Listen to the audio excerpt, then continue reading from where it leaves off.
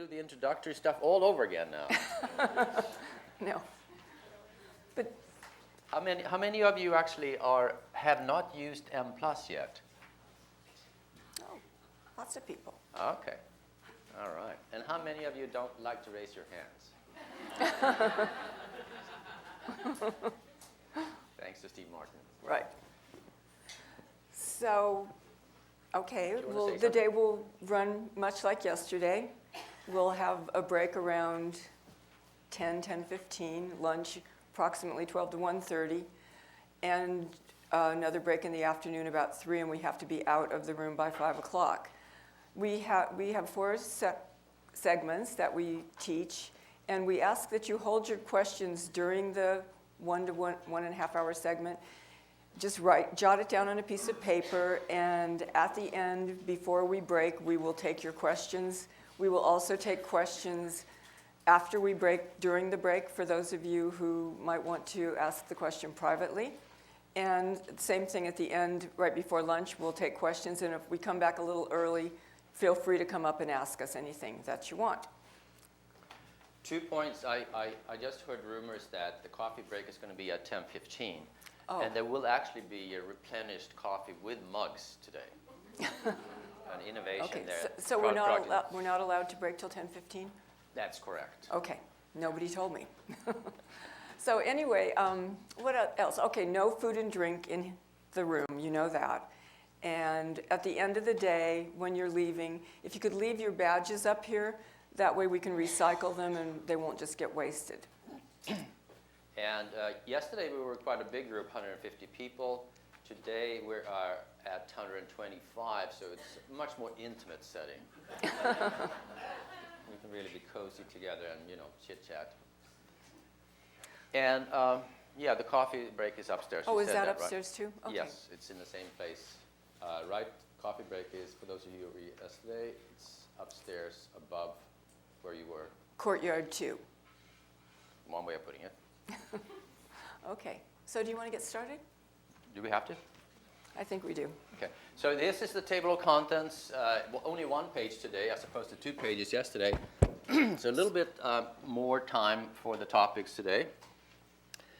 And I should say that these pages have a tendency to grow as we suggest a new modeling area, like at the last block yesterday. A lot of modeling features, very few examples. Next time in Berlin in July, there's going to be some examples in that section. So the days tend to swell, and but that makes it worthwhile to come back, I guess. So we've talked about this Mplus background, and for those 5 of you or so who are new for today, you'll have to study that on your own. And we'll go straight into the action here. And actually, I'm going to have it there. Go to slide 9.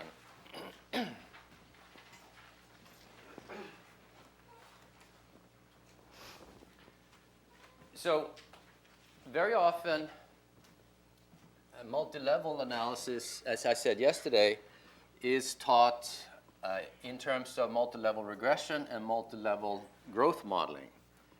Those 2 topics, whereas we try to cover a much broader range of topics. So yesterday we talked about 2-level regression as a key example of multi-level regression. And today, this morning, we're going to start with the 2-level counterpart in the longitudinal area, so growth modeling. So actually, we're going to start today with a topic that we actually teach in topics 3 and 4 in the 8-topic Mplus course sequence. We teach it in topics 3 and 4, which are not multi-level topics, for reasons that will become clearer as we move on here. In Mplus, we are not dealing with growth modeling in general as a multi-level phenomenon, but as a single-level model. However, in the standard multi-level literature, growth modeling is typically portrayed as a 2-level analysis. So it is a type of analysis that could be looked at as either single-level or 2-level, and we'll make that distinction very clear to you. So what we plan to do here, to give everybody a chance to catch up with us, is to spend a little bit of time in the first block to talk about growth modeling that was covered in topic number 1, 2, 3. And just as a repeat of that, with a little twist that we're going to do the growth modeling with categorical outcomes. And then, after the coffee break, we're going to go into a situation which can be characterized as either 3-level analysis, that is growth of students within schools, or as we do it in Mplus, as a 2-level analysis phenomenon. So that's really where the multi-level features come in from an Mplus perspective. And if you didn't understand anything of what I just said, it will be abundantly clear as we go along here. So let's start with this slide, which we've spent quite a lot of time on in the Mplus teaching, certainly in topics 3 and 4. And think about this. And starting then with a picture up on the left, you actually have 3 representations of longitudinal development modeling on the screen here. Picture, formulas, and another picture of a different kind, of a model diagram kind. And this looks very much like, the picture top left looks very much like how Linda started yesterday. Namely, she talked about 3 different schools, the regression lines for 3 different schools, regression lines that describe the relation between a student variable y and a student variable x. Well, here we have the situation of that's a little bit different. We no longer have students nested within schools, but we're going to take a look at time points nested within students. Time points nested within students with the school example setting. So I is now individual here. Individual is the highest level, so to speak, within which time point is nested. So we're looking at now 3 individuals, and x now is a very specific x. X is a time-related variable. Think of it as age or grade. So time goes from early to late here along the x-axis. So y is some kind of an outcome, say a math score, and x could be grade 7, 8, 9, 10, 11, 12. And we have, in this case, a linear development that's different for individual I, 1, as compared to individual 2 and 3. So individual I, 1, starts high compared to the other 2 and grows a little faster than the other 2. So we're going to look at this in a regression style. That is, we look at the relationship between y and x. Could be a linear relationship, but we are going to allow for individual variation in the intercept, the value at x equals 0, and the slope, the growth rate. And that's why this connection with linear regression that we talked about yesterday, multi-level linear regression, is why textbooks typically deal with cross-sectional and longitudinal multi-level analysis in one and the same book. Although they're very different topics conceptually, statistically they are pretty much one and the same. So we have here the same kinds of formulas as Linda presented yesterday morning. We have equation 1, an outcome, a continuous variable, say, to begin with, for a subject I at time point t, which is a function of x being time-related, with an intercept, eta sub 0, and a slope, eta sub 1, and the residual epsilon, where the novel feature here is that the intercept and the slope are random, that is, they vary across individuals, eta 0 being high for individual 1 and low for individual 3, eta 1 being high for individual 1 and low for individual 3. And that is the same type of equation, level 1 equation that Linda talked about yesterday.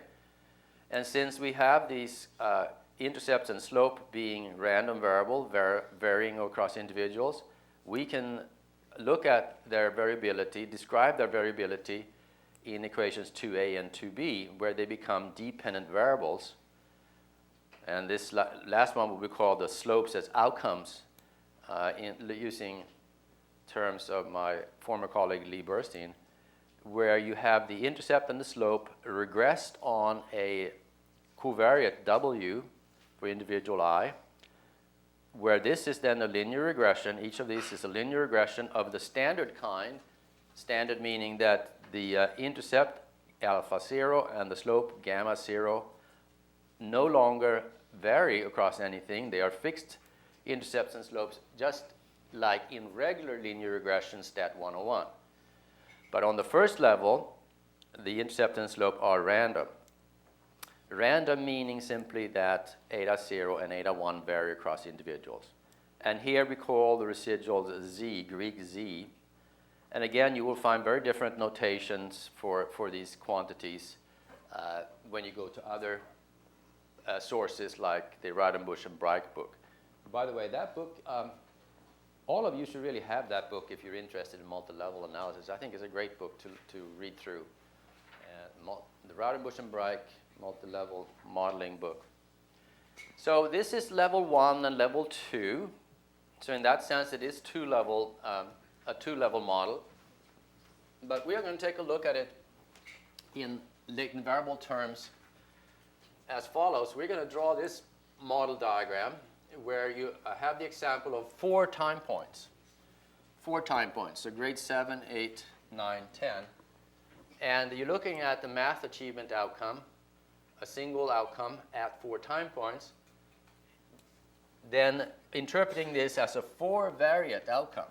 So you have 4 variables. Think your data set has 4 columns. 4 columns going down like this. So even though we're only looking at one outcome, y, math achievement, it becomes 4 different variables because it's math achievement measured at these 4 different grades. And the boxes are observed variables, and the random coefficients, eta 0 and eta 1, become continuous latent variables in circles that influence the outcomes, that govern the development over time. And here, by the way, you see the idea of multivariate modeling, a multivariate modeling approach to cluster data. The correlations between the observations at different time points for the same individual, you know, that lack of independence among observations across time for the same individual, it gives rise to a certain intra-class correlation. And you model that correlation between the y's by saying that all of the y's are influenced by the same 2 latent variables, the random intercept and random slope. So we model the dependencies among the variables. That was the multivariate modeling idea that we mentioned yesterday, and we'll come back to that today. So we're not correcting for standard errors here, correcting for non-independence in the standard error computation by the sandwich estimator. We are actually modeling the correlatedness and therefore getting correct standard errors. Let's see. Then the second part here is the regression of these, we will call these growth factors. The random effects are going to be called growth factors by us because this looks like a factor analysis, right? It looks like a 2-factor factor analysis. And we're going to regress factors on W. That's equation 2. So this becomes level 1 up here. Relationship between the boxes and the y's and the etas is level 1, and the relationship between etas and W becomes level 2. And for those of you who are familiar with structural equation modeling, which we teach in topics 1 and 2, you will then recognize that that is a level 1 is simply a measurement model. It says how the latent variables are measured by the y's. And level 2 is a structural model part of the full structural equation model. And this is a CFA measurement model up here, a confirmatory factor analysis measurement model, because we have a very specific measurement structure here. If you look at it, for instance, you see that eta 0 influences all of the y's the same way. And there is not a different multiplier for different time points here in front of eta 0. It's the invisible 1 multiplying eta 0. So all of these paths from eta 0 to the y's are going to be fixed at 1. So think factor analysis with loadings fixed at 1, a very restrictive factor analysis model. And the loadings for eta 1 are going to be related to the time points, x. So these are going to be x1, x2, x3, x4, typically also fixed very restrictive factor analysis measurement model in this structural equation model. And nevertheless, it tends to fit the data very well because it's a good model for growth for longitudinal studies. So you see the connection between CFA SEM latent variable framework and the growth modeling. There are some subtle differences, though, that we should be aware of. One is that if you look at this carefully, the equation will confess to you that we have dropped an I here, whereas both epsilon and y have TI. Usually x has 2 subscripts as well. But in the SEM world, that cannot be handled. You can only handle the T subscript because we're talking about x as fixed factor loadings. And in standard SEM, you don't have the possibility of letting the factor loadings vary across individuals. So in the standard SEM mean and covariance structure modeling framework, XT cannot vary across individuals. That is, if you have a study where people are asked to come back after 1 month, and some come back after 3 weeks, some come back after 5 weeks, you have, for the second time point, individually varying times of observations. And that would necessitate XT sub I, and then you would immediately fall outside of the standard SEM mean and covariance structure modeling framework. You wouldn't fall out of Mplus, however. We are able to take care of that in the more general latent variable framework. So that's a recap of topic 3. And there is a distinction then that's been made here. I'm saying that the equations bottom left here is how longitudinal data analysis growth modeling would be characterized in a book like Raudenbusch and Breik as a 2-level phenomenon. We draw a picture here on the top left where we treat it instead as a single, this is a single level model, but the repeated measures are handled by the so-called multivariate wide approach. So if you have 1 outcome at 4 time points, you will end up with 4 outcomes. It is an approach that is used at times in the standard multi-level area as well. Raudenbusch and Breik's HLM program can do that, for instance. And we're going to say that in Mplus, we tend to want to go with a multivariate wide single-level approach to growth modeling as often as we can because it's advantageous. It's a more flexible model. And we can capture more relationships between the variables in that model. But you should be aware of the distinction between these 2 approaches. On the right screen here, slide 10, you have the wide approach that we're talking about, and the long approach at the bottom. So the wide approach is just repeating here the picture on the left, except we changed the intercept to I and the slope to S. The long approach is looking at univariate outcome in a 2-level setting. So the picture would be in line with yesterday, a within and between part to the picture, where the within part is a single y regressed on a time-related variable. So that would be the x that we talked about. It's a time-related variable where you have a random intercept marked with a filled circle, a random intercept I, and a random slope S on time. And then on the between level, between them being variation across individuals. So in the Mplus language, you would have to say that the cluster is the ID, the person ID. So the cluster is I. So these I and S growth factors, random intercept, random slope, vary across individuals, and you regress them onto W. So you can imagine then how you set this up. This is just saying, in line with yesterday, S bar Y on time, and then you get S and I available as random intercept and slopes for level 2 regressions.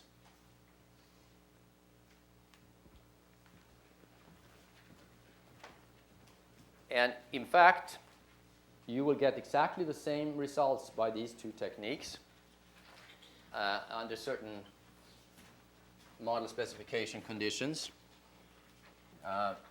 If you, in this approach, if you hold the residual variances equal across time, you will get exactly the results that you get from that approach.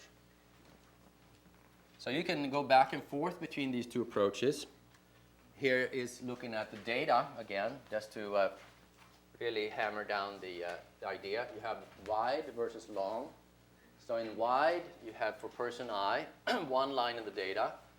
You have the column of ID, the column of Y at time point 1, Y at time point 2, Y at time point 3, and the time score value, or the X values rather, at time point 1, 2, and 3, which could vary across time, and then the W value, which is specific to person I. And the long format, you have for one cluster here, one person, you have, say, 3 time points. Time point 1, you have the ID, and you have Y1 and X1 timing, and on the next NW, and then on the next line you have ID, again, same one, Y2 score, and the time score value, NW, etc. down here. So it is stringing out the data this way in the long format or that way in the wide format, hence the names. And you can go back and forth between these formats using some convenience commands in Mplus. You can go from long format to wide by data long to wide. User's Guide example 9.16 shows you how to do that, because very often data is provided, at least I very often get data provided in the long format, excuse me, but it could be translated into the wide format if you want to. And same, you can go the other direction as well.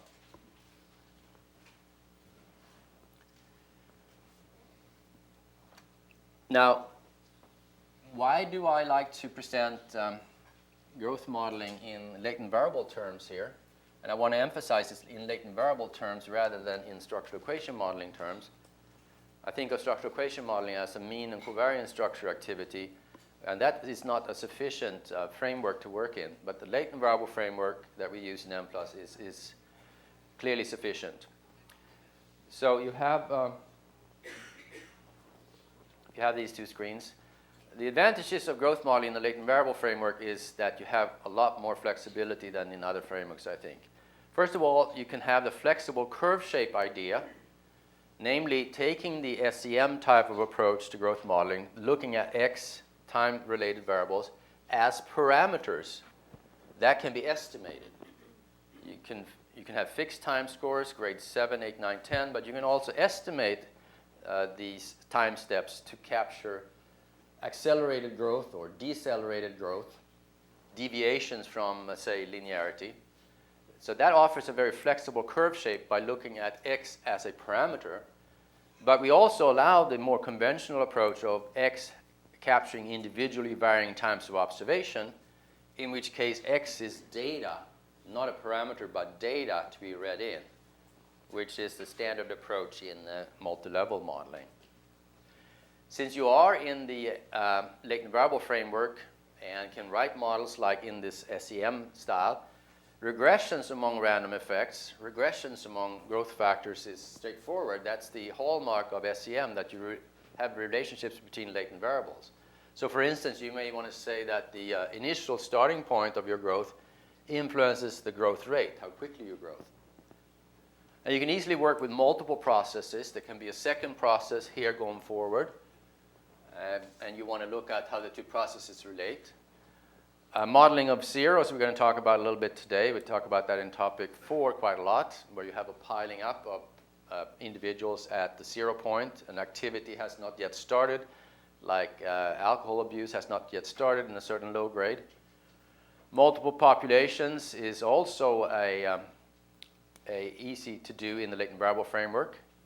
Males, females, multiple cohorts, treatment control.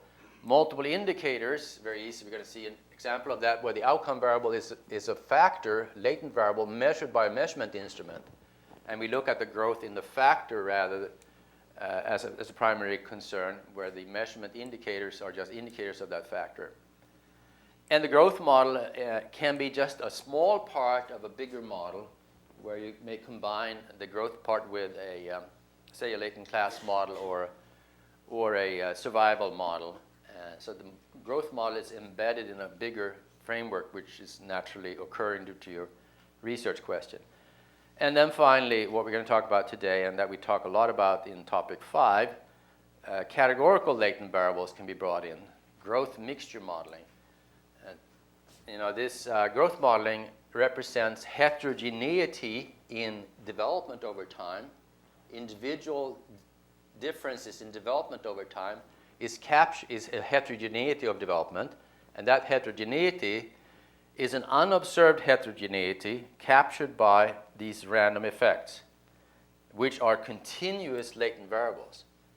So the individual differences in development, the unobserved heterogeneity among individuals, is captured by continuous latent variables, but that is often not a sufficient way to capture heterogeneity.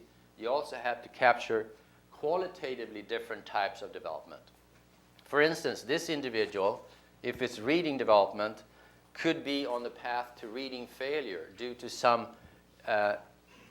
reading problem that's inherent to that person and may put that person in a separate population. That person may not be part of the same population as these two. Same population, what do I mean by that? Well, that person may have different intercept and slope values on level 2. Intercepts having to do with the means of these growth factors being particularly low in this case. And then to capture that, you need to have heterogeneity of the qualitative kind, which means using categorical as opposed to continuous latent variables. And that's what growth mixture modeling does. In fact, growth mixture modeling works with both continuous and categorical latent variable to capture unobserved heterogeneity. How are we doing on time, Linda? We're doing well, she says.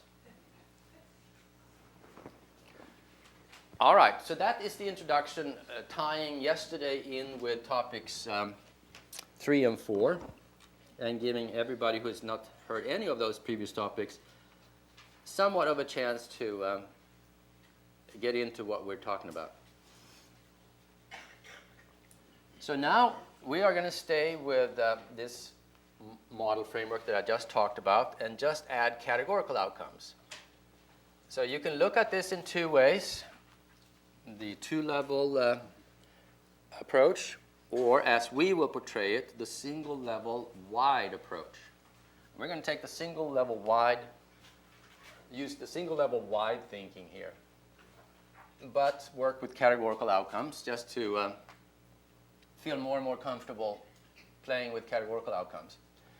So we're going to still have the idea of capturing individual differences in development over time, but now it's not development of math scores for the individual, but development of individual probabilities to, for the individual experiencing some event. So for instance, for a child to act out aggressively in the classroom, what's the probability of that, and how does that probability change for the child over time? And then we're going to get into categorical data analysis again. And I really recommend that for you who are interested in Mplus, you take an introductory categorical data analysis class at some point and get a little bit more of the basic stuff and not just jump into our course cold. You'll get much more out of it. It's a good topic. So background for these courses would be great to have linear regression, categorical data analysis, intro structural equation modeling, and intro multi-level modeling. Then it's time to start with topics 1, 2, 3, 4, 5. That would be the perfect sequence. Throw in a little multivariate analysis and inference, statistical inference, and you can handle all of the stuff we're talking about. Anyway, so we're going to work with a logistic model. So say that you have a dichotomous outcome. You're going to be interested in probability that the bad behavior occurs. And we talked about that in the 2-level logistic regression. We looked at this log odds, odds being the probability that the event happens divided by the probability that the event doesn't happen. And we said that we could actually have one formula before this, a formula that expresses the probability of u equals 1 as an exponential or a logistic function. I skipped that step now, but if you go to yesterday's handout, and for those of you who didn't get it, you have it on our website, you will see that first step. But the logistic model talks about a log odds function, which is described just like we talked about a minute ago for the continuous outcome case, with a random intercept eta 0, a random slope eta 1, and in this case we're also working with a quadratic term, so we work with a growth factor eta 2 as well. But all of them have subscript I. Here C is just a centering point, and we're going to talk a little bit about centering. Centering has to do with where the intercept is defined, at which time point the intercept is defined. So this is level 1.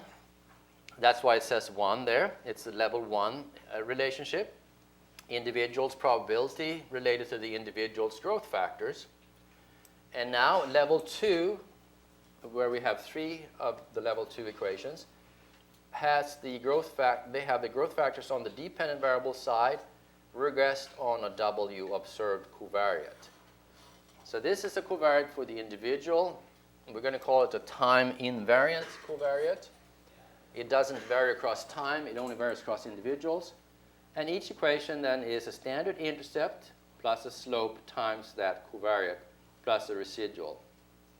And we didn't emphasize this yesterday, but these residuals that's where the distributional assumption is made. They're typically assumed to be normally distributed. So this would be by a three-variate normal, where you allow for covariances between these residuals. But it looks very much like the two-level regression situation once again, but it's just that now we have 3 random effects here.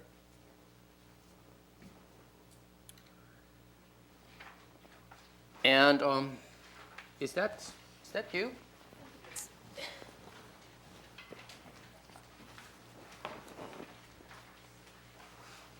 Thank you.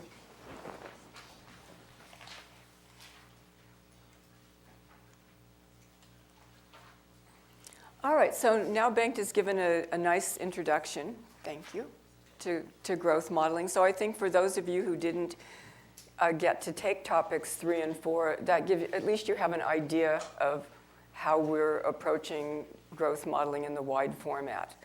And we can take a look at some examples. And Richard, I have to comment, you're not sitting in the same place. Did we humiliate you? Okay. Oh, I see. Oh my God. We didn't get the plaque on it in time. Okay. The background is that Richard Dembo has been here about how many times, Richard? I don't know. I don't want to say the number. He's our only groupie. We're not. It's like the flight of the Concords, one fan. But anyway, we enjoy having you here. It's comforting. Okay. So anyway, we're going to be looking at aggression growth analysis, and we're going to be actually looking at the same data we looked at yesterday, the TOCA data, the aggression data, the teacher ratings of students. And there were 41 classrooms. This is a Baltimore study, and with a little over 1,000 students. There's clustering due to repeated measures and also due to classroom. So we have 2 types of clustering going on. And we're going to initially ignore the classroom clustering and then bring that in later examples. So we have 8 time points, which is great, over grades 1 through 7. The students were measured in the fall and spring in grade 1, and then the spring in subsequent years. We're going to be looking at a quadratic growth model rather than the linear models that Bengt showed you earlier. And we're going to be dichotomizing the items from the aggression instrument. Yesterday we looked at these items, but we looked at them as ordered polytomous variables, and we showed you a chart that showed their proportions across the categories. And Bengt mentioned that, since there was such a piling up at one end, we could consider dichotomizing the items, which is what we did in the example we're going to be looking at. We're going to be looking at 4 different analyses. A single item, breaking things, where we ignore the clustering due to classroom. And we're going to be using maximum likelihood estimation, which we'll have 3 dimensions of numerical integration. So because we're looking at a categorical item over time, we don't have a single variable, but rather 4 in this case, 8 variables, y1 through y8. And we have 3 growth factors in a quadratic model. Then with categorical outcomes, then we'd have a dimension of integration for each factor. Then we'll look at a multiple indicator model for a property aggression factor. So instead of just one item breaking things, we'll look at a factor that consists of 3 property offense items or property aggression items using the weighted least squares estimator. And the reason we do that is because we would have, with 8 time points, we would have 8 dimensions of integration. And that's just too much for maximum likelihood with numerical integration. So we'll use this new estimator we discussed yesterday, weighted least squares. Then we'll start bringing in the clustering due to classroom with the single item. So the first analysis will be adding clustering due to classroom will be taken into account. And then we'll do look at the multiple indicator example again with clustering due to classroom being taken into account. So those are 4 things we'll look at. We might have some things interspersed. They won't just be in order. Now, on the left screen, I'm showing you growth on the 3 dimensions, the aggression dimensions that we looked at yesterday. So yesterday we saw that we had verbal aggression, which is the yellow, property aggression, the purple, and then, verbal aggressions down here at the bottom, properties in the middle, and persons on top. So, and you can see that they have different growth trajectories. So just like we said yesterday, looking at one aggression factor versus 3 separate might hide certain things. And if you have 3 separate aggression factors in a cross-sectional study, or in this case, 3 different growth trajectories, one for each of the different types of aggression, you can have different predictors. You can have different distal outcomes for them. You can perhaps provide different treatments, different interventions for the different types of aggression to reduce, an increase in that aggression over time. So it's often better to not lump everything together, but to try to tease out more out of the data so that you can answer more interesting questions. Not everything, aggression isn't just necessarily one thing. And we may see in our analyses what glossing over things does. So let's actually look at this screen. So this is actually a picture that doesn't exactly represent what we're looking at because we have 8 time points, not 7. So you might want to think of U1 as grade 1, fall and spring, and then grades 2 through 7. So in the example that Bengt showed you earlier, you had I and S. So you had an intercept growth factor and a slope growth factor. But now we're looking at quadratic growth, so we then also have a quadratic growth factor. Bengt said that the time scores of the slope growth factor, I guess you didn't really talk about how to create the time scores, right? Okay. So we'll talk a little bit about that when we look at the input. But basically, the quadratic time scores are just the square of the linear time scores. So we have 3 growth factors. They're continuous latent variables. This is it's really like a factor analysis model when you look at growth in the wide format. It's like these are growth, we call them growth factors. The intercept growth factor represents where individuals start in the growth trajectory. S, the linear growth factor, represents the linear growth, whether it's positive or negative, the linear part of the quadratic curve, and Q is the quadratic part. And then we can regress these on a time invariant covariant, for example, male.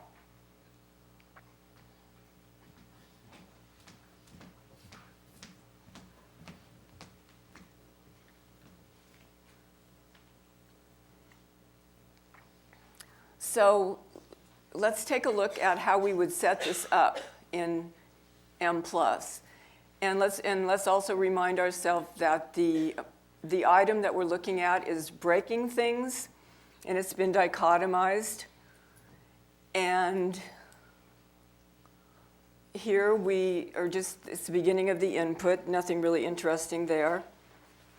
And when we get to slide 20, you can see we use the default. First of all, you can see that we've said categorical equals break thing 1F, which is fall of first grade, to 7S, which is spring of 7th grade. And you can see the use variable command, or option rather. This is, if you have a data set that has, 400 variables in it or something like that, you don't have to have just the variables in the data set that you're using in the Mplus analysis. You can use the use variable command to select the variables that you're going to use in the analysis. So we are saying that we're going to use the breaking things variable, fall first grade, spring first grade, and then second grade through 7th, and the covariant male. And then we're using the categorical option, and that's for dependent variables only. And we're saying breaking things through first grade fall through spring of 7th grade are categorical. And when you say that to Mplus, you don't have to say how many categories there are. So we figure that out ourselves, and we recode data as it needs to be recoded for Mplus. And that's all described under the categorical option in the user's guide. So then you can see we used our define command and the cut option to cut the breaking thing variable into a binary variable. And we also changed male so that male was 1.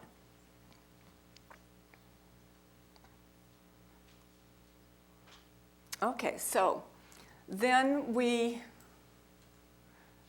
have our analysis command, and this is where we give the details of the analysis, the estimation part. So here you can say we have the integration option, and we're saying integration equals 10. The default in Mplus is 15 integration points for each dimension of integration, but you can change that using the integration option. And we decided to lower that to 10. We have 3 dimensions of integration to speed things up.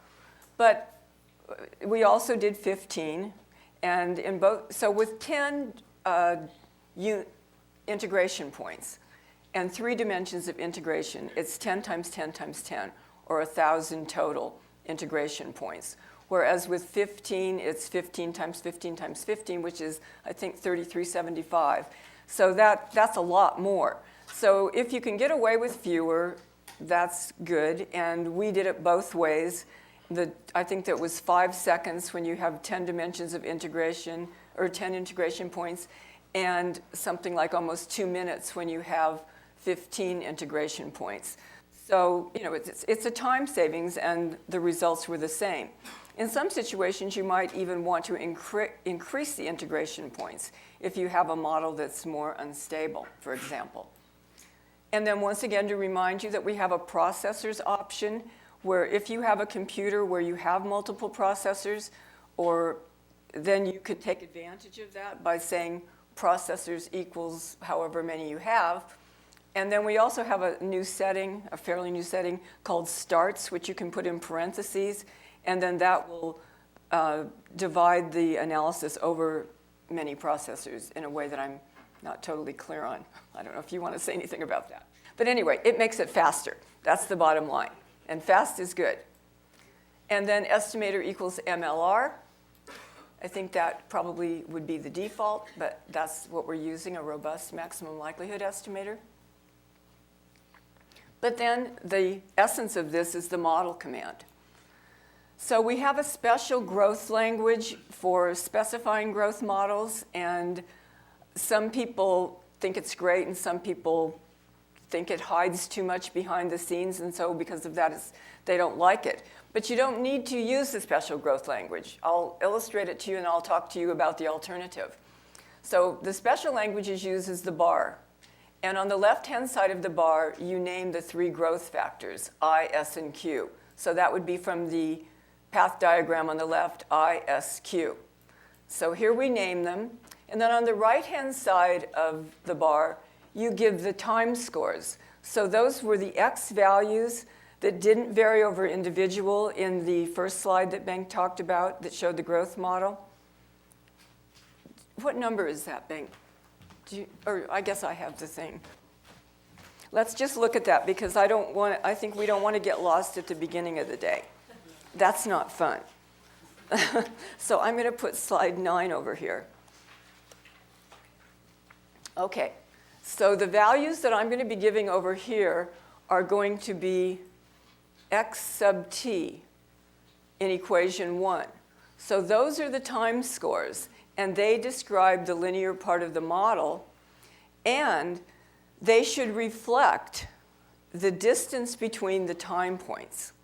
So if you measured somebody in 1982, 1983, 1984, and 1985, your first time score one time score needs to be 0 because the time score 0 defines the intercept growth factor.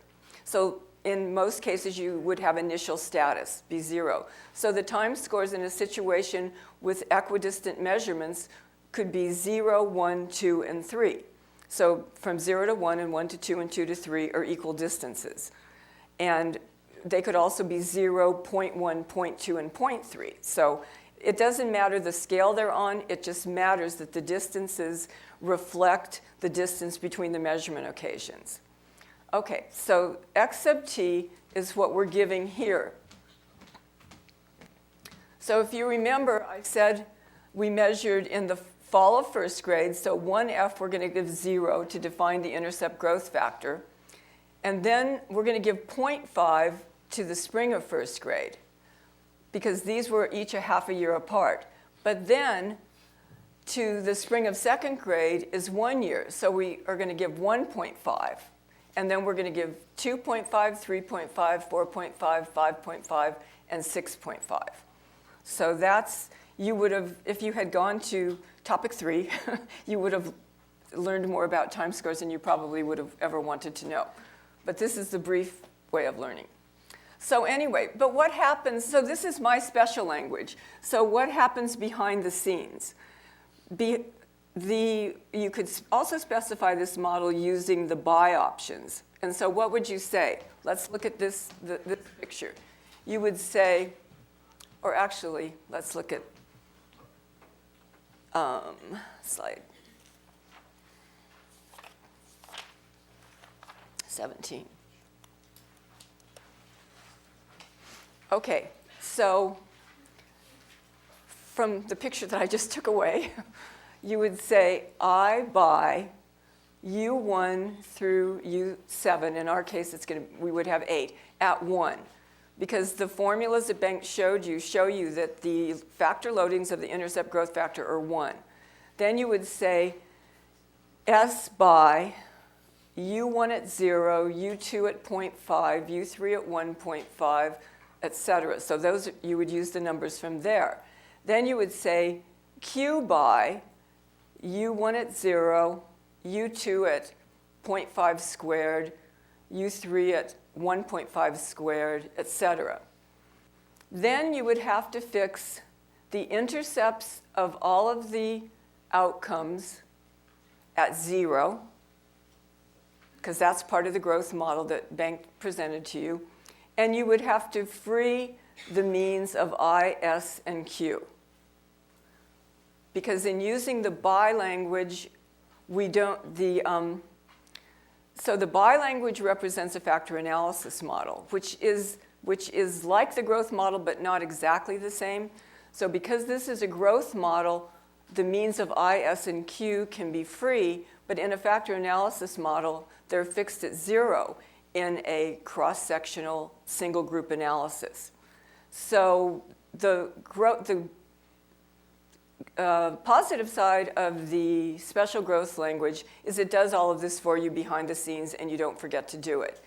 But the bad part is if you've not learned what the growth model actually is and you just come to Mplus and open up chapter 6 and start doing growth modeling using the examples there, then you don't know what's going on behind the scenes. So in chapter 16 of the user's guide, I think it's on page 546 or around there, I have a table where I show all sorts of growth models, like 15, everything I could think about. And I show the by language and the bar language. So you can see when you're using the bar language what's happening behind the scenes. And what's happening behind the scenes is also going to be shown in the output. So it's important that you realize that this growth language has a lot of defaults. They're there to help you, but if you actually haven't studied the topic, then they might confuse you. So this is just a warning to know what's happening. So here, what's happening behind the scenes, just to reiterate, we're fixing the factor loadings for the intercept growth factor to 1. We're taking the time scores for the linear growth factor, which are given on the right-hand side of the bar. We're squaring them, and we're assigning them to the factor loadings for the quadratic growth factor. We're fixing the intercepts of all the breaking things items to 0, and we're freeing the factor means of I, S, and Q. And one other thing that we do is we use different starting values for the growth model than for the factor model. So you are less likely to run into convergence issues if you specify the model with the growth language versus the by language. But you can do it either way that you want, whichever seems more comfortable to you. So anyway, so that's the growth model. And then, once again, we have our on, regressed on. So I through Q, you can use a list function, I dash Q instead of saying ISQ on male. So that is the end of the output there.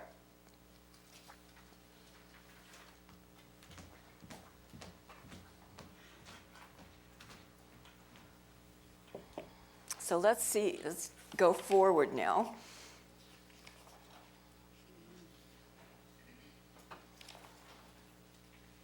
We talked about what's behind the scenes, that's good. And then let's take a look at the output. So on that screen, we just have our log likelihood and information criteria. But let's see here. We'll take this in detail now since it's the first example. So here's I bar. So here you can see we fixed all the breaking things factor loadings to 1. That's part of the growth model parameterization.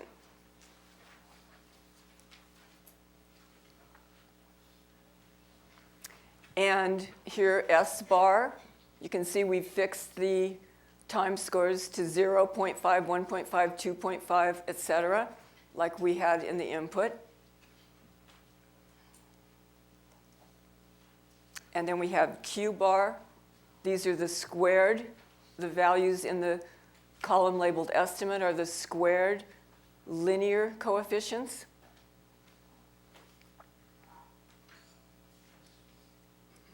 And then I'm going to just go further to show you one other thing.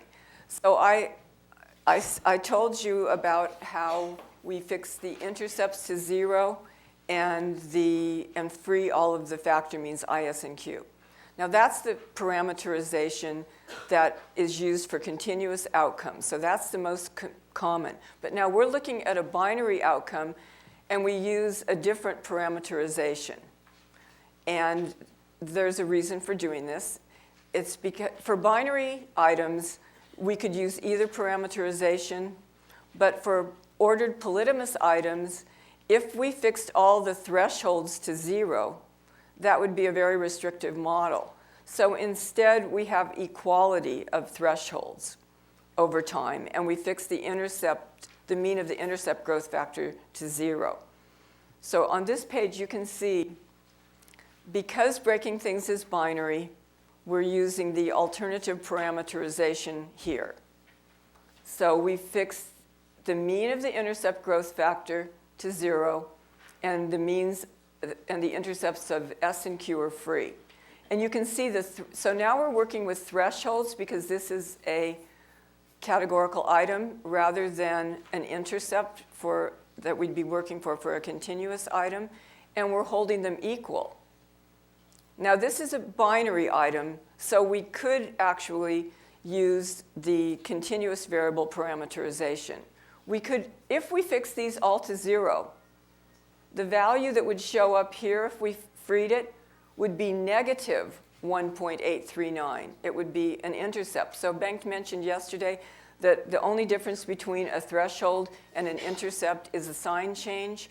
So in the binary case, you would have the threshold 0, and then you would estimate the intercept growth factor intercept at minus 1.839. But if you have polytomous items, you have, like let's say you have 3-category item. Well, a 3-category item has 2 thresholds. And if you fix all those to 0, that would be very restrictive. Instead, you could hold the threshold 1 equal across time and threshold 2 equal across time. So each 3-category item is going to have 2 thresholds at each time point.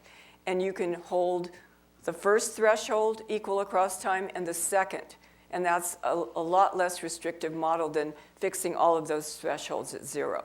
So that's why we have 2 parameterizations for growth models. And once again, that's done behind the scenes, and you have to, but you can see that in chapter 16 if you look to see what's happening behind the scenes when you do this.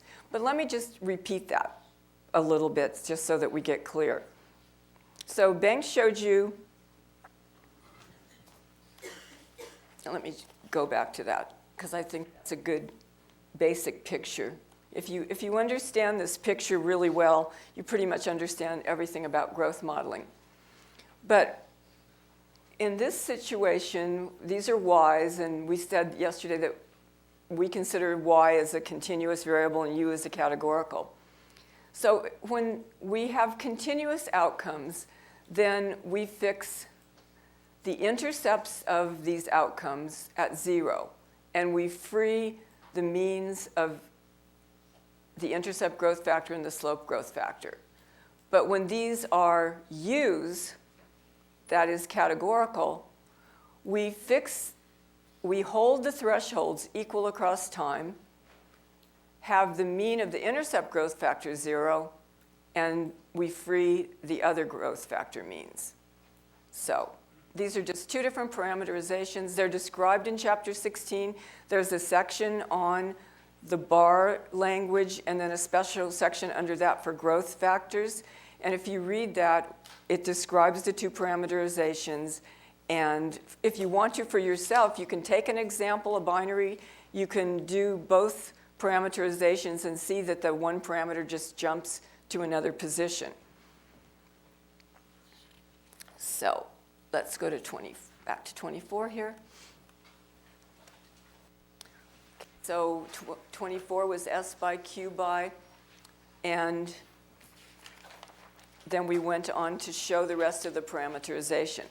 But now let's go back to slide 26.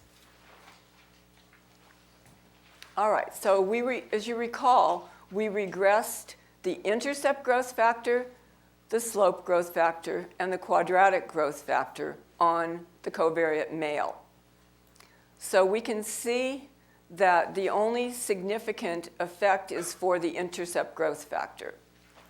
And let's think of what is the intercept growth factor. It's defined by the time point where the time score is 0. And that was fall of first grade.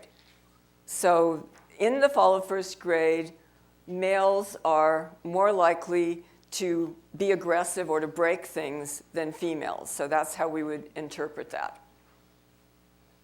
And it appears that there is not a significant difference between genders on either the linear or the quadratic growth. Now, if we look at the next page,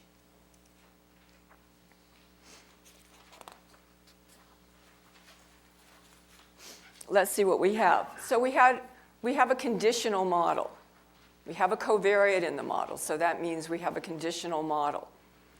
So instead of means for I, S, and Q, intercepts are estimated. And the value of male is 1 and female is 0 for the covariate male.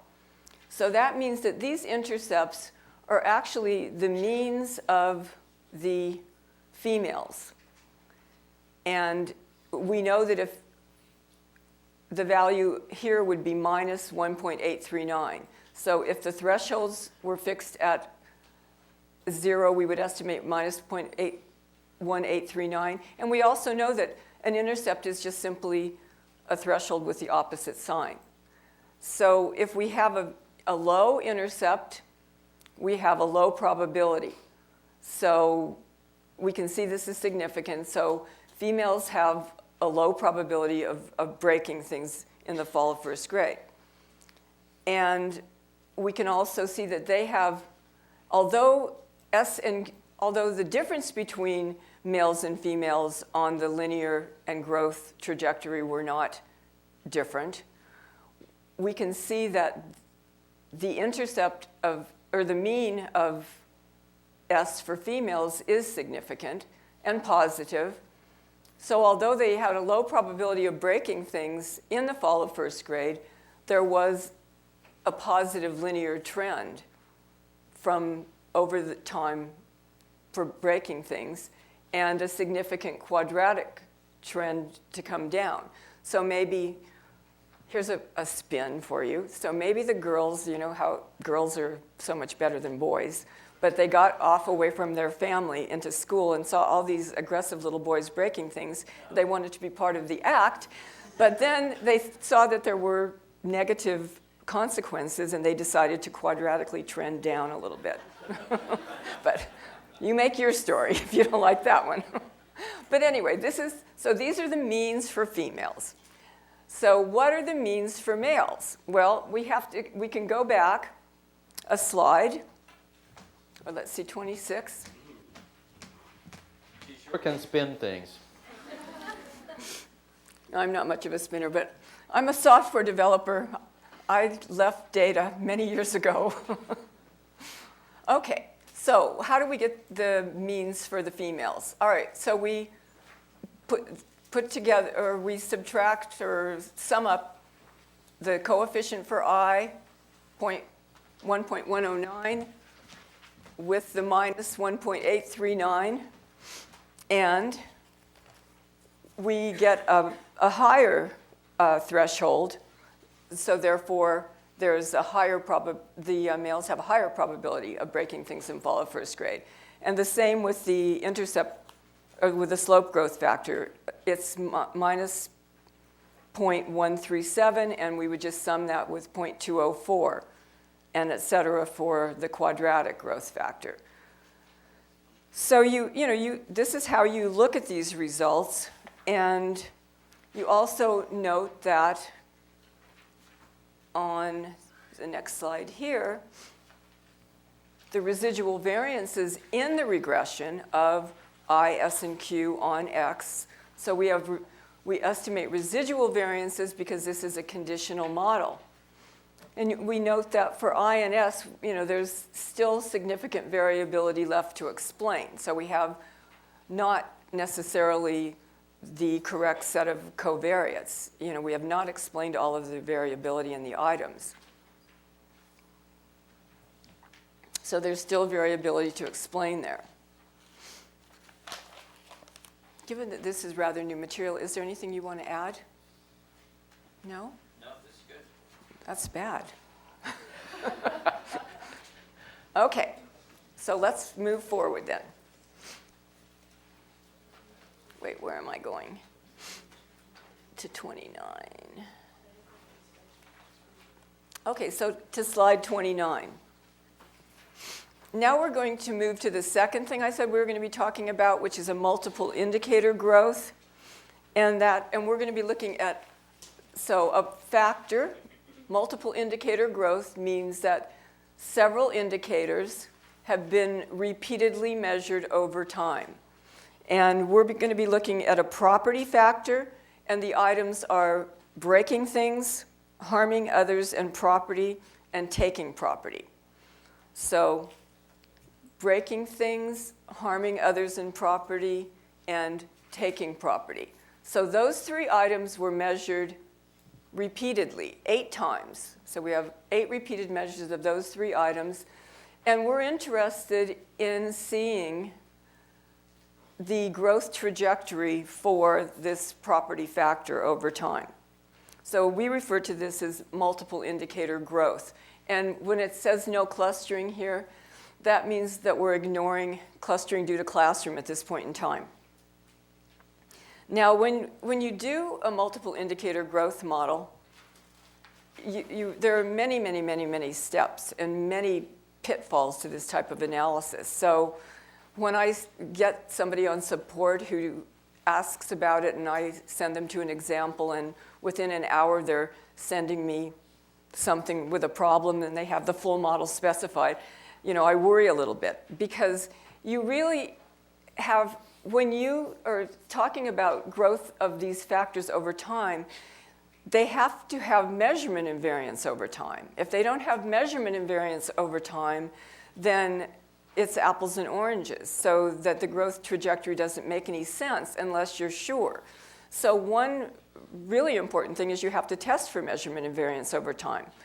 But even before that, what we recommend, and I think we cover that on topic 4, is to actually start out with an EFA at each time point, just to see, do you actually have the same number of factors across time? Or do somehow they reduce over the time points, or you get more factors over the time points? But this is just the very basic. You at least want to know you have the same number of factors. Then the second step is the CFA, to test if the factors are, if you have the same factors that fit the data over time. So does that, do the number of factors you found in the EFA, if you do a simple structure CFA, does that simple structure CFA model actually fit over time? If so, you want to do a longitudinal CFA, and part of this longitudinal CFA is to test for measurement invariance over time. So measurement invariance of the factors over, factor loadings over time, of the intercepts or thresholds over time. And only after you've concluded that you have measurement invariance over time would you want to actually do a growth model on those factors.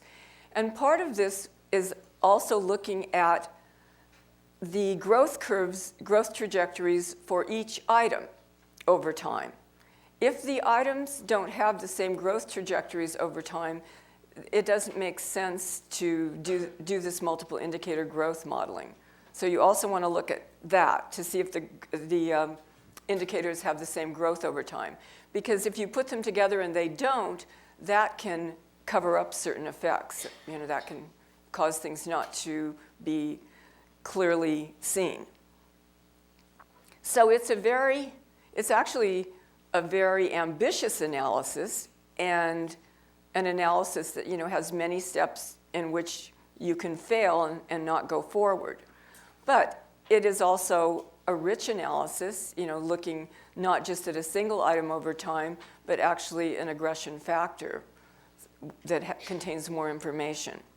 So, but just be forewarned that you really need to do the analysis properly. You really need to take all of the steps, starting with looking at each time point separately, EFA, CFA, CFA longitudinal, where you test for measurement invariance, looking at all the items across time to see if they have the same growth pattern, and only then going forward. But we're going to start at the last step. And look at the input. So I'll leave the picture on that screen.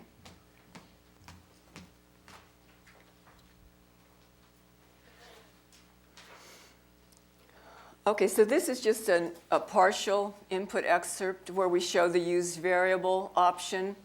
So we're using three, not just the breaking thing, but the harming and the taking property, harming others in property and taking property. So we're using those, and they're all categorical, so we use the categorical option. We have a missing option where all refers to all variables, and we're saying missing value flag is 999. And here's our define command where we can cut these items.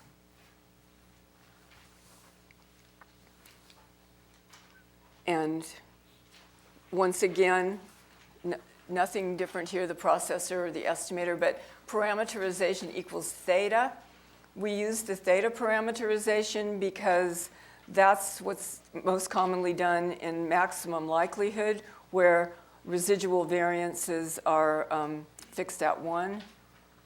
So we're choosing this parameterization. And then the model command.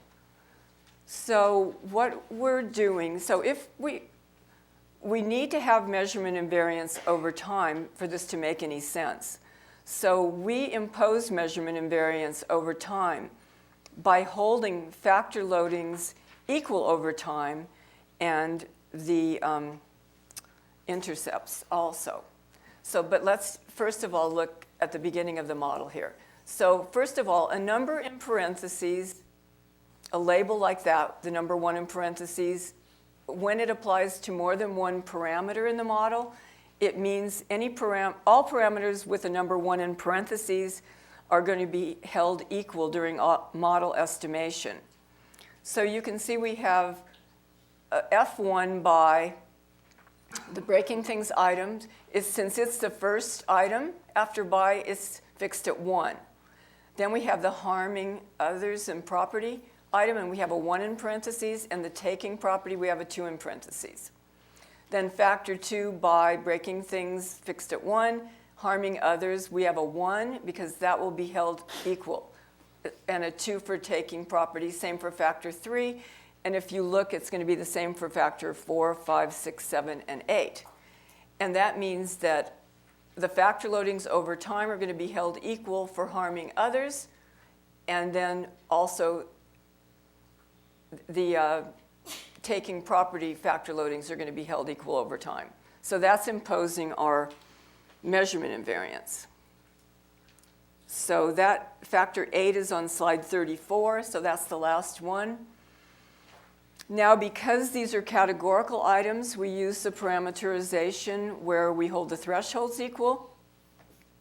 If you look at these bracket statements, you can see that I have breaking things $1. So because a categorical item can have more than one threshold, we needed a way to refer to thresholds in the model command. So we chose the convention of putting after the name of the variable $1 for the first threshold. So a binary item has 1 threshold. If you had a 3-category item, then the second threshold would be the variable name with $2 after it, etc. So here we only have 1 threshold, so you can see we're holding breaking things thresholds equal over time with the label 11. Harming others in property, their thresholds are being held equal over time, and we have the 12 there. And taking property, the thresholds are being held equal over time. So this is the parameterization we use for categorical items. Then we have the growth model. And the growth model then is on, let me do this over here before I have my cheat sheet. It's better that I have a cheat sheet than I tell you something wrong, because you'd be confused forever, and I would just go home. Okay, so this is some of the behind-the-scenes stuff. So then we have the growth model, and the growth model now is on the factors. And so we have factor 1 at 0. So we're using initial status. The first factor time score is being fixed at 0 to define the intercept growth factor. Then the second factor, 0.5, F2 at 0.5, F3 at 1.5, et cetera, up to F8 at 6.5. Now, what's happening behind the scenes here for the means of the intercept, slope, and quadratic growth intercepts, and also the intercepts of the factors. So the growth model is the factors on the growth factors. So we need to understand what's happening. And what's happening is the intercepts of F1 through F8 are fixed at 0. So that's behind the scenes for you. And because we have the equalities of the thresholds here, the mean of I is fixed to 0, and we estimate the means of S and Q. And this is all in chapter 16 in that little table that I told you about. I have multiple indicator growth models there for continuous outcomes, categorical outcomes with the delta parameterization, and categorical outcomes with the theta parameterization. So I think it's a really good place to go to really understand what's happening. And I'm still a proponent of the simple language because even when I set these up, I always forget something because there's a lot of things to remember. And if you forget it, you don't really get an error message because we don't parse for that. So what you just get is a model that isn't actually a growth model. It's a model, but it's not the model you had intended to get. Okay, so let me just see how far I'm supposed to go before lunch, or before break. Okay, we're doing good. All right, so we get our regular chi-square test of fit, which isn't terribly exciting, but it's exciting to get. And our CFI TLI, which I think you thought behaves a little too well in this situation. So you can see that, not in this situation, in the two-level situation. So they're good. And then I'll just briefly go through this to show, so you can see, and this is always a good thing to look at your results and see that what you had intended happened, that somehow you didn't leave something off or whatever. But you can see that the equalities that we imposed hold. So the factor indicator for harming others in property is 1.029, and it's the same thing for factor 2, and if you keep looking, it'll be the same for factor 3 and 4 up to 8. And taking property, 1.009, that equality holds here, 1.009. And that's what I meant yesterday when Banks said you should look at Tech 1 to see your model. You can also look here because this is going to show you every parameter that's estimated is going to be shown here. So you should be able to look at your results and see that the equalities you imposed did take effect. So then we'll just go up to, actually I think I'm going to go to 41 and 42. 42. Let's look at 42 because we want to see if those equalities were imposed for our thresholds. So we can see that all the thresholds for breaking things have the same value, 0.775, harming others in property, 0.488. And then if you go on to the next slide, you can see that 0.489 for taking property and others. So those got imposed correctly. And then if you go back to 40, you can see 40 and 41, you can see that the intercepts of the factors got fixed at 0. Down to 8, that the intercept of the intercept growth factor is fixed at 0, and the other two intercepts of the slope growth factor and the quadratic growth factor also are free. So then you can see that we actually got what we intended in the output there. But to look at the actual results we might be interested in, let's go to slide 40.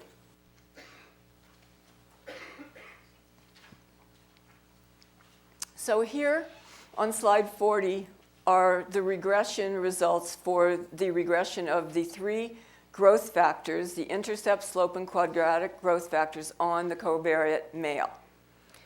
And the first column has the parameter estimate, the second, the standard error of the parameter estimate, and the third, the ratio of the two, which is a z-score. And we see that only the intercept growth factor has a significant relationship with male. The other two do not, the slope and the quadratic growth factors. So these are actually the same results we saw with a single item. So the relationship between the I, S, and Q for the growth model of the factors and also for the growth model for the single indicator breaking things had the same pattern of results. Only the intercept growth factor had a significant relationship with male, and it was positive. And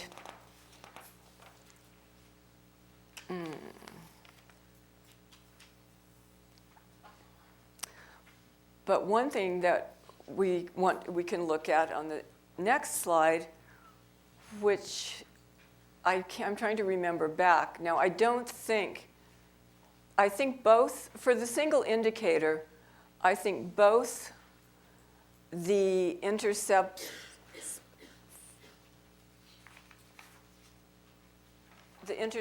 for I, S, and Q, or S and Q were significant. Is that true, Bengt? I can't remember.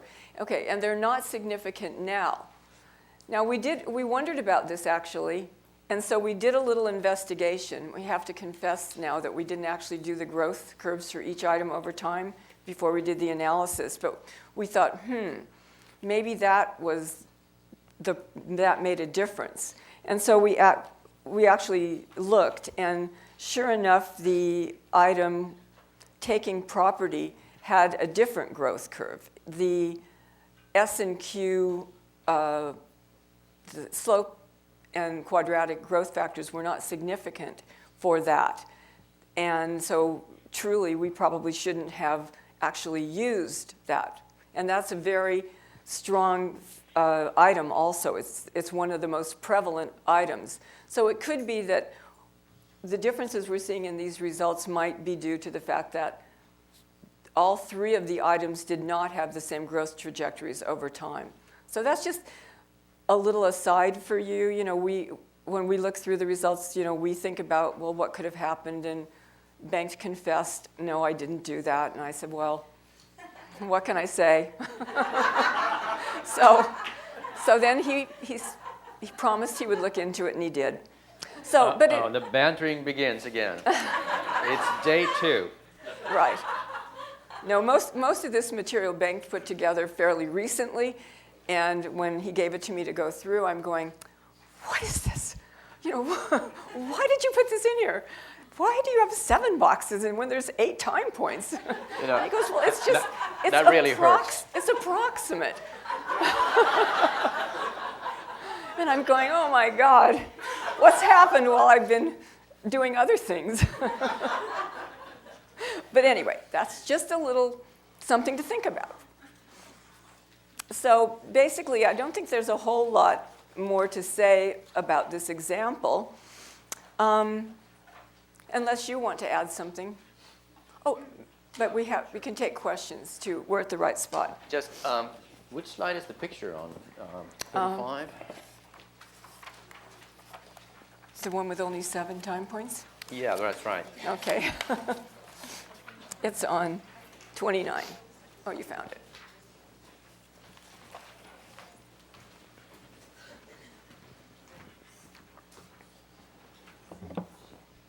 All right. So you're Gracie, and I'm? Fred? George. That's for the older members of the audience here. All right, I'll try to recover from that one of these days. Oh, I don't think you'll. I thought I take too heard the long. women in the audience laugh louder than the men. All right, so just to orient you in our field of statistics here, if you look at this model, as Linda said, we have binary outcomes. So just to recognize then that each of these little indicator factor measurement model is an IRT model, item response theory model, of 2PL model, sitting here, sitting here, sitting here, sitting here. And so this is a repeated measures longitudinal IRT model.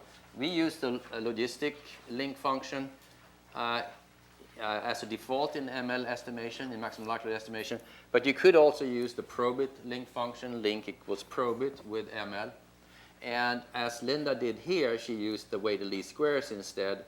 There we only have the probit link function at this point. The probit link function gives a little bit more general modeling possibilities than the loaded link function would give. For the techies of you, it has to do with the fact that there's not a general multivariate logistic distribution, and not as general as the multivariate normal. Now also, Linda switched from ML to maximum likelihood here, as she said, for reasons of computational heaviness of ML. Namely, numerical integration has to occur for the maximum likelihood computations. Numerical integration happens when you insist on using ML and the combination of continuous latent variables, all the circles here are continuous latent variables, combined with categorical outcomes. That deadly combination gives rise to so-called numerical integration. And in this case, I believe, as drawn here, it would be 4-dimensional, but Linda had had eight. 8 factors, so it would be 8-dimensional. And that's, that would be very hard to do. You could do it approximately setting down integration points from 15 to 10. Maybe you have to go down to 3. So 3 times 8 times 3, 3 to the power of 8, you can figure out what that is. And the propeller heads in the audience. And the answer is it's way too many even then. You could do integration equals Monte Carlo, and that would be approximate, but sometimes it's too approximate, even to the point that the algorithm won't converge. You know, you have to have an algorithm. If you look at the screen printing, you will see the iterations go forward here, iteratively seeking the best maximum likelihood solution. And you will have, you want to have absolute log likelihood improvements that are positive at all steps, but you will see after a while, perhaps in those high dimensional cases, that the changes would be negative. So numerical imprecision makes the optimization go in the wrong direction, and it doesn't converge. So that there's a point where you use that interactive equals control.dat and stop that iteration and go to another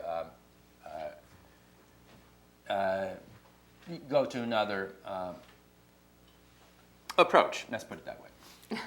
So in any case, I think this is all we need to say about this for now. As Linda said, we're going to get back to this and take into account the classroom clustering, both in the single indicator, multiple indicator case. But this morning was then a recap of topic 3, possibly with a slight taste of topic 4 as well. So let's take questions then. Slide 25. And by the way, you should know here, out of privacy concerns, that there is a camera on you in the audience. There are actually 4 cameras in this room, I just learned. There are one pointing at you, guys, particularly in this section, one pointing from here to you, standing there. I had no and idea. then 2 cameras coming to the screens here, so it's... Interesting. Yeah. Anyway, Okay. back to slide 25. Oh, that's a good question. I forgot to say that. So on the left-hand side of the bar statement, if you have one variable name, you're going to get an intercept-only growth model. If you have 2 variable names, you're going to get an intercept and a linear slope growth model. And if you have 3, you're going to get quadratic. And if you have 4, you're going to get cubic. So it's by how many growth factor names you have on the left-hand side of the bar. Yes? Sure. So the slope for gender was not significant, the slope for gender. So Instead we add the negative 0.37 to the slope over there. So I wonder which So- do that even if it's not significant. So you would be wanting to look at, Yes. so here you want to put these 2 together? You point to the other one. Right. That was a Point. suggestion we were going through, but I wonder if you can really do that since that's not significant. You might want to do it just to see the sign, like if the signs are the same or something. Yeah, and even though each one is, or that one is insignificant, when you add this value to it, the sum may become significant. And in fact, you can evaluate that. Well, right, but and also this is saying there's not a difference between males and females. Mm-hmm. But if you, this is saying it's the mean of females, So and you- that's significant, right? Right. So you can ask. So, and then you might want to talk about the mean of males. Yeah, so I think you want to talk about the mean of males, which is a summation of these two. And you can ask, is the mean of males significantly different from 0? And you can do that by model constraint by defining a new parameter, which is the sum of these two, So, and get the standard error for that. so this test is whether this is different from 0. This test is whether males and females are different. So there are two different takes on the same, two different ways of looking at it. So different from each other, different from 0. But given those results, since they are different from each other, wouldn't you just report that for both? So the question is, if you find that there's no gender difference over on the left, wouldn't you just report this for both? I would say that's sort of a model trimming.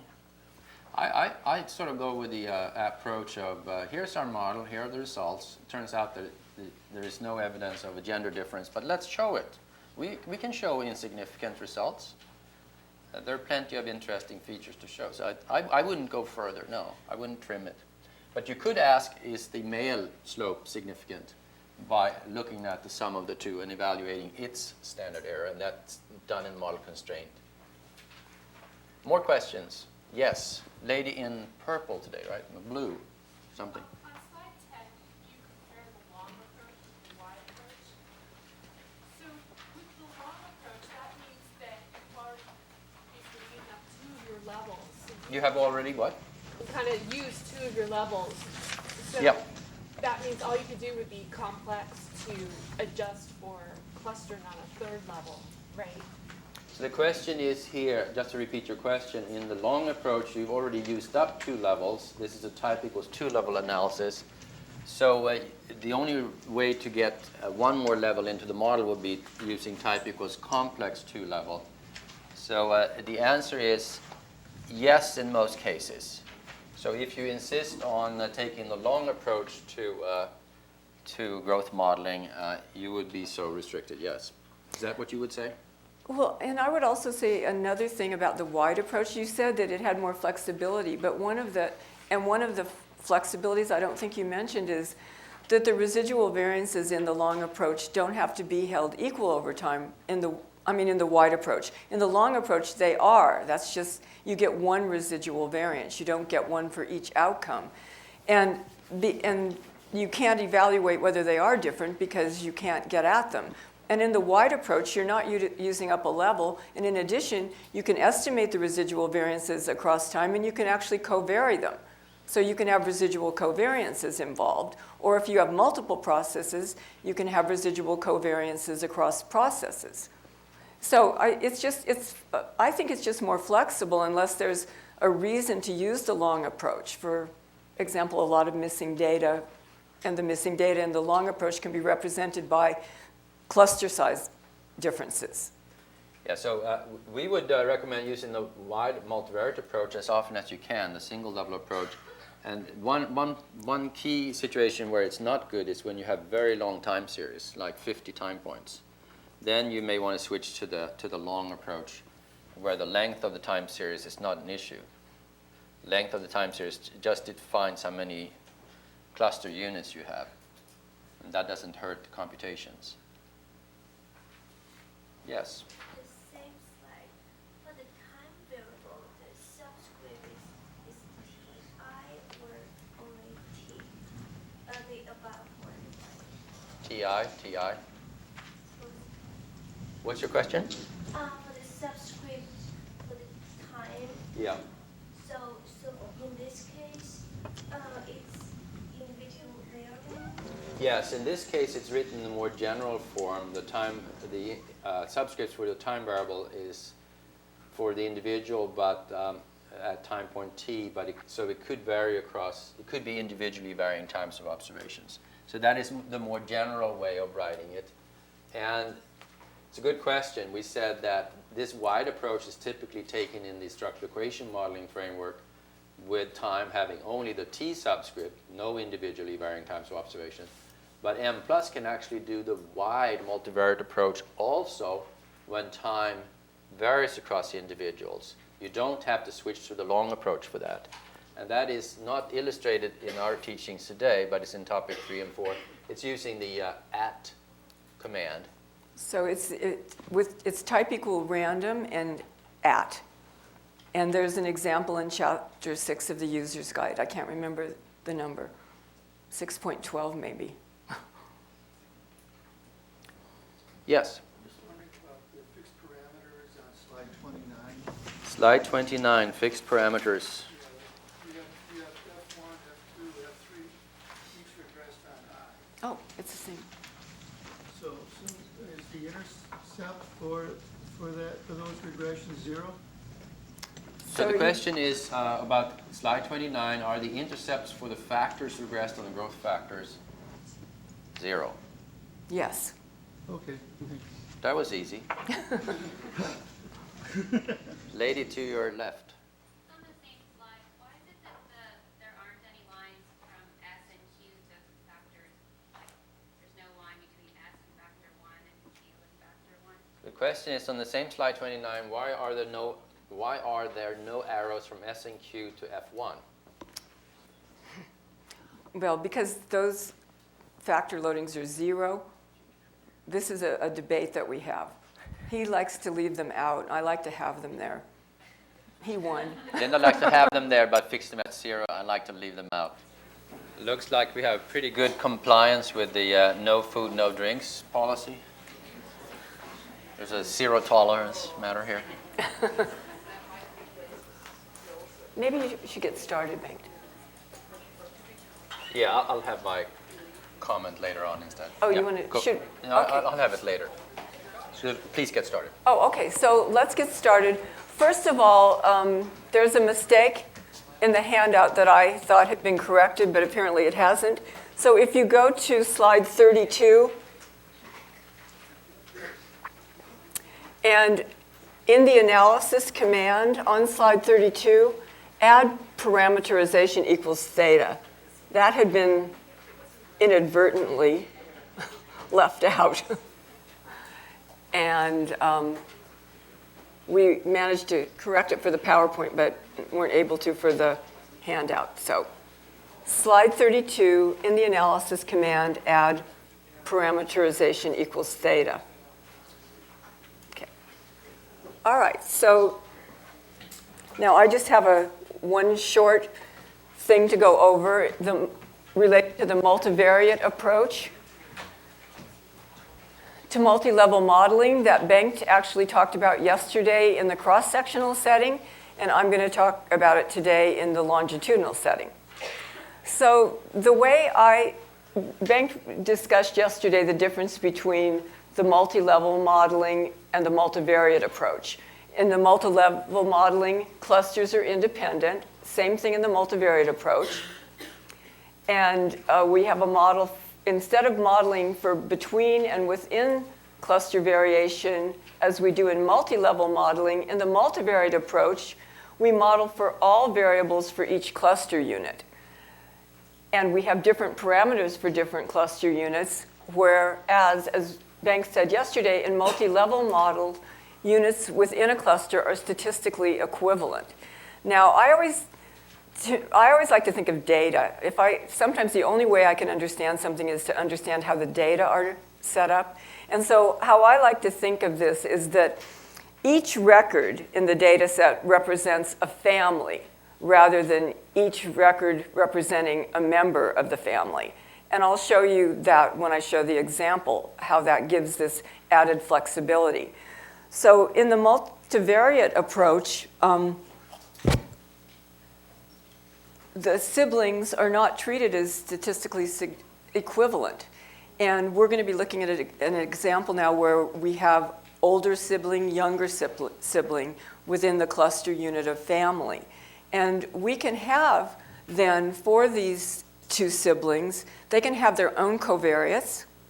They can have their own growth models, and their growth trajectories, their growth factors can be related to their own set of covariates. So it has a lot of more flexible modeling possibilities than multi-level modeling if you can do this multivariate approach. However, if you have more than 2 or 3 units per cluster, it becomes computationally heavy. So it's really for twin studies, husband and wife studies, 2 siblings, 3 siblings studies, things like that. So, and if you have different cluster sizes, for example, some families have 1 child, some have 2, some have 3, that can be accounted for by missing data. So this is a very powerful technique if it happens to fit your situation. So actually, I'm going to go over here to look at the picture. And when I go over the input, I'll show you what I mean by 1 record for each family rather than 1 record for each family member. But this is an example of what you can do with this. So at the top of the screen, I have repeated measures on an older sibling starting at age 18 through age 32. So that's what that represents. And at the bottom, we have repeated measures from the younger sibling from ages 18 to 32. And we have the source of this example at the bottom. So Kuhn Mutayan, 2000. And here are the 3 growth factors, S21, L rate, and Q rate for the older sibling growth model. So we have a growth model for the older siblings. And we also have a growth model for the younger siblings. So S21Y, L rate Y, Q rate Y. That's the growth, this intercept, linear, and quadratic growth factors for the younger sibling. So we can have older sibling covariates, male, early start of alcohol use, I think that is, high school dropout. And then we can have the same variables for the younger sibling.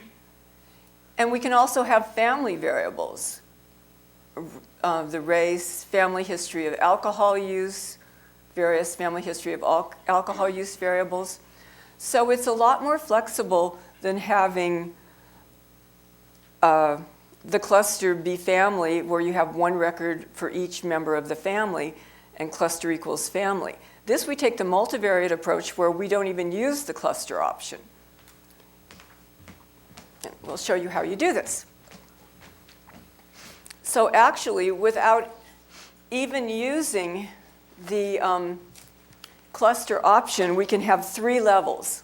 So we have time, we have individual, older and younger sibling, and family. And so there we have 3 levels, and we don't even have to use type equals 2 level because we take the multivariate approach. So in an example like this, we could have 4 levels. We could add cluster equals something if we had a 4th level, and we would be able to do a 4-level model because the multivariate approach takes care of 3 levels. And it's flexible because it gives you access to more parameters. So there's more reasons to use it. But as we said, it really can't be used if you have too many cluster members. So the key, as I said, is that you have 1 record for each family member. So in your data set, your variable names for each record, you have your older sibling variables over time, the repeated measure, and then your younger, older sibling background variables, younger sibling background variables, and family variables. So that's, your data set is just 1 record per family. And then you use the variables in the model command. So the first bar statement is for the older sibling growth model and time scores of 0, 1, 2, 3, et cetera. This second bar statement is the growth model for the younger sibling. And then we can regress the older sibling intercept growth factor and the younger sibling intercept growth factor on their background variables and on the family variables. And the same thing for S. On male Y, I don't know what that is, the younger high school dropout, early starting of drinking. And then we can also regress the younger and older sibling growth factors, that's what we show in the middle, on each other. So it opens up a lot of flexibility for modeling generality. And this all comes about because of the multivariate framework. So we have 3 levels represented, but we don't even have to use type equals 2 level. You could do this in the Mplus base program. You wouldn't need the combination add-on, the multi-level add-on. You could just do this in the Mplus base program because of the multivariate framework. And just a summary, whoops, what is that? 48. So it's doubly multivariate. So not only do we have time, but we have sibling. And as I said, we don't need to, if we did type equals 2 level, for instance, for families within geographical segments, we could go up to 4 levels. So that's just something for you to think about if you happen to have data like that with small clusters. I think it's your turn. Thank you, Linda. You're welcome. And I just want to point out, again, the handouts went out before the PowerPoints were totally finalized, and there is a little typo in the handout, I think, somewhere along here. If you check these 3 lines, what we have on the screen is correct, but there's one letter off in the S variables here. I can't remember where it is, but check this. This is correct. Okay, just a general announcement before I get into my part here, and that is that my last student is still unemployed, okay? Shona Clark, also called the last Mohican, no, Benk's last student. She's looking for a postdoc, and we have some bidders. I hear an interest from Yale. I hear an interest from, she's interested in genetic applications. Michael Neal is a bidder down there. Okay, let's see here. Who is the highest bidder? That's Virginia against wherever Yale is, somewhere up there. All right, we'll see how that goes. Now is where this show gets on the road here, and now when it is really, now come the topics that really belongs in this day, topic 8. Now we go multi-level in the Mplus sense. This is the first time. It's what's called 3-level analysis in the HLM literature. And I have to burden you with some formulas, folks.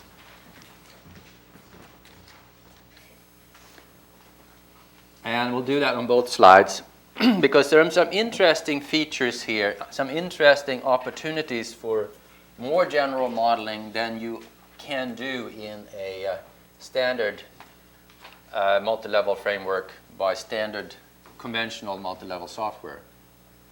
So here is an attempt to write out the 3-level analysis of time point T nested within individual I nested within cluster J. So longitudinal studies of students in schools, for instance, is what we're talking about here. And the notation is as close as possibly to that of the Raudenbusch and Breich book. And I think I followed it pretty well. And although I don't think you find this formula anywhere in the book. It sort of has pieces of it, but this is written out in utter detail.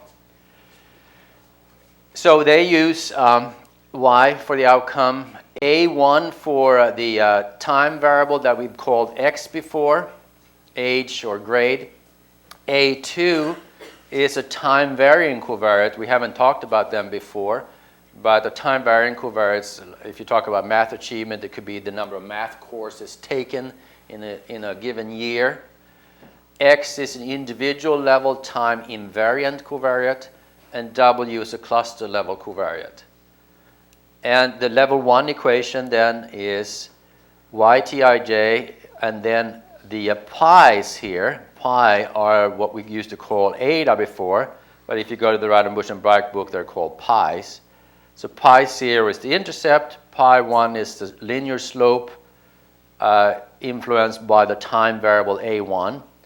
And then this term over here, pi 2 times A2, is the time-varying covariate contribution that we haven't seen pictures of before, time-varying covariates. And you note that all of these coefficients, all of these 3 pi's, have subscripts that in this case vary, that makes those coefficients vary. And in this case, they vary not only across individuals, but across clusters as well. So we have double subscripts on them. Then level 2 is the level describing the individual variation in these random coefficients. So we have subscripts A, I, and J. And we have a regression of beta 0 intercept and a beta 0, 1 slope onto an individual level covariate, which we look up here as a time invariant covariate like gender with the residual. And you note then that those betas, even on level 2, do the betas have a subscript indicating that they're varying, and in this case they're varying across cluster. So you have to go down to level 3 to find how the cluster piece varies as a function of a W, a cluster level covariate, J. But then finally at that third level, the coefficients have calmed down and there is no J or I subscript left. So on level 3, it's a standard linear regression with fixed intercept, fixed slope, like we have in linear regression Stat 101. That's 3-level analysis in the longitudinal context. And then you make the assumptions of, typically assumptions of normality for these residuals.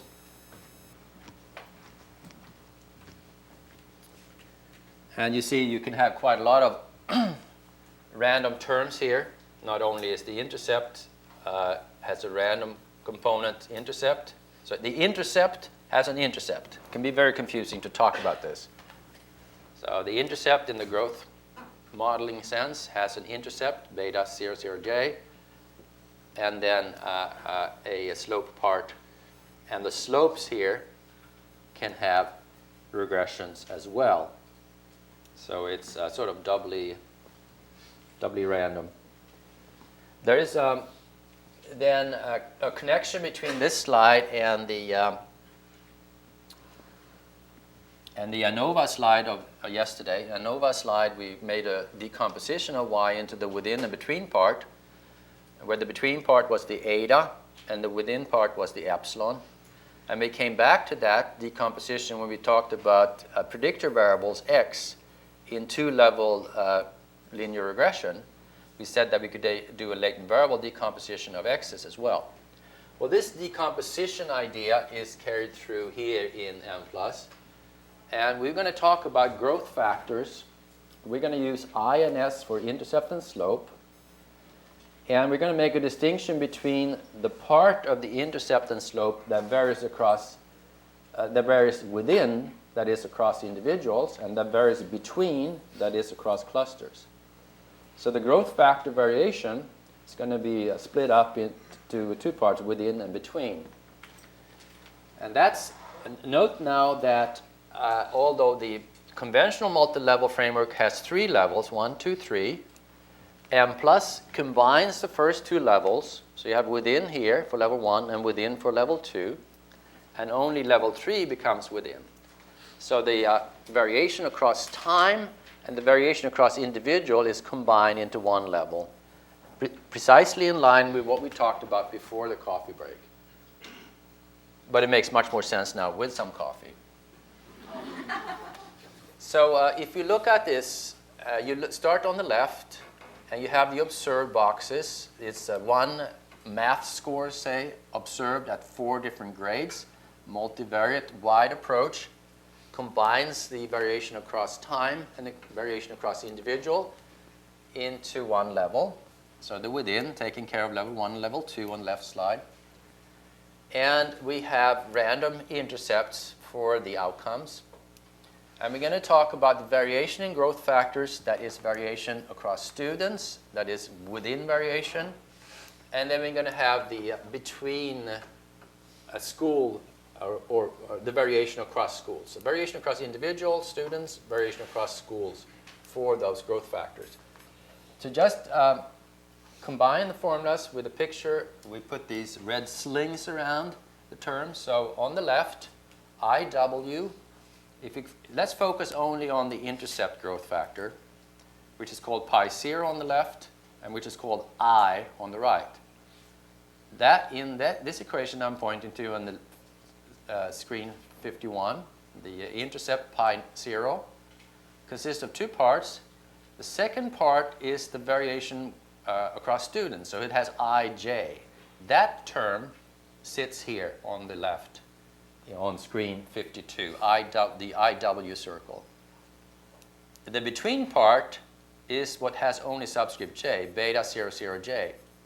Beta 00j, as we point out in the level 3 equation, that beta 00j is the IB, it sits over here.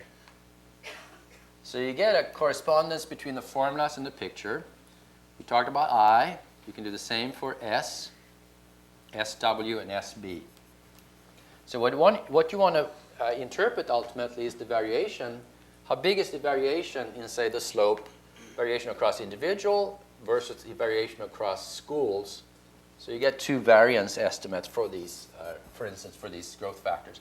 And you can also see how does the variation relate to covariates on the student level and on the school level. So you get that decomposition. Now, we talked about random intercepts here. They are then continuous latent variables on the between level. And it's the variation in those continuous random intercepts that we try to explain by the between level part of the growth.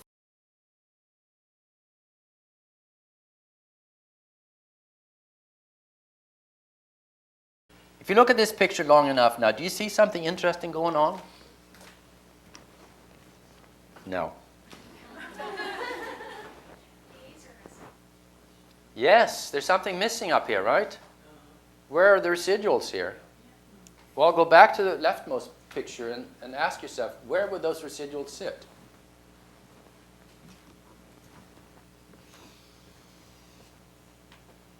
I don't know. I don't think they're included. Maybe there's a trick to include them, but they are typically not there in standard conventional analysis. You don't get parameter estimates for those. So if you make now you draw the analogy between modeling types. If you think about this not in terms of growth, but in terms of multi-level factor analysis, we said that these would be residuals varying across the left out arrows are residuals varying across schools that are specific to each of 4 items. Well, here is school and time-specific variation. That is said to be 0. That residual variation is 0. In factor analysis, it is often the case that those residual variances are quite small.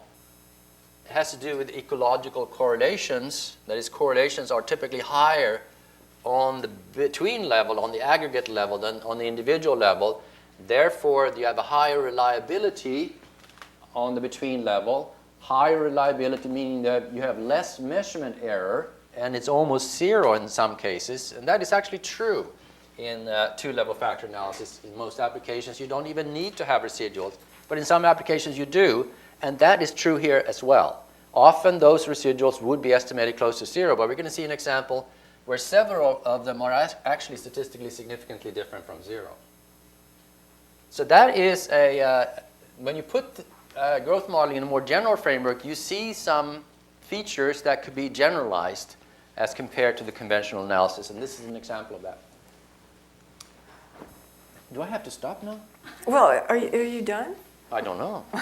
Well, if you're not done, I can go away. No, I think I'm done, actually. Okay. Thanks. Okay, so now we're going to look at an example of, whoops, that's not the one. 53. So we'll start on slide 53. And we'll take an example of using the LSAE data, where we look at math development from 7th, 8th through 10th grade. So we have math 7, 8, 9, and 10. And if you take a look at the model, this should look familiar to you. We have the filled circles on the boxes, which represent random intercepts in the regression of math 7, 8, 9, and 10 on the growth factors. IW is the intercept growth factor on the within level, and SW is the intercept or the slope growth factor on the within level, on the individual level. Everything that we've been looking at is the same. These are continuous variables, so we use the parameterization of fixing the residual variances, or rather the intercepts of math 7, 8, 9, and 10 to 0, and having the means of IW and SW be free. So we're looking at a continuous example, because that's what Bengt just discussed, and then he's going to talk a little bit about categorical ramifications, and then we'll look at a categorical example. So on the between level, the circles represent the random intercepts from within level, and we have two growth factors, intercept and slope growth factors, and two covariates.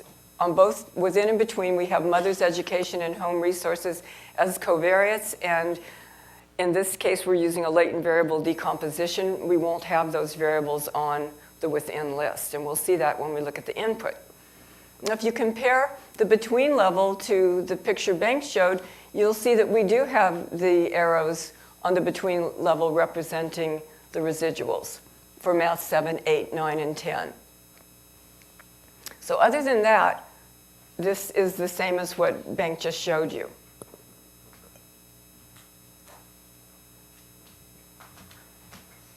So let me put that over on this screen.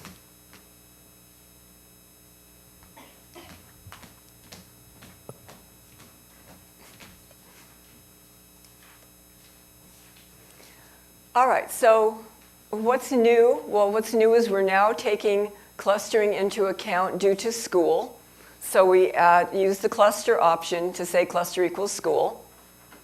We also are using the Mummel estimator in this example. Bengt mentioned that yesterday. When cluster sizes are equal, it's maximum likelihood. When it's not, it's not. It's Mummel.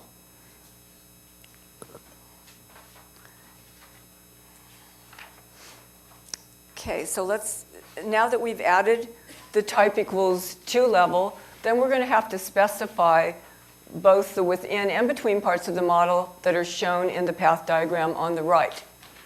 So for the within part, which we specify by percent within percent, the growth model is IW, SW. So because we have two growth factor names on the left-hand side of the bar, we know that these represent an intercept and a linear growth factor. And then after the bar, we specify the time scores. So we say math 7 at 0, math 8 at 1. And then we have something we haven't seen yet. Math 9 asterisk 2, math 10 asterisk 3. So what does that mean? What it means is that for math 9 and math 10, we're not going to give fixed time scores. We're instead going to estimate the time scores. And this is one of the flexibilities of this framework that we're using in Mplus, is that that time scores can actually be parameters in the model, and you can estimate them. They don't have to be fixed. So we And we state that they're free by the asterisk, and the number after the asterisk represents a starting value.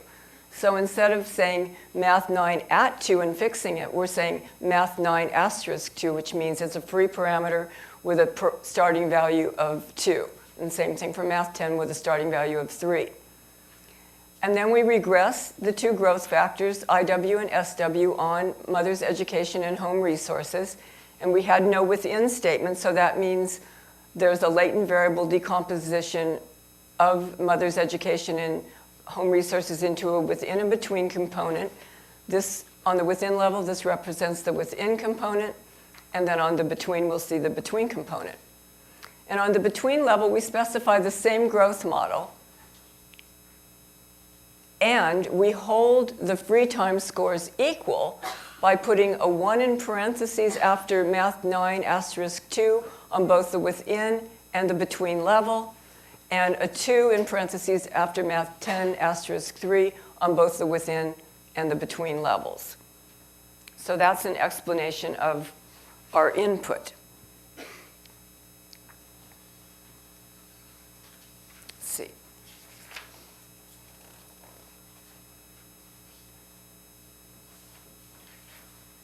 So just briefly to go over this, we have the number of clusters. You've seen this before, average cluster size, intra-class correlations, which are not terribly small, and then our tests of model fit. So with a good p-value, good CFI TLI. So nothing special to say about that. It's not really a topic that we're addressing. And then we're going to have our within results and our between results. So let me put them up over here.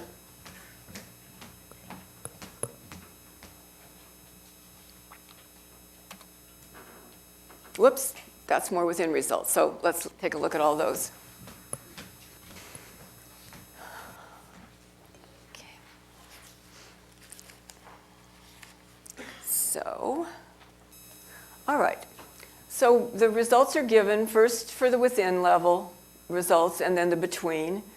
And probably the most important thing we're looking at here are the covariates. But let's not forget that we estimated the time scores. So math 8 or math 7 was at 0, and that doesn't show because that wasn't specified, I guess, or Jackie left it off. Which is more likely the case. I have my problems with her. Okay. So I think there should be a math 7 at 0 there. But anyway, so math 8 was fixed at 1. And then remember we said we were going to estimate in the 9th and 10th grade the time scores. So this is estimated at 2.487, and then math 10 at 3.589, which says that, it's not linear. It doesn't go 0, 1, 2, 3. It goes 0, 1, sort of a little bit of nonlinearity that you capture there, a little bit of acceleration. So you can have the free time scores, but now so then we're going to look at the regressions of IW and SW on mother's education and home resources. And we see that we have a significant effect of mother's education on home resources on IW, so where people start, because we defined our intercept growth factor as initial status by fixing the first time score at 0.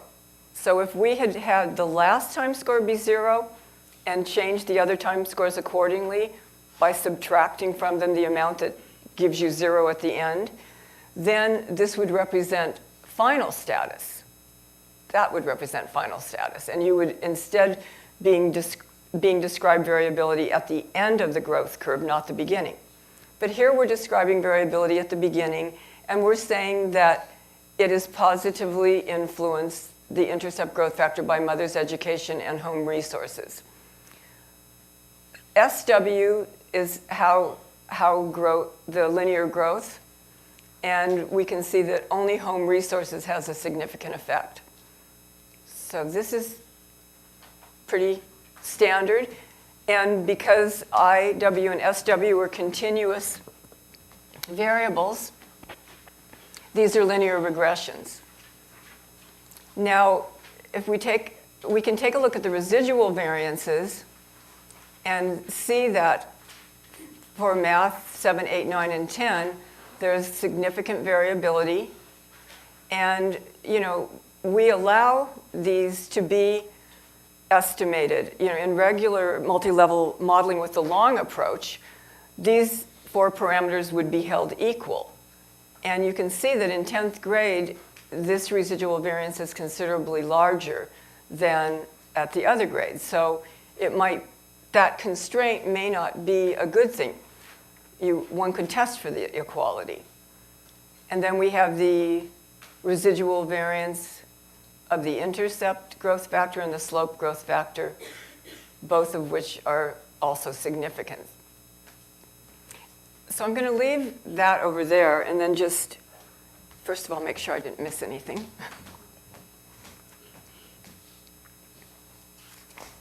Urgent, no. So let me instead move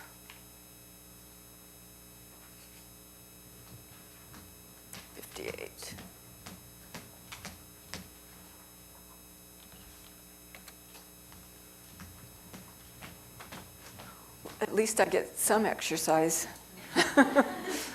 given that I'm missing all my exercise classes this week. Okay. Whoops, I wanted 60, I think. Okay, so now let's look at the between level. And now, here we were talking about individual growth on the within level, and now we're talking about school growth. And so we can see which of the covariates, and this is the between part of the covariates. So we've had the latent variable decomposition. Here we were talking about the within part. Here we're talking about the between part. And we can see that only home resources is significant for school growth as far as the intercept growth factor goes, and neither of the covariates that we've selected are significant for the slope growth factor. So the pattern differs across the between and the within parts of the growth. So the within part being student growth, individual growth, and the between part being school growth.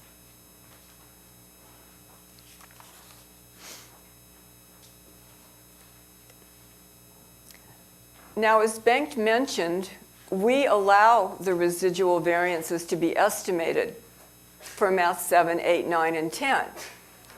They aren't fixed to 0. You could fix them to 0. You have that as an option, but you aren't forced to have them be 0. And you can see that actually in Math 7 and Math 8 and Math 10, the residual variances are significant. So fixing them to 0 might not be a good thing to do. But we have that flexibility in Mplus to be able to estimate those parameters. Now, you'll see one thing here in the residual variance for SB is negative and not significant. And I could lie and tell you that we left this way for pedagogical reasons, but really we didn't notice it. But for pedagogical reasons, I'll tell you that if you get a situation like this and you have a small, insignificant negative residual variance, you can fix it at 0. So that's just saying that it doesn't have variability. It's a fixed effect. And that would be the solution. You'll get a message telling you about that in the output. And when you see it, then what people typically do is fix it at 0. It's called a Haywood case. And some programs actually automatically fix things like that to 0 for you. But we choose not. We do a lot of stuff behind the scenes, which other people might quibble with, but that's one of the things we don't like to do behind the scenes. We want you to see that and make the decision of what you're going to do about it, because you might want to consider if there's something else about your model you'd want to change.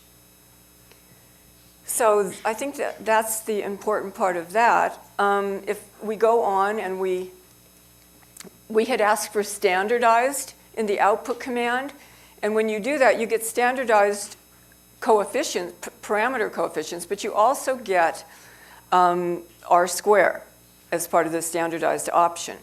So we have our within level R square, and I think it's very typical that you get high R squares on the within level for the outcome variables, but it's also very typical that very little of the variance of the growth factors is usually explained by the covariates that are provided. So that's a typical finding on the within level. And on the between level, we also have high R-squares for the outcomes, but usually you have a higher R-square for the latent variables on the between. And this undefined that you see here is because of that negative residual variance for SB. So had we fixed it at 0, we just wouldn't have gotten anything. But we get undefined if you are trying to standardize when there's a negative value involved. And we have further readings for you to consider if you're interested. Here's a new paper by Tiomir and Bankt in 2009, and it also covers growth. That's one of the topics. So that might be, and that's on our website if you're interested.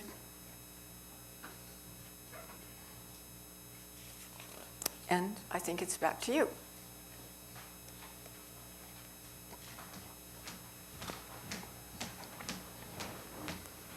And just to emphasize some of the points that came up here, we have, if you look at slide 55 and compare it to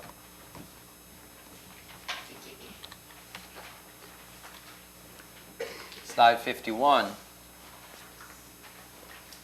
Linda talked about these equality constraints here.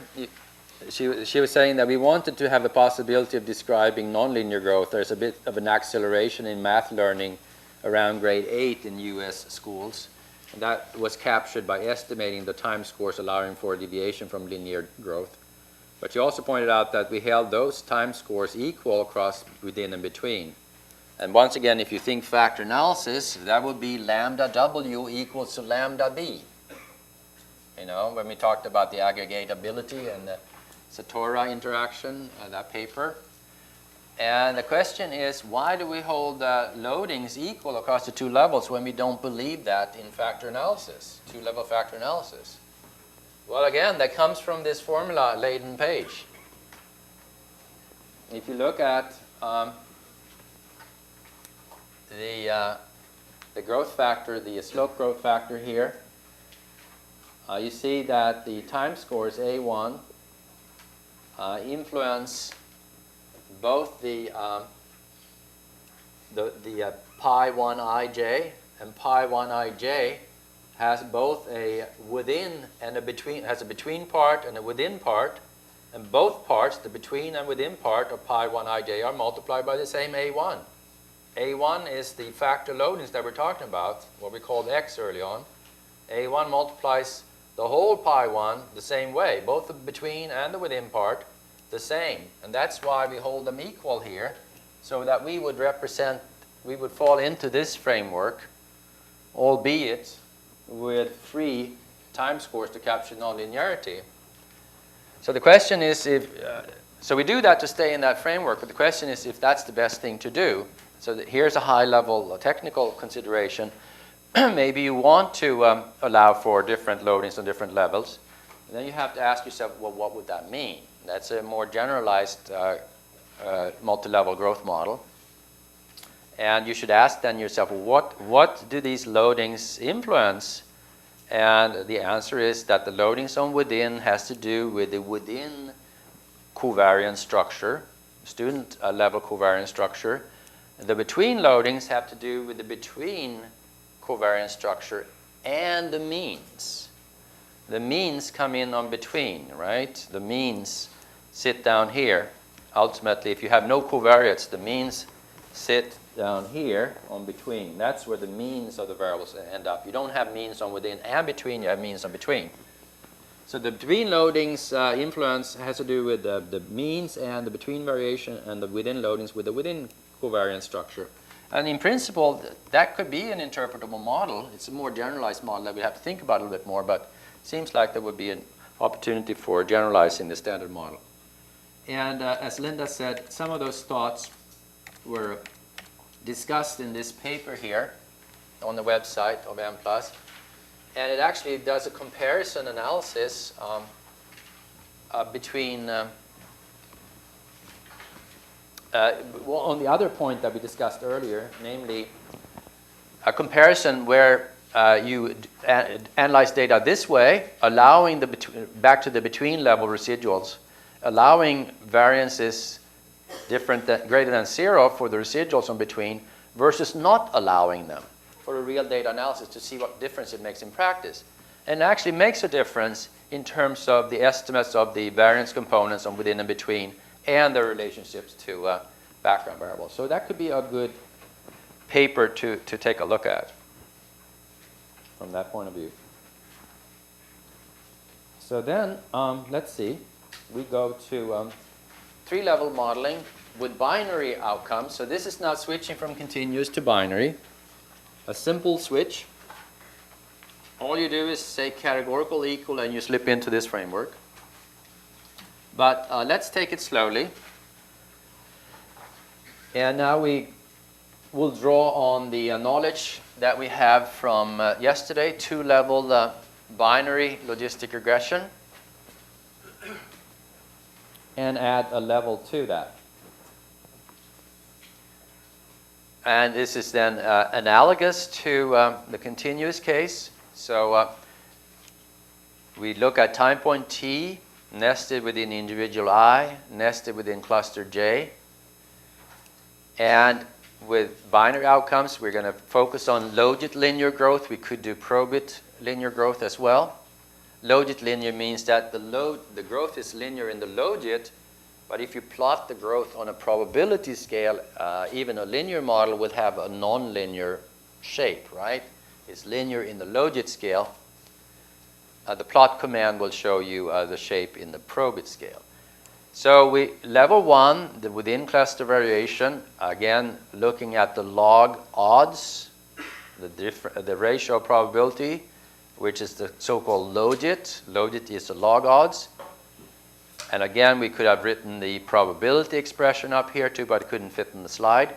So the log odds is taken to be linear function of the growth intercept factor and the growth slope factor multiplied by time scores A. A is the Radenbush and Breich A, A1 they called it. And with a constant C that decides the centering. So if you center at the first time point, this term here in parentheses will be 0, and A.0 will be what influences the probability and the logit at time 0. Note here then on level 1, you don't have a residual.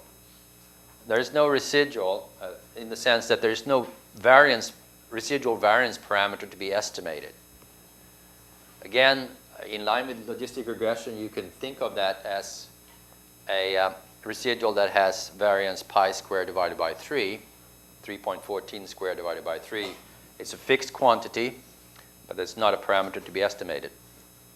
Level 2, then the random intercept and random slope are the dependent variables, and we do a linear regression on the individual level covariate xij. And level 3, the intercepts for the level 2 get expressed in a further equation regressed on the covariate w.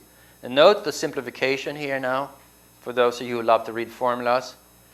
In level 2, we only allow the intercept to have a subscript j, not the slopes for simplicity. Again, just to fit it on the page. In the continuous case, we had the... am I fading in and out, or is it just in my ears? Am I? I'm fading a little bit. Maybe I should stop and get new batteries. Or do you want to change microphones? Yeah, because we're recording this. We really want to have it recorded. Or are you coming back soon? Yeah, that's just right. Okay. Is it... can you hear me in the back? Oh, I can hear me. They can hear me pretty well, but maybe... yeah.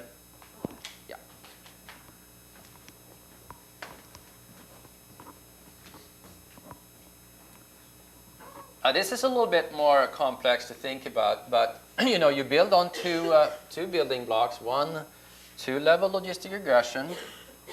Once you feel familiar with that, you have one building block, and then the second building block is three-level analysis, the growth analysis with a continuous outcome. We do the same splitting up of the within level variation. We call it eta 0 here, we call it I before, and eta 1 instead of S. So student level variation versus school level variation, that's captured down here. If you want to read about this kind of modeling, one book that I like in this part at least is the Fitzmaurice, Laird, and Ware book 2004, Applied Longitudinal Analysis from Wiley and Sons. That's a pretty good book on this topic, certainly. And talking about good books, there's a good handbook called Longitudinal Data Analysis with chapters from a lot of different people, with editors Fitzmaurice, Davidian, Verbeek, Molenberg's Chapman Hall book, which is quite chock full of good chapters covering anything related to the longitudinal data analysis, including missing data, non-ignorable attrition, and survival growth joint modeling. Here is how the formulas again carry over to the picture. It's within and between. Eta 0, eta 1 on within, eta 0, eta 1 on between. And again, here on between, for simplicity, you can leave out the residual arrows and not estimate any variances for those. But once again, even in the categorical case, would you be able to identify in principle and estimate in principle the residual variances at each of these time points? Because note that these are now continuous latent variables. Even though we started with binary outcomes, the intercepts behind the binary outcomes are still continuous, and this model is able to identify residual variances here as well. We hesitate to include them if we don't have to. At least with categorical outcomes, we hesitate, because they would add one dimension of integration again in maximum likelihood estimation, and that would be quite cumbersome to handle many dimensions of integration. It is therefore probably going to lead us to switch from ML to weighted least squares by that two-level weighted least squares approach. For those of you who like to look at the likelihood, this is the background for maximum likelihood estimation. I'm not going to go through the formulas, but as it says at the bottom here, the loaded linear binary growth model results in 4 dimensions of integration. 2 growth factors on within, 2 growth factors on between adds up to 4. And that is doable, but quite heavy in general. Should I talk about this, or you talk No, about it? it's fine. I have to go away this afternoon, so I have to pay now. Okay. So now what we're going to do is go back to the single item breaking things example that we looked at first today, where we ignored clustering due to classroom. That's it. Clustering due to classroom, and we're going to take that into account. Oh, it's right there. All right, so let's just remind ourselves. So what we're adding here is the cluster variable to make it a 2-level model. We're saying that male is a within variable, so it will only be modeled in the within part of the model. We have our used variable list here, and our categorical statement saying that all of those items are binary. And at the bottom, we've added type equals 2-level now. And we're using the weighted least squares estimator, because we'll have 6 dimensions of integration due to the fact that we have categorical outcomes and 3 growth factors on within and 3 growth factors on between. So the weighted least squares estimator is definitely going to be better for us. So the within model specification is just the same, IW, SW, QW, so we have a quadratic model. and the time scores are the same as we've been seeing. We regress the growth factors on male. And in the between level, the same thing, IB, SB, QB, and we give the growth or the time scores.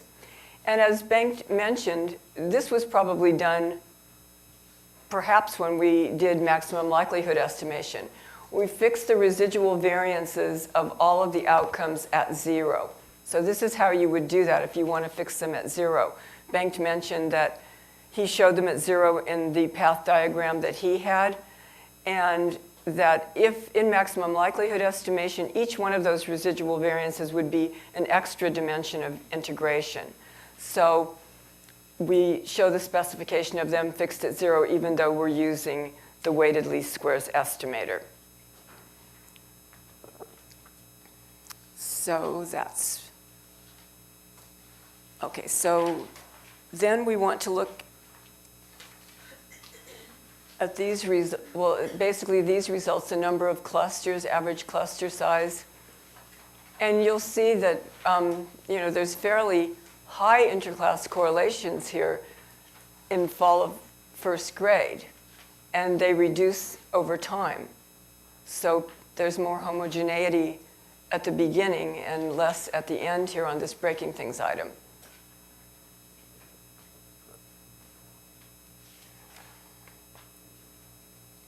But what's interesting in this example, although we can just go through it, we have our fit statistics. Well, actually, we should look at those.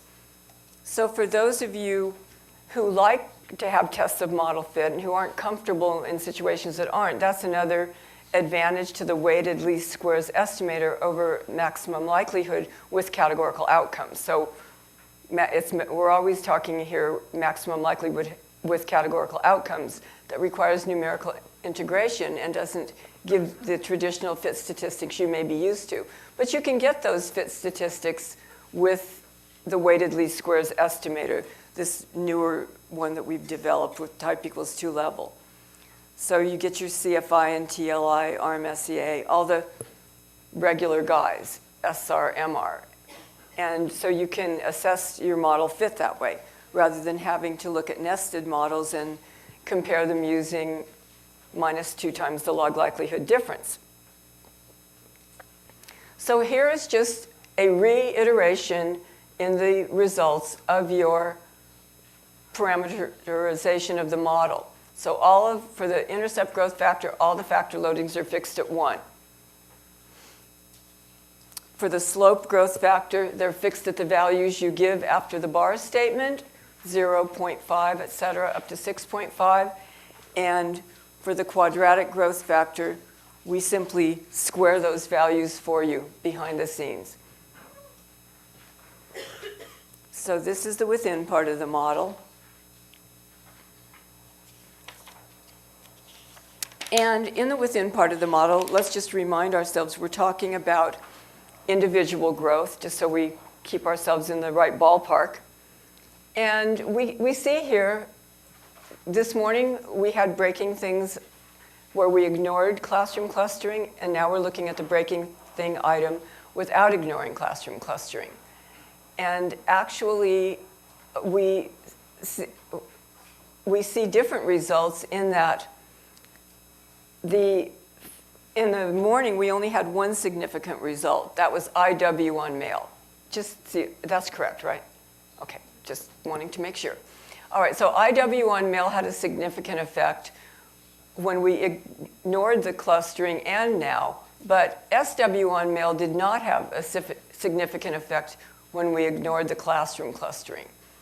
QW did, and it does now. But so that's one difference that we see in analyzing this item when we're taking the clustering into effect. Now, in a way, that doesn't totally make sense because usually standard errors are underestimated, leading to more significance in that case. So I'm not sure exactly what would be happening here. Would you have any comments on that? Oh. All right, so we'll leave that for you to think about as you're flying home tonight. Hopefully after a glass of wine. Might be more entertaining then. So here we have the on statements, and we can see that difference in what happened. And then, but let's remind ourselves, so this is fall of first grade, the effect of male on the aggression. And so, that males are different than females, more aggressive in fall of first grade. So it's pretty much the same interpretation that we had. And the significant slope, it's negative. So there's a significant negative, there's a difference in the slopes, and it's negative. And that we didn't see when we ignored classroom. But other than that, I don't think that's too exciting.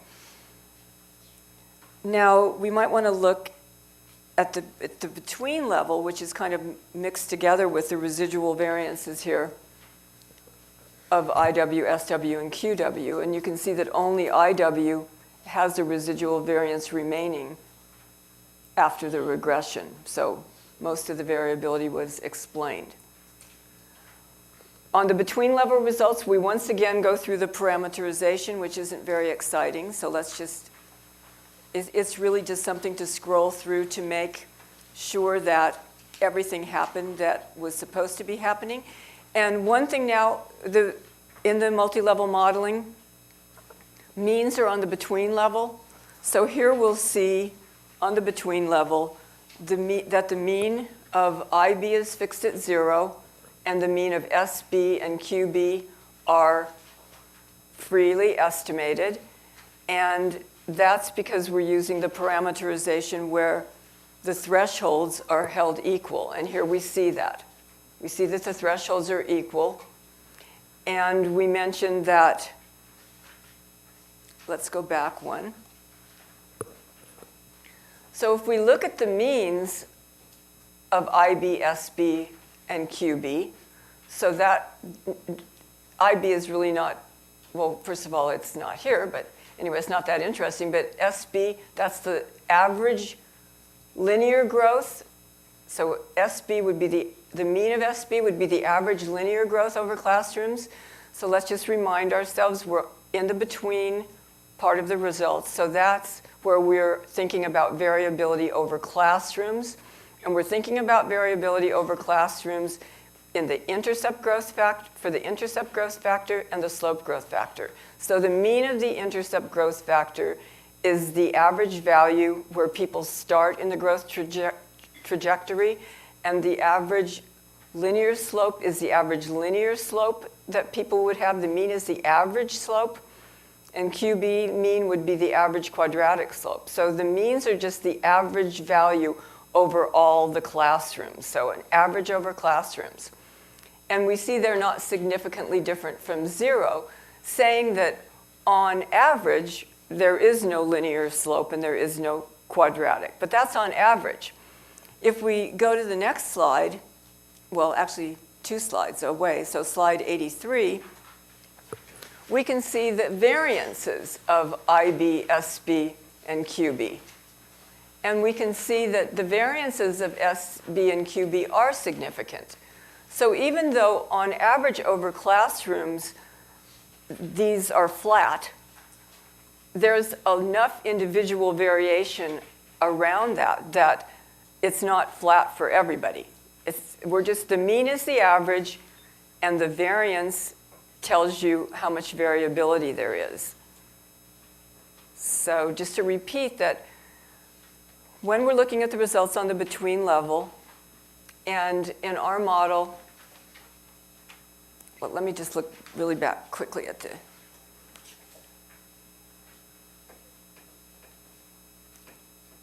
okay.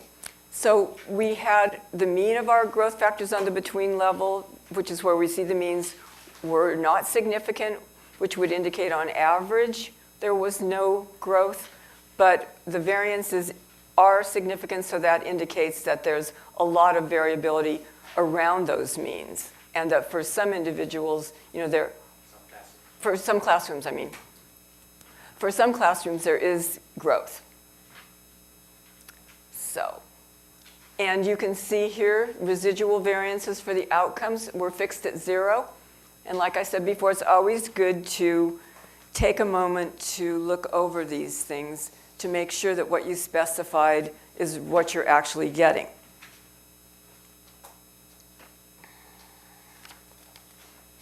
So let's see.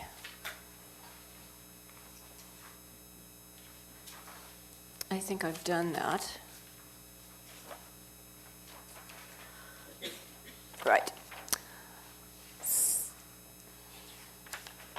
And actually, I think that's all I have to say on that example, unless you have something you'd like to add. You're usually a lot more wordy than this. I have my moments, and then I guess you're going for calmed it. strong and silent this week. that's fine. I am Swedish after all. Oh, that's true, I forgot. Wow, look at this.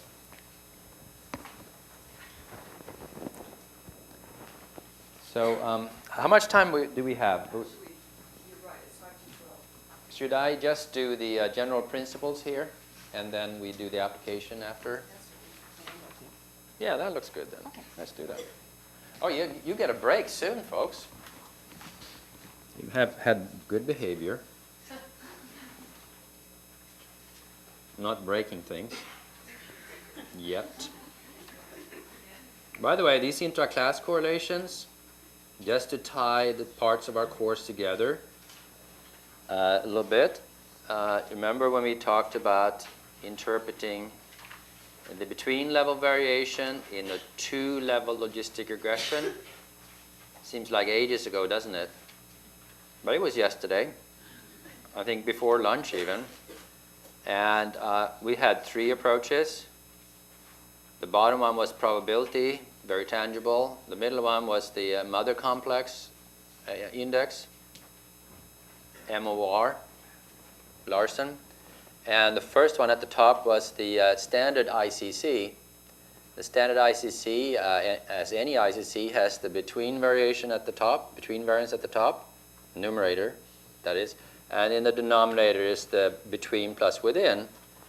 And we said there is no within variance parameter in two-level logistic regression, much like there is no residual variance parameter in single-level logistic regression. But there is an implicit parameter value for that residual variance, which is totally confounded by the slope, and that is that pi squared divided by 3, 3.14 squared divided by 3. And that is what's used to compute these correlations that we have here. So anyway, let's see. Where are we? We are on slide 85. And I just want to say a few points on that and on the next one. Slide 85, then, you have the fourth case, fourth approach to analyzing the regression data in the classrooms that Linda pointed to. You have repeated measures over time. We only show 4 time points here. And we have multiple indicators, in this case 4. I think we're working with 3 in the application that's coming up. And we have student and we have classroom variation. So we have the picture at the top mirrored by the picture at the bottom, where we have random intercepts that we want to explain that variation and covariation of by the factors and growth factors. Random intercepts sitting on the boxes up here. Now this is two-level analysis in Mplus. I just want to point out to orient you in the literature that in other approaches, this is often seen as 4-level analysis. 4-level analysis. Level 1 indicators indicate that multiple indicators, say at time point 1, are treated, to be able to handle this multiple indicator model, they are treated as repeated measures within time point. Repeated measures within time points. And formally speaking, that's correct. It's a nesting of indicators within the time point, the indicators for that factor. And then level 2 would be the variation across time points. Level 3, variation across individuals. And level 4 will be the variation across clusters, the variation that we have on the second level, on the between level.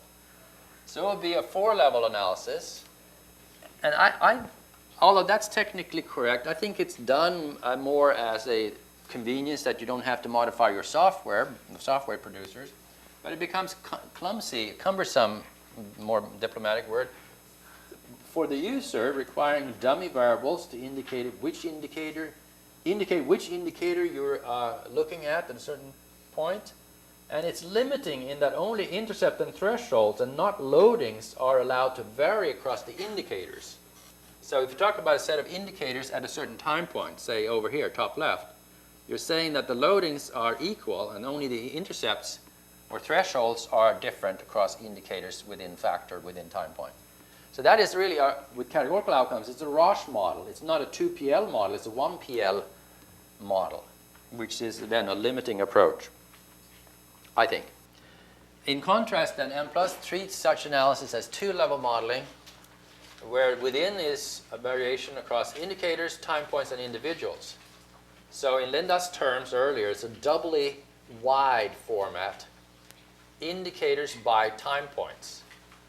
If you remember, her doubly wide format came from siblings, time and sibling 1, sibling 2, but here it's indicator and time point is what creates a doubly wide format. So it's you string out the indicators for a factor, but you also string out the set of indicators across time and get this long multivariate wide vector as the observation vector.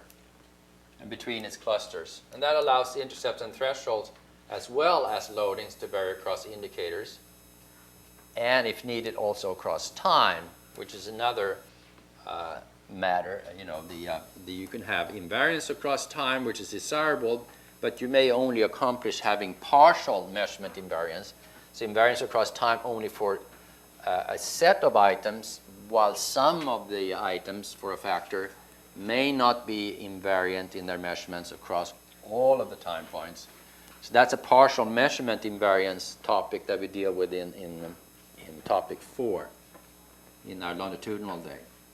So I just want to make that distinction between the various kinds of approaches and get back into the multivariate versus long approach. So it's really the long approach. In this case, it's a very long approach when you treat it as 4 level, very long approach. Yes, that's it. And I think that will be a good kickoff point for after lunch. Don't eat too much, but you're going to be a little bit sleepy, and Linda's going to entertain you with an example of that setting. But before that, we take questions for 15 minutes, and we'll break at 12:15. Okay. Sure. Yeah, looking at slide 83. 83? Yeah, just from the last example. And I know this is a rather naive question, but if there is no linear growth across classrooms based on the slope, but you're finding this significant variance, where might you go from there with that? So Or the source of that significant variance? So just to repeat the question, if you have no significant no significant growth factor means, so flat development, but you have variation in those growth factors on the between levels, so classrooms vary in how they develop across time, where do you go with that? So any suggestions? Say it again? One suggestion is to use latent class analysis.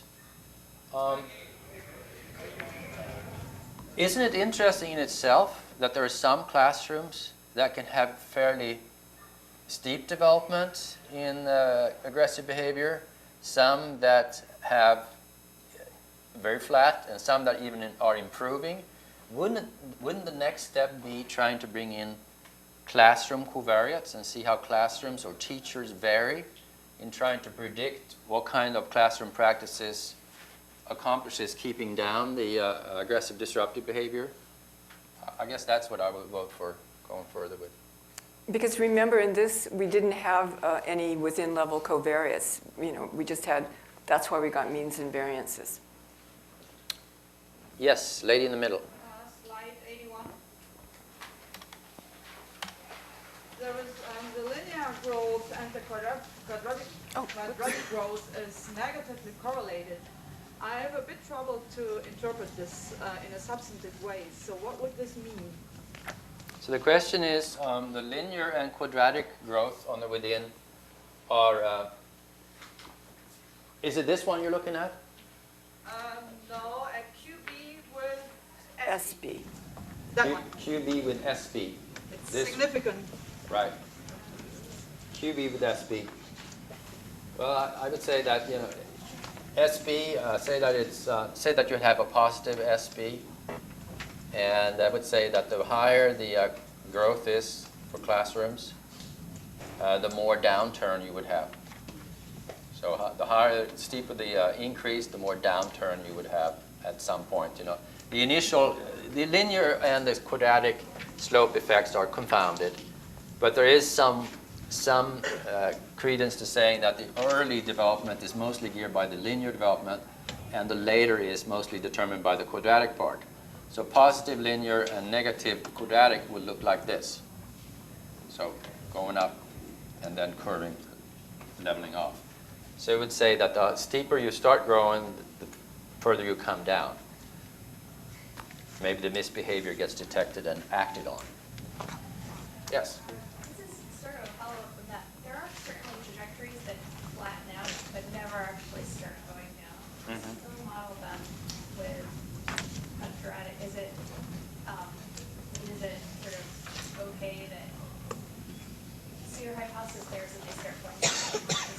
So the question is, if you have a quadratic function, but you really want to capture growth that increases and then levels off, but you don't want it to come down, is it okay to use the quadratic function?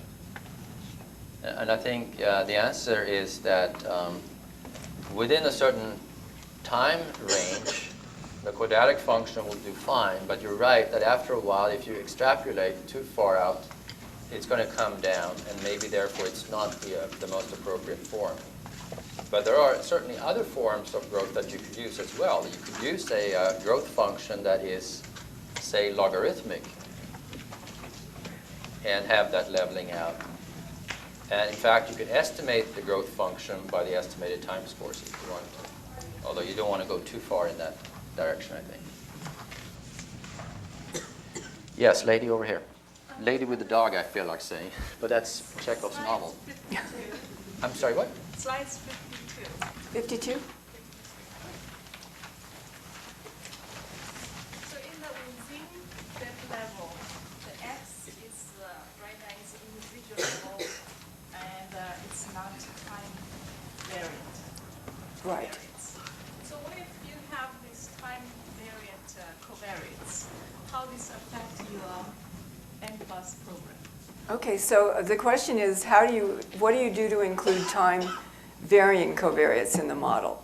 And so what you would do is you would have, let's say you have time varying covariates A1 through A4. So then you would have 4 little blocks, A1, A2, A3, A4, and you would regress Y1 on A1, Y2 on A2, Y3 on A3, and Y4 on A4. So you would use the on option to do that. Yes. How would we handle either kids dropping out or kids coming in the 3-level model, and also kids switching classrooms so they're not in the same classrooms across time? Yeah. So the question is, how do you handle the kids dropping out, kids dropping in, and kids switching classrooms over time? So the third point is probably the hardest one. I don't think there are some methodological developments having to do with crossed random effects that Mplus currently doesn't include that could probably be used for the third complication, but I don't think we have the right answer yet methodologically. I would like to see more methods development to capture that, and we're interested in that in the long perspective, although it's not on our nearest to-do list. Yeah, there should be more attempts at modeling how children move in and out of classrooms, and particularly move out of classrooms. So when we actually skimmed over that, we talk about intra-class correlations going down. Part of the reason is probably that some children leave the original classroom, not member of that classroom anymore, maybe even leave the school district.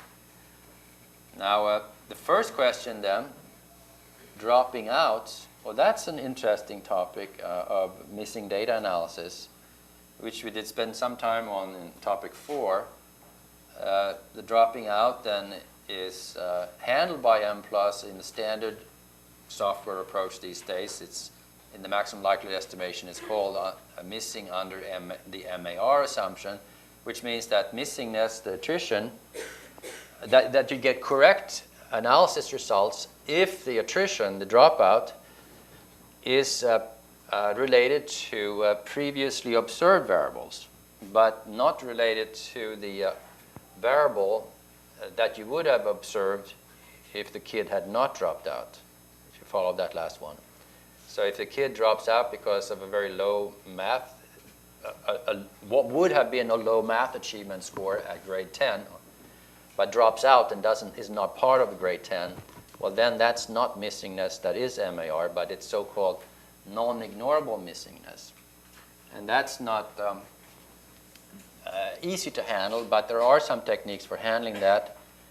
Missing data techniques under the non-ignorable heading include pattern mixture modeling, and it's a way to allow for different attrition patterns to affect the growth model parameters. And nowadays there's a whole set of new techniques on that theme. And actually, when I go back, I'm going to try to finish a paper overviewing those techniques and sort of trying to contribute to that area a little bit. So stay tuned. Next time we teach topic 4 is going to be a lot more stuff. But before that, there will be a paper posted, hopefully. Kids dropping in, I think that's typically more innocuous. You just let them come in, and they don't contribute to the early development, but they contribute to the later development. That was a long answer, I guess. More questions? Getting hungry? Back here? Page 71? 71.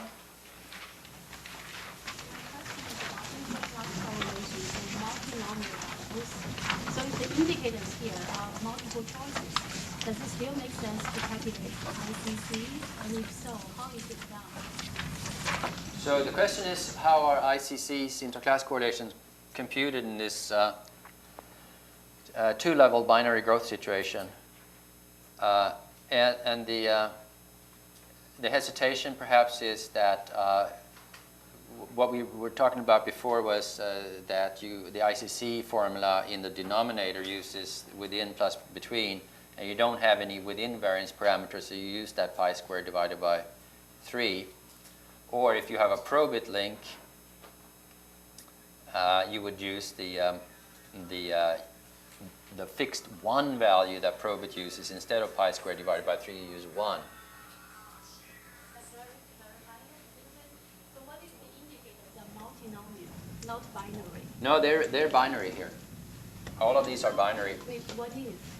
Oh, what if is what you're saying, okay. Oh, What if the indicators are polytomous, Yes. or ordinal, continuous. or nominal? Nominal. What if they're Multiple nominal? choices, yeah. Wow, nominal two-level. So do we have ICCs for nominal outcomes in the two-level case? Yeah, Do what we would do, do we do nominal to level? I think we do. I think yes. we do. Yes, Yeah, no, we I do. think We you're right. definitely do. Oh, that's, Yeah. have to ask Tim there. I think that should, let's see.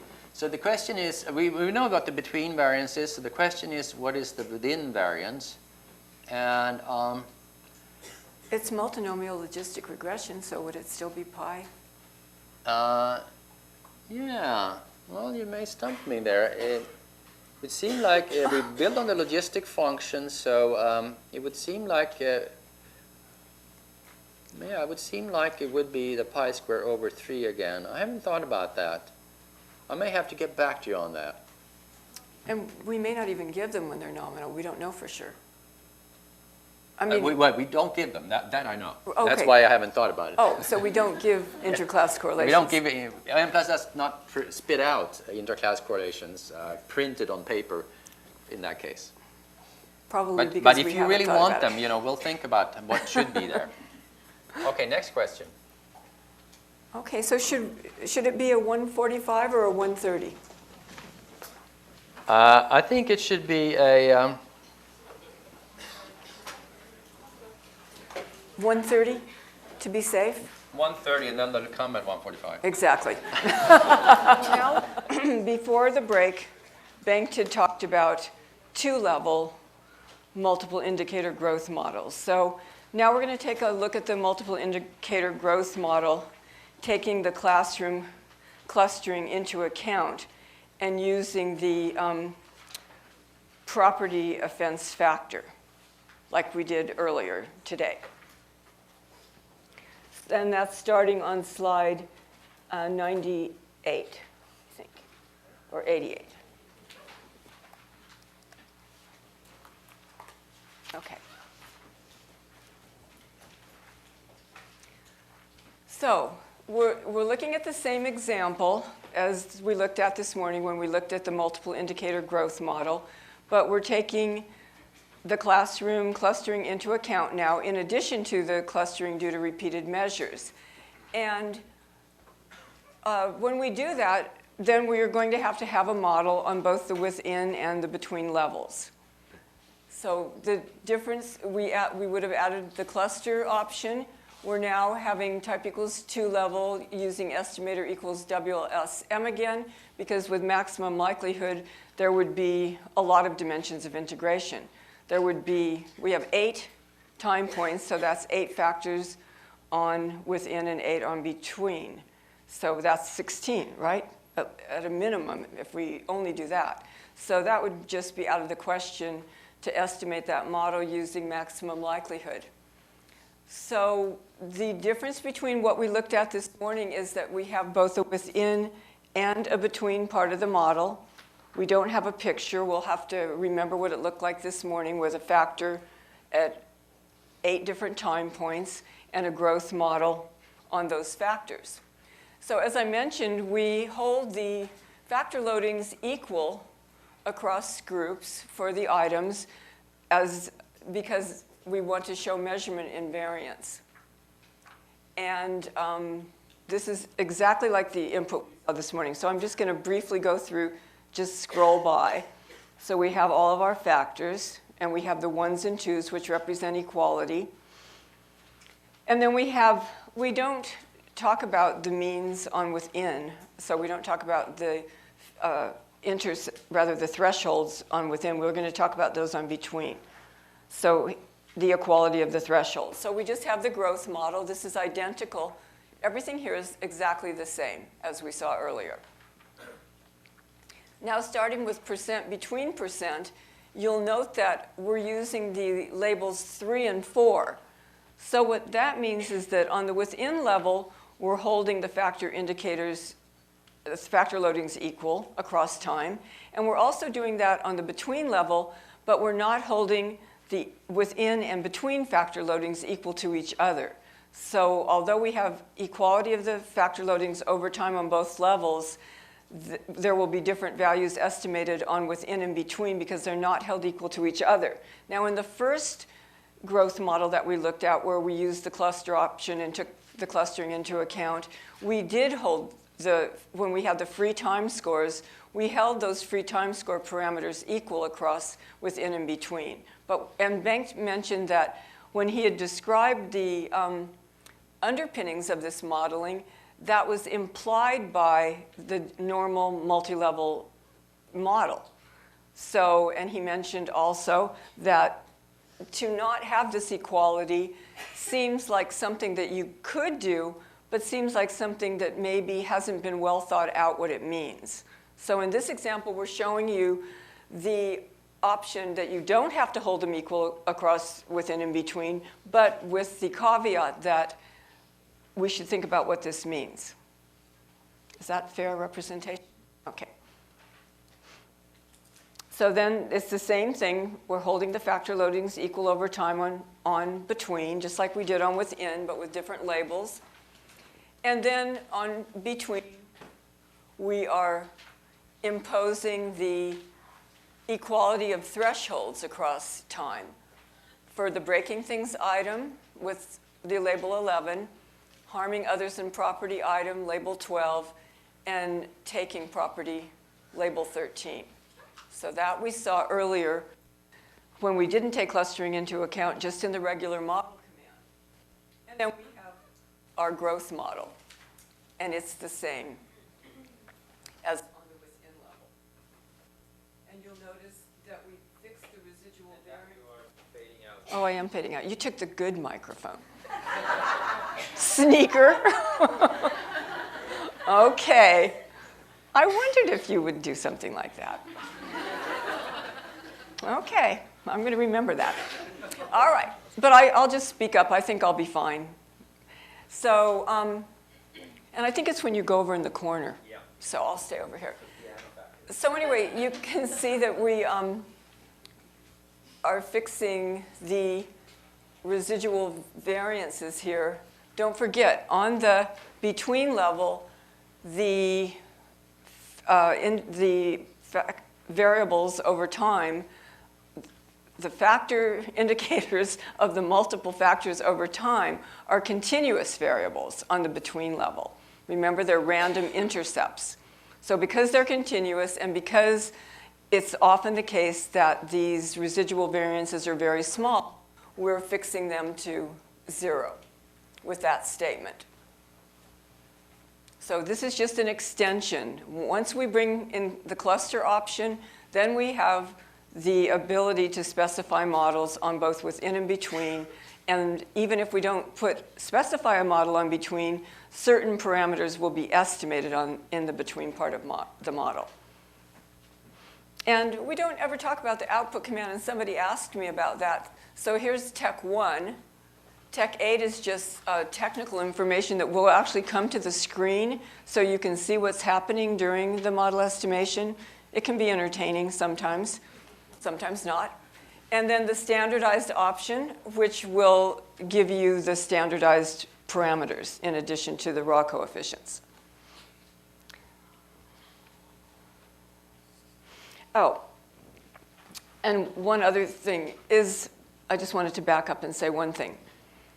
When we have type equals 2 level, well, I'm not going to back up that far, but on slide 88, well, I can go to that, I guess. On slide 88, when we have type equals 2 level and this new WLSM estimator, the default parameterization, well, the only parameterization available is theta. So when you're doing, like, let's say a CFA model with categorical outcomes using weighted least squares, the default is the delta parameterization. And so I guess I should say a few words about what that is. But the theta parameterization is available.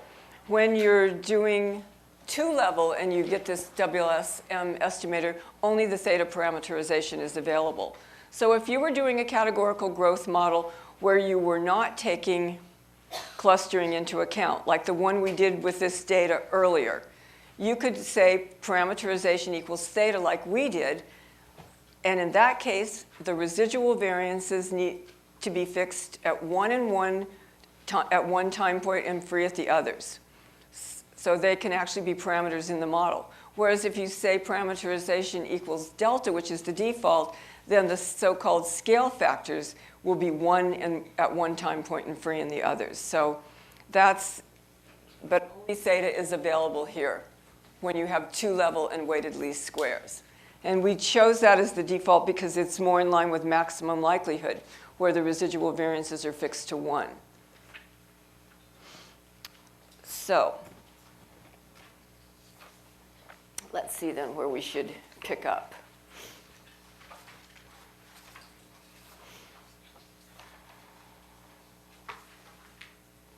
So let's go to slide 99.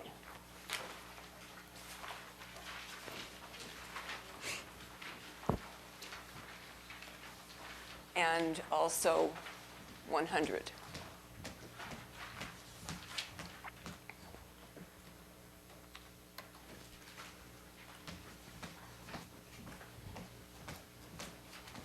So what we're looking at now are the on statements, IW on male and SW and QW on male. And we see that we see the same results as we saw earlier, except for the breaking things item with clustering. But the normal pattern that we've been seeing today is the significance with IW on male and no significance for SW and QW on male. And we've discussed all of the meanings of that pretty thoroughly, I think, at this point. Let's see what else.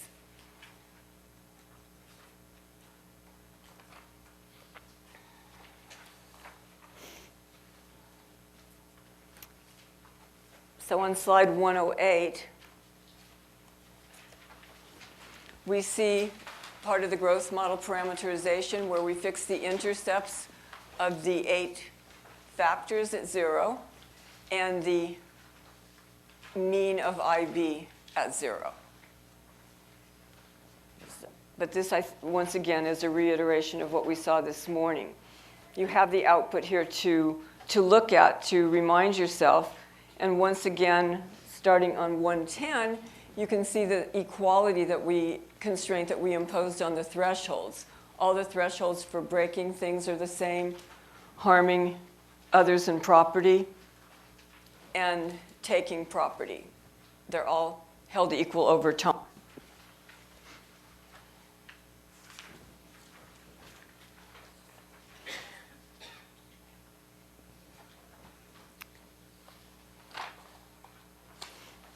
And then we have basically, the variances on the between level of the growth factors. It's an unconditional model for between. And then the residual variances of the items, which we fixed at 0 because they're often small on between. So the variances of the growth factors are all significant on the between level, which I think is also what we've seen when we've looked at this example earlier. So if you don't have anything to add to that, I think we're ready for special multi-level growth models.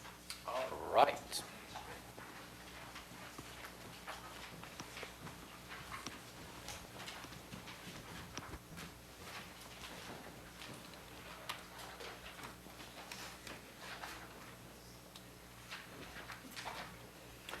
Just to reiterate some key points on that previous analysis, which is of the kind that you see on slide 85, although with more time points and fewer items per time point.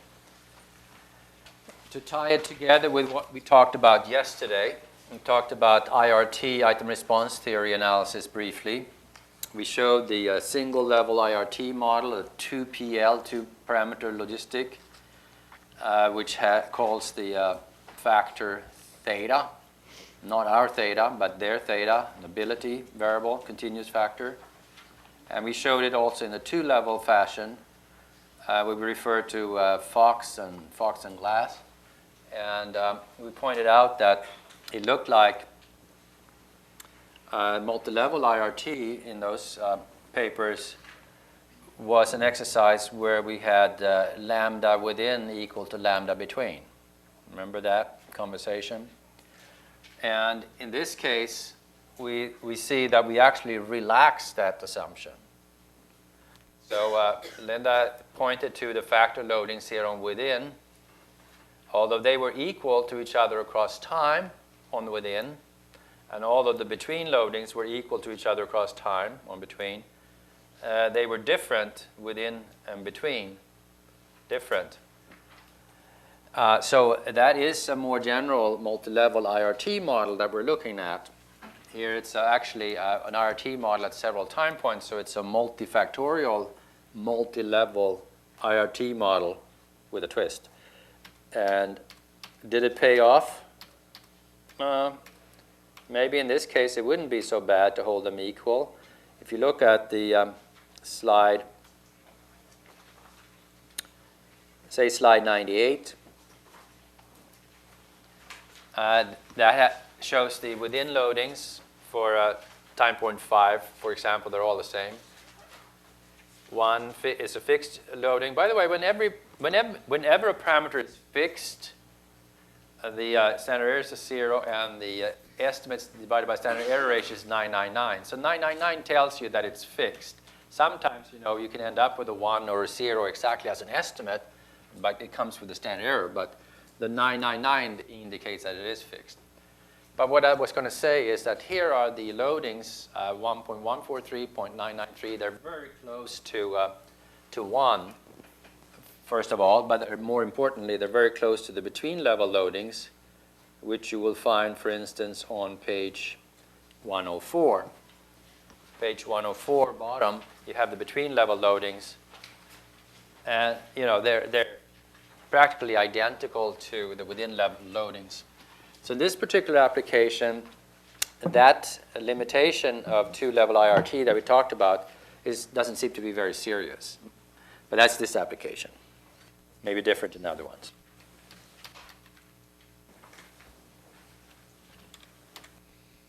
So now let's talk about a couple of generalizations of the growth model, interesting extensions that shows the flexibility of the latent variable modeling framework. And these extensions we talked about in the single level context in topic 4 during that day. And in that case, however, it was only repeated measures and individuals. Now it's repeated measures within individuals within clusters. So we're adding one level to it. But that brings with it some interesting stories. And here's one story on slide 117.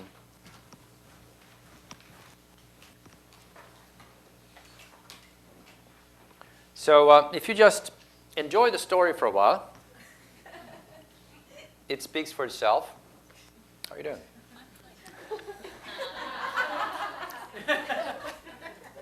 Okay. She needed to talk to me. She told me not to stand in the corner. Don't be shy, I guess. But I think we have connection here. And I have that camera over there, right? So you get to be a ham after a while. Anyway, so you have a student and a school level model. And if you look at this, it tells you that you have repeated measures over 4 time points. And you have an intercept or initial status factor. It could be math achievement in grade 7, for instance. And we have this phenomenon of regressing growth factors on each other. So we're saying that the growth rate over the grades in math achievement is related to the starting point. You could have the hypothesis that a student starts at a low level and therefore has a hard time benefiting from the education, therefore growing at the low rate, or that a person starts at the low level and therefore grows faster. Whatever the phenomenon is, you might be interested in that relationship. You notice then that you have a random slope sitting on that relationship. That makes it really a structural equation model, right? Structural equation model being a model that relates latent variables to each other. Here it is in the framework of a growth model. But on top of that, you have the multi-level nature of the outcomes as well, which we like to take into account by allowing for random intercepts, which turns into continuous latent variables on between. Here we do the simple situation with no residual arrows. And so you have the between level part of the growth factor variation represented by IB and SB. And in addition then, you have this random slope sitting here from the structural relationship.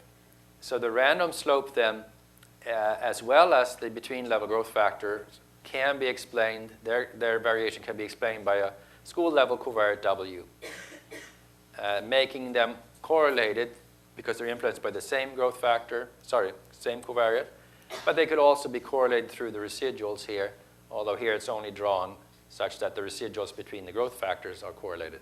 But you could have that correlated as well. And you could have more intricate path analytic hypothesis on the between level as well. But this is an interesting model that has been proposed by a colleague of mine, Michael Seltzer, and his student, Kil-Chan Koi. I think they have a JEBS article, at least in the pipeline, on this. They do it by Bayesian analysis, Gibbs sampler, Markov chain, Monte Carlo algorithms. So the idea is that the relationship between initial status and slope can vary across types of schools. So some schools are very good at suppressing the dependence of growth rate on starting point. The starting point is not so important for the growth rate in some schools as it is in others. So it's an interesting way of characterizing schools. School quality is assessed by the value of S, and then you bring in school covariates to explain that variation. So that's a nice, it's actually a 3-level analysis then in conventional terms, but we do it as a 2-level analysis using maximum likelihood estimation. And in fact, what's often done in school research is to look at the estimated values of S for each school, which you can get in Mplus by requesting between level factor scores. Factor scores can be requested, and you get estimates of that. And you can talk about schools that perform better than expected by the school resources. So this could be school resources of various kinds, money, and the difficulties that it has in terms of poverty. And if it still performs well, you have a high positive or a low positive residual. And educational researchers are very fond of interpreting these residuals and to talk about school quality and added value type of speculation. So this is an interesting model, I think, and it's not hard to do.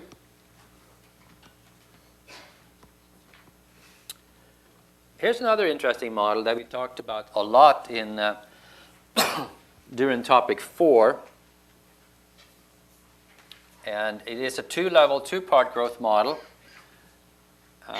The way I presented it here is without the introductory stuff, so it sort of assumes the background. But briefly stated, it's a model for a variable, the histogram of which looks like it has a very high bar, say at the floor, where at a certain age, individuals have not started, a lot of individuals have not started to engage in a behavior, so they have value 0. And then you have a falling distribution of the frequency with which the behavior is observed for the remainder. And that kind of variable is not well handled by continuous variable techniques, not even when you have non-normality robust standard errors. But instead, you should change the model. And there's a great Journal of the American Statistical Association paper by Olson and Schaefer that we referred to in our user's guide that suggests a 2-part model or a semi-continuous model where you break up the variable into a binary part, u, and a continuous part, y. So u designates whether or not the individual is at 0 or beyond or above 0. And if the individual is above 0, you have the degree to which the individual is above 0 in the continuous y part here. So this is u is a 0-1 variable, engaging in the behavior or not. And if you engage in the behavior, how much do you engage in the behavior? So y is then, so this is called a parallel process growth model, which is easy to do in Mplus. 2 processes related to each other. And we talk about that in topic 3. But here it's specific in the sense that the values of y are missing when u is equal to 0. So when there's no activity here for u, we have missing values for y. So the u's and the y's are tied together in this fashion. This is a parallel process representation of what Olson and Schaefer do in that JASA article is not how they describe the model, but the likelihood and the maximum likelihood estimates come out to be the same under the two. The two processes are correlated, should be correlated. So for instance, the intercepts should be strongly related to each other for the two processes. Here, that's orchestrated by a covariate X influencing both of them, but presumably the residual covariance is also significant here. Perhaps there should be a double-headed arrow here, and you have the freedom to add it if you like. And so the idea is that if you have a high, this is a growth model then for the probability of engaging in the behavior at a certain time point. Binary growth model, and we talked about how to interpret those. We talked about breaking things, that probability changing over time. So it says that, for instance, if you talk about the intercept, that if the tendency to engage in the behavior is high, the value, the amount of the behavior is probably high as well. Hence, you would expect a strong positive correlation between the two intercept factors. So that's the story for two-part modeling in the short form. And then we want to take that into a multi-level situation, and then we break it up into within growth factors and between growth factors, where we have random intercepts for the outcomes represented as continuous latent variables. So actually, the movement from single level to two level is quite trivial in that sense. But nevertheless, I don't think I've seen an application of this 118 slide yet. Let's see what we have on slide 119.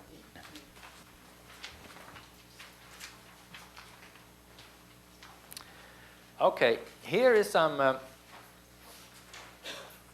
thoughts. Here are some thoughts that might be useful. And also it exercises thinking about the relationships between these different model formulations.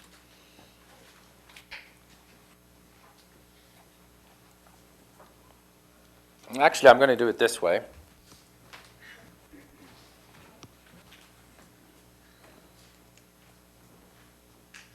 Slide 120 and 121. Here we have, now our story so far has been, let's try to do longitudinal growth modeling using the wide format approach, the multivariate wide approach, as often as we can because it's a flexible way of doing things. Now we're going to argue in the opposite direction. There are situations where it's perhaps more practical to do growth modeling in the long form. So we're going to go back and forth between these two pictures and exercise our understanding of this topic. And this actually came up in a real analysis setting. I was asked by Dorette Boomsma, a behavior genetics researcher in the Netherlands, to do an analysis, a twin analysis, twin 1 at the top, twin 2 at the bottom, in a longitudinal setting. Analysis of twins in a longitudinal setting where she had multiple indicators of a certain behavior, indicated here by two indicators measuring a factor. And she wanted to do a heritability analysis, an ACE, additive common environmental, unique environmental factor model that we talked about yesterday briefly. She wanted to do an analysis of that despite the longitudinal feature and despite the fact that she had categorical multiple indicator of factors.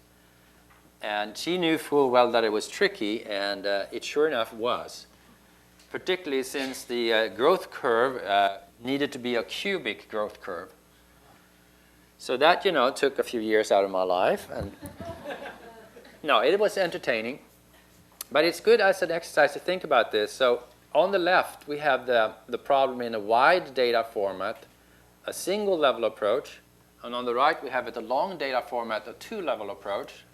And let's just take a few minutes and think about this to cement the the learning that we have achieved here so far. So look at the twin one at the top here. It's a multiple indicator growth model in the wide form, just like Linda talked about earlier. It's not even multi-level, right? It's just one twin that we're looking at, and twin 2 is just another twin. So it can be thought of actually as two parallel processes, right? In line with the two-part modeling. That's one way of looking at it. Or another analogy we can draw is Linda's sibling, older sibling, younger sibling. Actually, twin 1 is a little bit older than twin 2, right? By a few time units. So it is truly a wide data format. You know, how many variables do you have? 1, 2, 3, 4, 5, 6, 7, 8, 9, 10 for twin 1. You know, stringing time out, 2 variables per time times 5 time points is 10. And twin 2 adds 10. So actually, as it says at the bottom of slide 120, you have 20 variables, and you have 12 factors. 12 factors, the 5 per twin and time point. And then you add, in this case, you add 2 intercept factors here. So we only have an intercept growth factor that we consider here for simplicity. And then you will get 12 factors, and that actually turns out to be 10 dimensions of integration for maximum likelihood when you have categorical items, which I had. It actually was indicators of loneliness. And it was an example, actually, where the 2 indicators had, it turned out, very different development over time. Do you remember the text of the indicators? The item text of the indicators? No. But it's interesting. We have the paper on our website under genetic modeling. And it's interesting how loneliness varies over the lifespan in a cubic fashion. You never thought about that, right? Well, maybe you'll think about it when you come to age 80 or something like that. Then you can feel the ebbs and flows of loneliness. But it was a case where it turned out that they had very different growth patterns over time, the 2 items, and therefore should not belong on the same factor. So in summary, maximum likelihood would be very hard because you have 10 dimensions of integration. However, weighted least squares is easy, and it's weighted least squares of the single level kind. So this is the 1984 weighted least squares estimator that you could use for this. And it's very good to use that estimator because it's quick. 20 variables is not too bad at all. Number of factors doesn't matter for that estimator. It's not too low. We're not talking about too low. We're not talking about any numerical integration then for weighted least squares. Even with categorical items, weighted least squares in the single level setting, single level, implies no numerical integration. And then you have the opportunity to study measurement invariance across time, measurement invariance in the loadings, and in the thresholds across time. And we advocate, when you look at for measurement invariance, we advocate looking at both the thresholds and the loadings at the same time when you work with categorical items, because those parameters together determine the S-shaped curve, S-shape of the curve.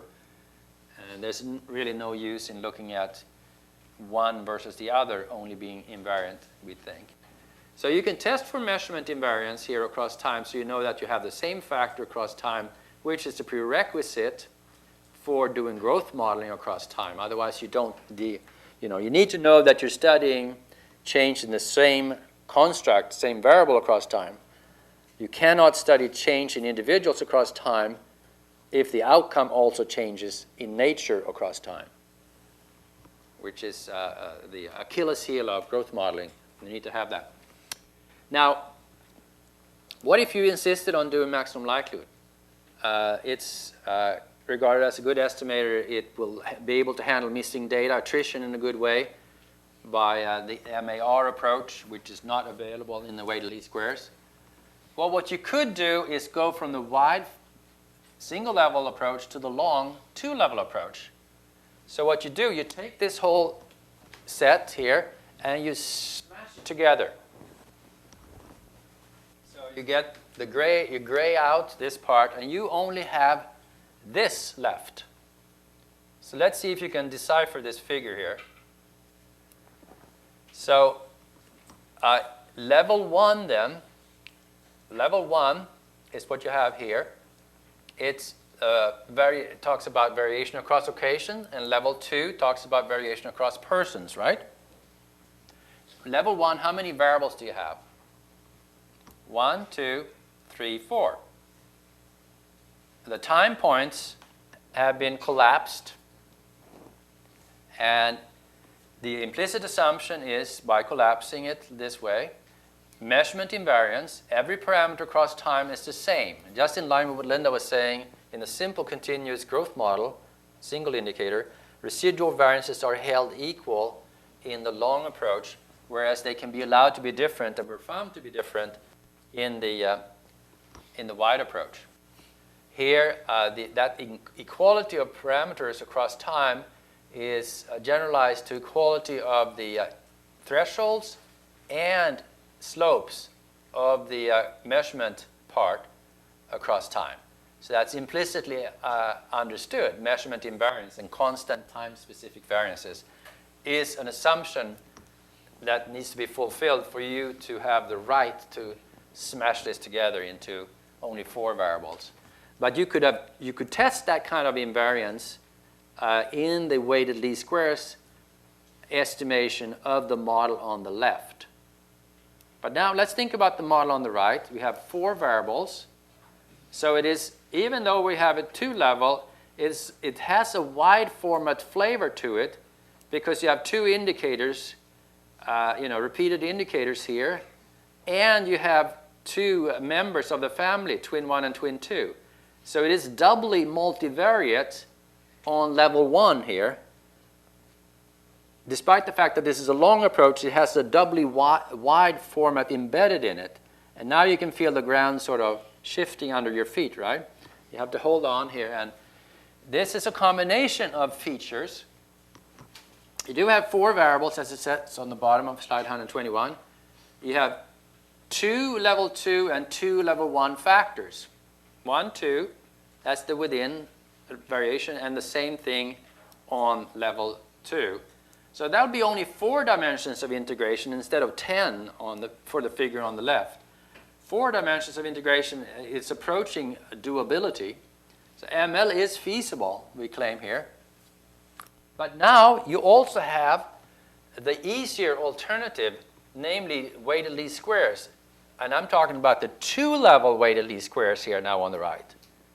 So maybe it should, make sure you say this is 2-level weighted least squares, whereas on the left we're talking about the single-level weighted least squares. So the 2-level weighted least squares estimator on the right is the new estimator that was made available in version 5. And has been improved in version 5.1 and 5.2 further. That one requires not 4 dimensions of integration, but repeated instances of 1 and 2 dimensional integration, which is easier to handle. So this is a recipe for handling data that would be very wide and multidimensional in the wide approach, many variables, many dimensions, but it becomes more feasible in the long approach, where the long approach has a wide twist to it on the within level. And it's working with a combination of those 2 modeling representations, and the combinations of the ML and weighted least squares estimators help you get to a reasonable final model. So we just want to point that possibility out to you. It is actually of some practical use when you get into complex situations.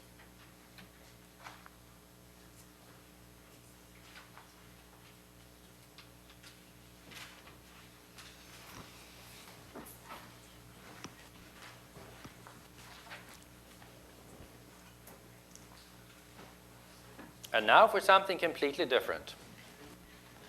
This afternoon, the early afternoon sessions, I'm starting to see a thematic style here to these courses.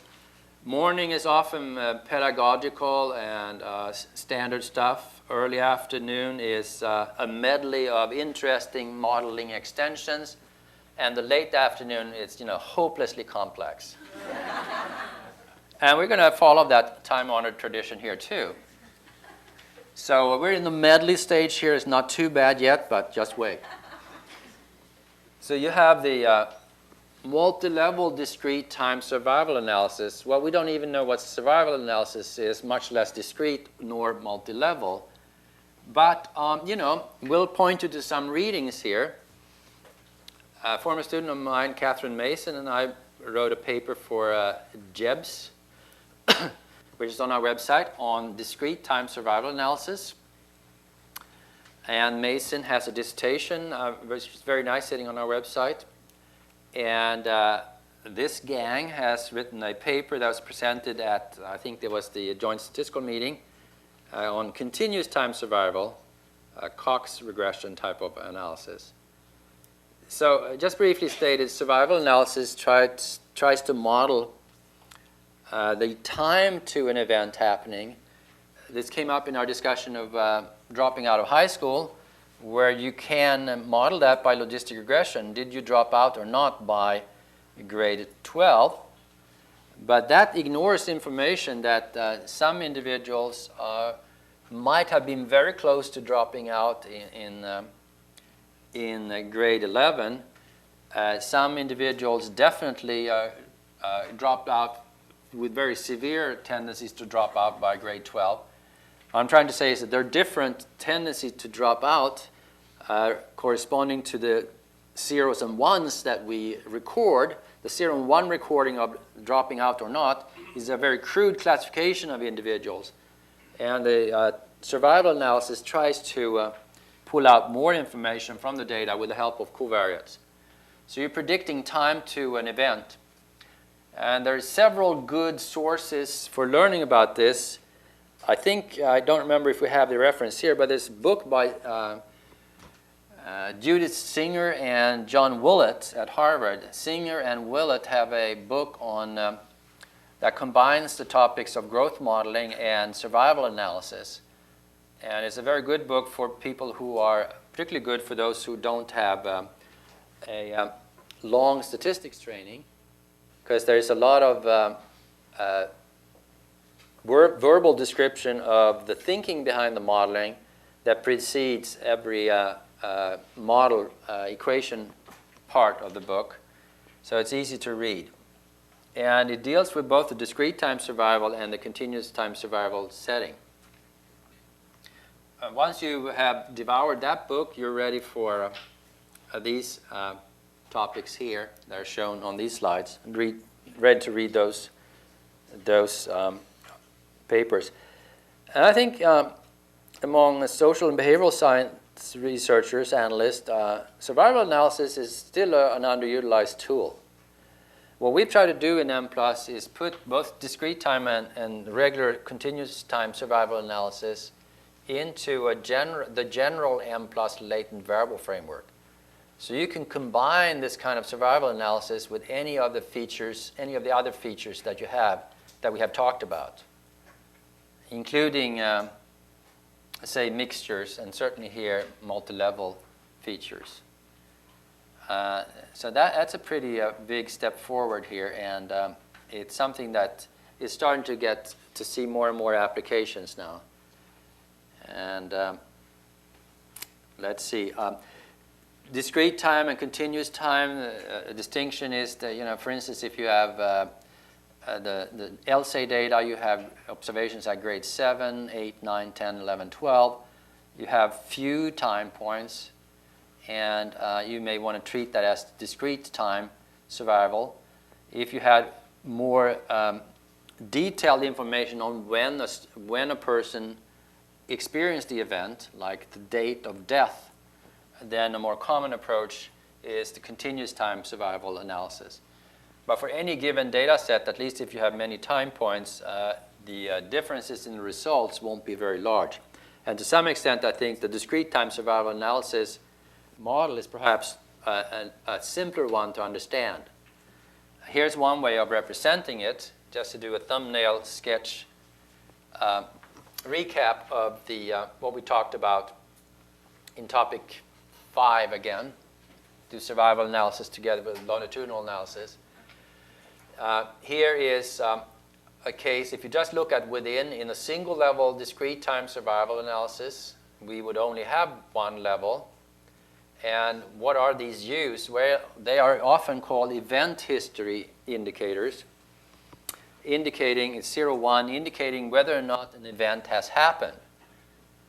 So if the event hasn't happened at the first 2 time points, the U's would have scores 0, 0, and then at time point 3 in that period it happens, so U3 would have the score 1. So 0, 0, 1. And to capture discrete time survival modeling, that individual should then be scored missing, missing for the last 2 time points after the event has happened. I'm talking about a non-repeatable event outcome here. So that says that you have a very specific categorical outcome variable structure. But it can be handled then by looking at a model that has, if you wish, a frailty factor. Say that the U's correspond to being the event of being thrown out of school. And X is a covariate describing the individual's aggressive disruptive behavior in the fall of first grade. We're saying that X influences this frailty factor, FW, but even for 2 individuals who have the same aggressive disruptive behavior here, they differ on the F frailty by a residual. You see that little residual arrow down there? Because there are other factors that make this individual more or less likely to be thrown out of school. So it adds or subtracts to the frailty beyond X, talking about the residual arrow. And these frailty models are such that we have a proportional odds representation saying that X influences the U's the same way. So U regressed on X is 1 times the slope sitting there. U2 influenced by X is 1 times the slope there. So they're all the same. And that can be specified, if you like, by having unit regression paths here for F. So in Mplus terms, this would be FW measured by U1 through U5 at 1. All of them are fixed at the same value 1. And that's the proportional hazard or proportional odds representation. Nevertheless, this is a frailty factor. Typically, we set the residual variance to 0. It becomes a very simple model, but it can be estimated.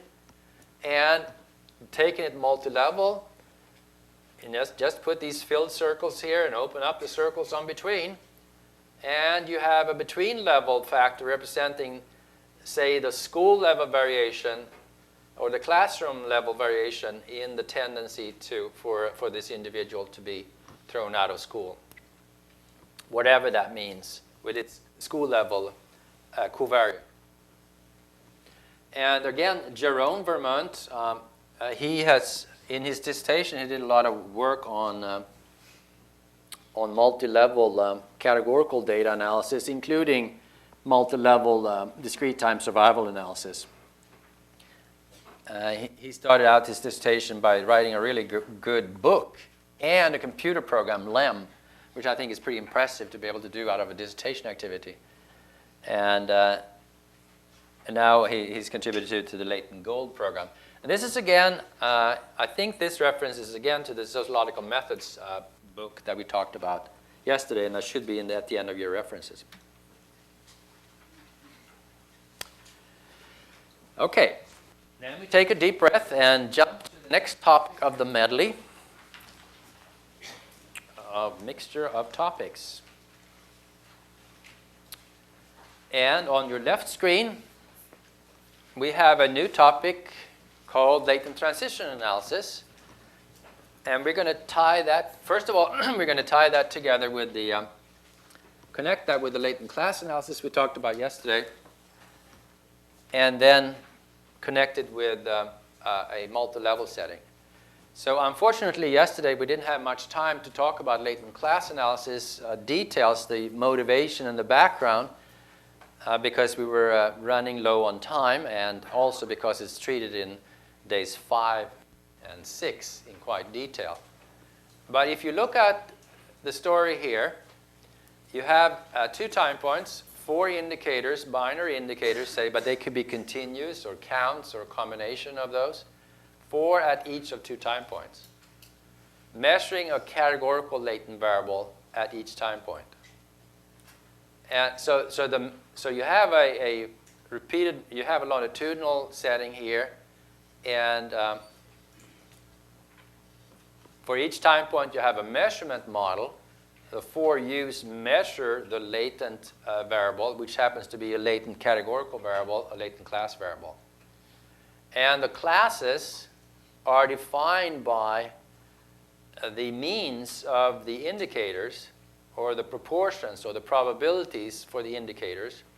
So each class has a certain profile of, in this case, profile of probabilities of endorsing these items, which may be high, as we saw yesterday, or low, or high for some items and low for others, and low for some items, high for other items, items being on the x-axis that you see here.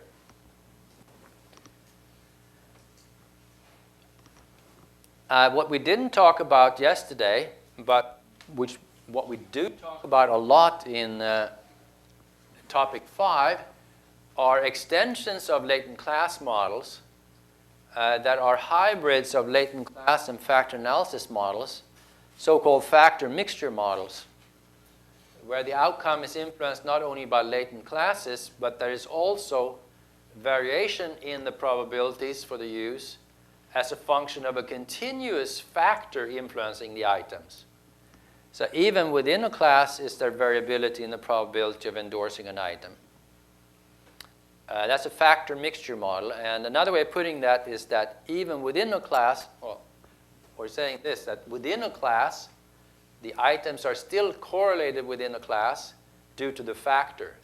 So we avoid the standard conditional independence assumption for LCA, the independence of the items when you are in a certain class. You know, if you're in a certain class, like putting your hand here, the items don't correlate.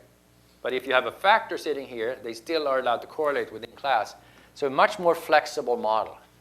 And I've done 2 articles on that. They're sitting on the website in one article in addiction for an alcohol application, one in addictive behavior for a tobacco application. And others, Gita Lupke and Michael Neal, have done a lot of work in that area. And my student, Shona Clark, is doing dissertation work on applications of factor mixture modeling. Factor mixture modeling, I'm mentioning that also, but because that is the cross-sectional model counterpart to what Linda will talk about shortly, namely growth mixture modeling. Growth mixture modeling is also a combination of categorical and continuous latent variables. So keep that in mind. When you hear her talk about the growth mixture model, think about how you can translate that back to the cross-sectional setting that we haven't covered. Now, we are in the latent transition analysis setting, and I'm saying that even that can be generalized from a latent class measurement model at each time point to a factor mixture measurement model at each time point. And in a paper on our website, which I call latent variable hybrid modeling, I show how the LTA can be generalized that way. But back to LTA, what does it do for us? Well, we want to see how individuals change in their latent class status from time 1 to time 2. So you have the picture on the left here, a very simple picture. You have 2 classes, say having a problem or not having a problem at each of 2 time points, as measured by the 4 indicators. And people who have the problem at time point 1 are likely 0.8 probability of also having a problem at time 2. And they have a 20% chance of getting rid of the problem by time 2. People who don't have the problem at time 1 have a 60% chance of not having the problem at time 2, but a 40% chance of slipping into the problem at time 2. So you're talking about transitioning here. And those probabilities are captured by the regression of C2 on C1, which is then, if you look at it, what kind of regression is it? Well, Linda said it's determined by the dependent variable status, not whether or not it's latent or observed, but if it is continuous or categorical, and in that case, is it ordinal or is it unordered, nominal? And in this case, we treat latent classes as nominal. So this is a multinomial logistic regression onto a latent class variable here. You can think of it as a binary dummy variable. But it's a multinomial logistic regression with a further covariate of an observed x variable that also influences that latent class variable. So there are two equations here, equation 1 and equation 2. Now that's the topic of the day 6, or topic 6. Our task is to take that to a multi-level setting. And that's what you have on the right. And that's a paper that Timur Asparov has taken the lead on and done some nice programming in Mplus for. It's a chapter in this Hancock Samuelson edited book, Advances in Latent Variable Mixture Modeling, which is Information Age Publishing. They print the books as you ask for them. If you go to our website and look under mixture modeling, you will see several references to chapters from that book. And it also says how you can order the book. It has a lot of nice chapters in it, I think. So you have, again, 2 time points. And in this case, you have P items at each of the 2 time points. And you have the latent class variables. This is then the LTA model that we have over on the left. No x except, no x. And that is, in the 2-level case, the within-level specification. And then we borrow from the latent class, 2-level latent class analysis thinking of yesterday, of having random intercept variation sitting on the latent class variables. So you have a filled circle here and a filled circle there. So you can think of this as a random mean, because it's an independent variable, and this is a random intercept. And they on between are continuous latent variables. So on the within level, you have a multinomial logistic regression. And on the between level, you have a linear regression, which sounds very simplistic, except until you realize that it's a linear regression between 2 latent variables that are not measured, but they have implications here.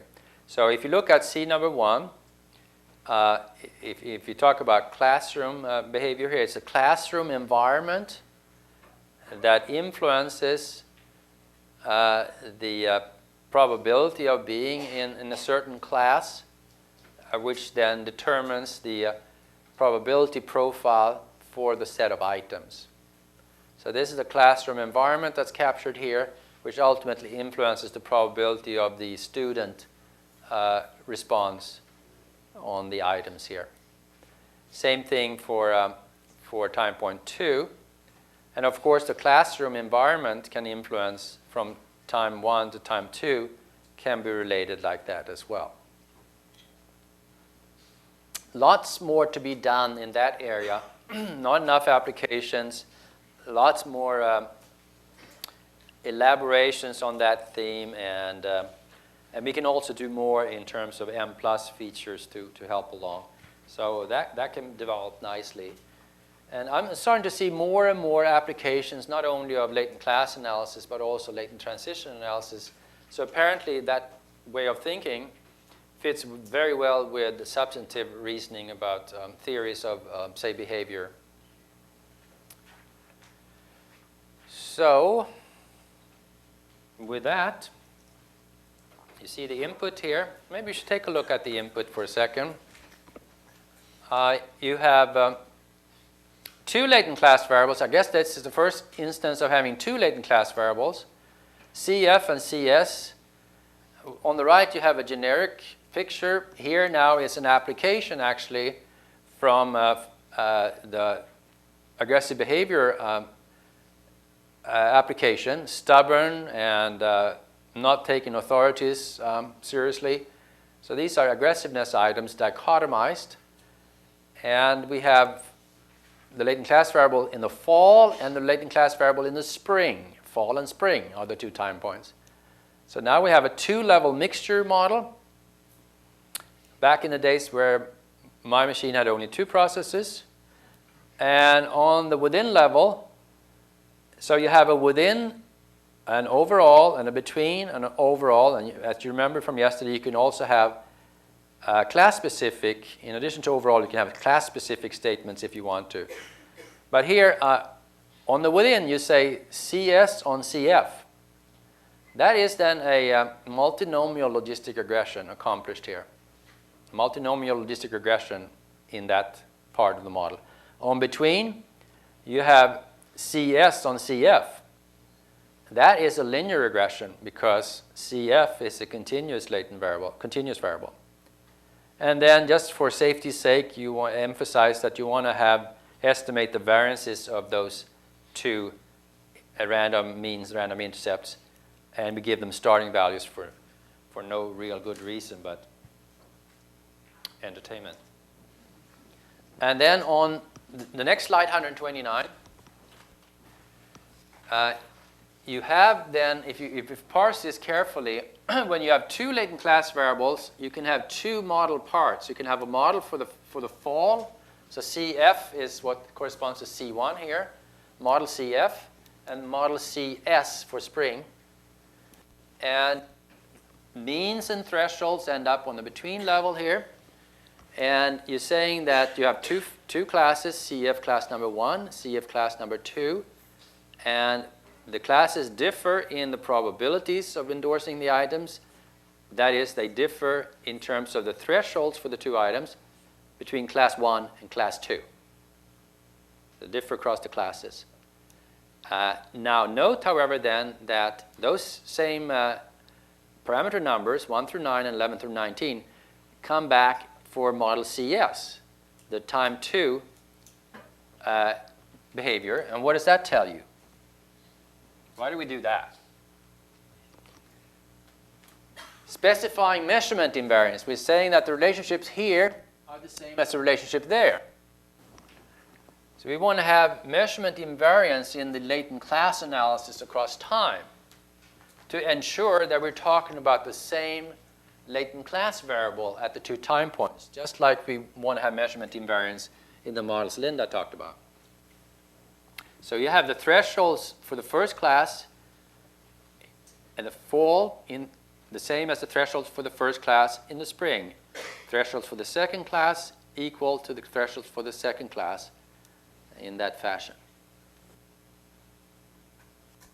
And here's how you can plot these and see what the item profiles are for each measurement model.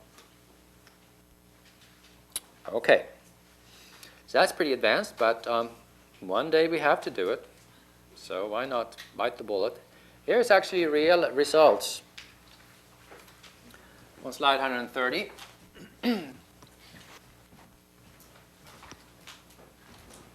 Although, you know, after a while, reality sort of fades away and it's all latent. This is about the time of the day where that happens, shortly before 3 o'clock. Okay, so let's try to decipher what this means. And this is the fall. I think this is true. It's fall of first grade, spring of first grade. Has to do with aggressive disruptive behavior of children in these classrooms. And I'm starting to want to meet these poor teachers. Anyway, so you have on the within level and on the between level. The within level says CS on CF, spring on fall. We said that's a multinomial logistic regression. But since there are only 2 classes here, it's really a standard logistic regression, right? Except CS, that binary variable at time 2, is not observed. But it can be inferred from the multiple indicator information. So the 3.98 is actually a logit slope. So it's a log odds interpretation. So the probability when CF is in its first class, the probability of CS being in the first class is high, is what that says. So you stay in the same class. Means of these in this regression are also given here, which can be used to compute probabilities for being in the different classes, which is produced in the output. Now let's switch to the between level. There it's easy in the sense that it's a linear regression. CS, which is this circle here, CS, on CF. 0.411 is significant. That's standard linear regression. And the variance of CF is given here. And that's on the between level, so it's a residual variance here. Should actually then, for completeness in this picture, should be a residual arrow sitting here. Sorry, that's CS. The CS is the residual variance sitting here. And CF is the variance in the fall. So again, CF variance is significant. We say that classrooms vary in their aggressive disruptive behavior in the fall of first grade. And we say that the classroom environment with respect to aggressive disruptive behavior in the fall influences the environment in the classroom in the spring, but not totally. There is some residual variation in the spring with that residual arrow that we added here, which is just barely significant. More to explain. So there is a story that is, hanging on to reality by a thin thread.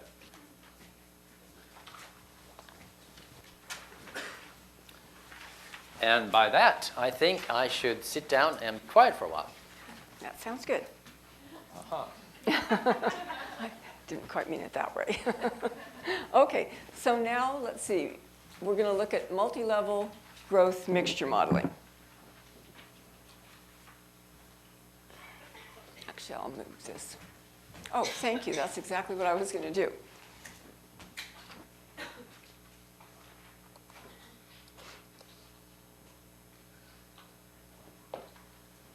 All right, so first of all, let's talk about growth mixture modeling without the multi-level part brought in so that we know what growth mixture modeling actually is.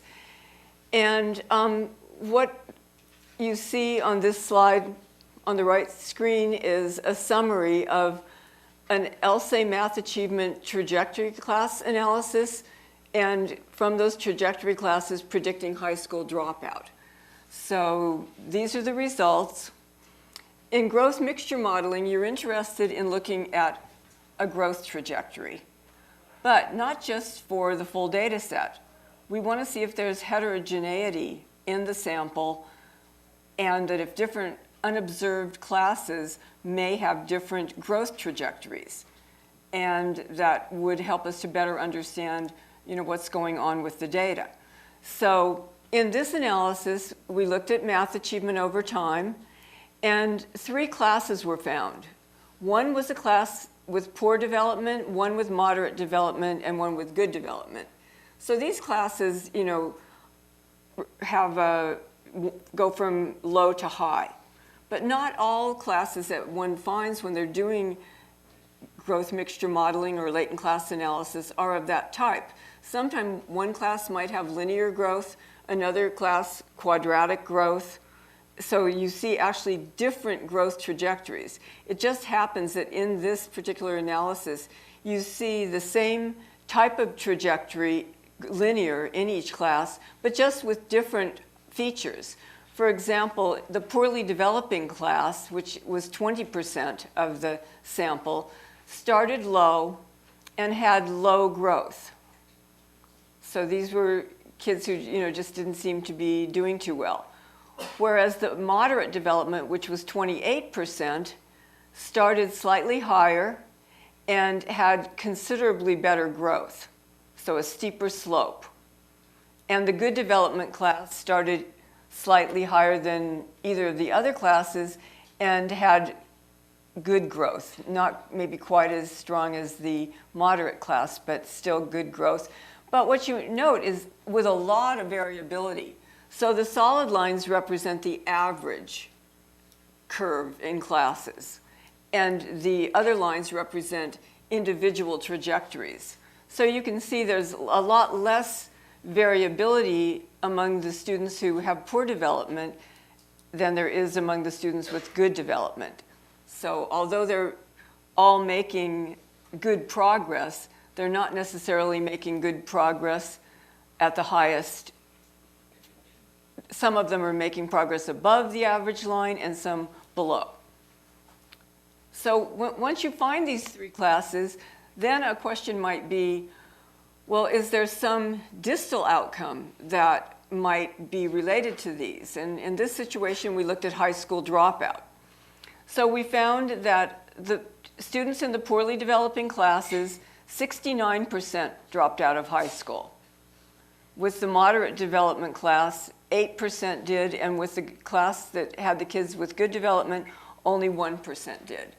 So in some ways that validates also the class construction, given that you would expect more poorly developing students to drop out of high school and the least high school dropouts in the good developing classes. So this is the basic idea in growth mixture modeling. You don't want to miss unobserved heterogeneity in your data. You don't want to lump everybody together and not be able to isolate, for example, the poorly developing class, students in that class. That's actually the most important part of this analysis, is to understand about the poorly developing class. You know, who are those kids and what explains the variability? So this variability, they vary in that class in their growth trajectories. What explains that variability? And for example, would there be an intervention? Is there something that we can do for those students so that their development improves? So that's kind of the thinking behind that. And we can take this to the multi-level framework.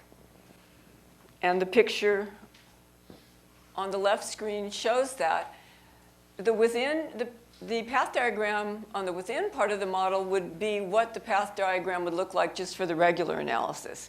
And then we extend it to between. So we have a couple of new features in this path diagram. And what they are is we have our regular growth model, which we're familiar with, IW, SW, and the math items. But now we have the C in the circle. And that represents a categorical latent variable. So that's a categorical latent variable. And we see that it has two filled in circles on it. So what that says to me is it has three classes, because a categorical latent variable has a number of intercepts equal to the number of classes minus 1. So that's what those mean. Now we have our normal filled circles for the random intercepts in the regression of IW and SW on the covariates over here. And here we have a set of covariates. We see also that high school dropout is regressed on these covariates, and as is C. The categorical latent variable is regressed on those covariates, and that would be a multinomial logistic regression. The I and W's would be linear regressions, and high school dropout would be a logistic regression. Now you see that the latent class variable has arrows pointing to IW and SW. And this means that the intercepts of those two variables are going to be allowed to vary across the three latent classes. And when we have the broken arrows from C pointing to lines, it means the regression coefficients are going to be allowed to vary across classes. Now there is an arrow pointing to high school dropout here, the one on the left. You should actually scratch that out, because it doesn't show up in the input, and it might confuse you if you try to compare the input. So this little broken arrow here on the left pointing to the high school dropout line, just cross that out, please. So that's how the model looks. So we're interested in the relationship to high school dropout to the covariates and also the two growth factors, and wondering if class membership can be explained by those covariates. So when you regress a latent class variable representing latent classes on a set of covariates, you're trying to understand what explains the people in those classes, the variability in those classes. Are there more males in the class? Are there kids in the class whose parents have less home resources? Or what's going on there? So then in the between part of the model, we have our random intercepts for math 7, 8, 9, and 10, like we've been seeing, and then we have our the random intercepts C number 1 and C number 2 from the categorical latent variable, and then the random intercept for high school dropout. Now, you note that in the between part of the model, we only have an intercept growth factor. So this is an intercept-only model. So we're only having one growth factor. We might think of this as, I always have to peek. Okay, one thing I want to say. So here, let's remind ourselves, variability across individuals, variability across schools. So once again, we might think of this one as school excellence in math, so because it's math that we're looking at. Propensity to drop out of high school. And these variables, C number 1 and C number 2, might have something to do with the school environment related to class membership. So when we extend this to the between level, we have quite a complicated model that we're estimating. And there's a lot of information that we can tease out of the data to better understand what's going on, beyond doing just a simple regression model or a simple path analysis. So we have two between level variables here, lunch, which is a proxy for poverty, and MSTRAT, which we said is the ratio of students to teachers. So that's the picture there. And we can take a look at the input.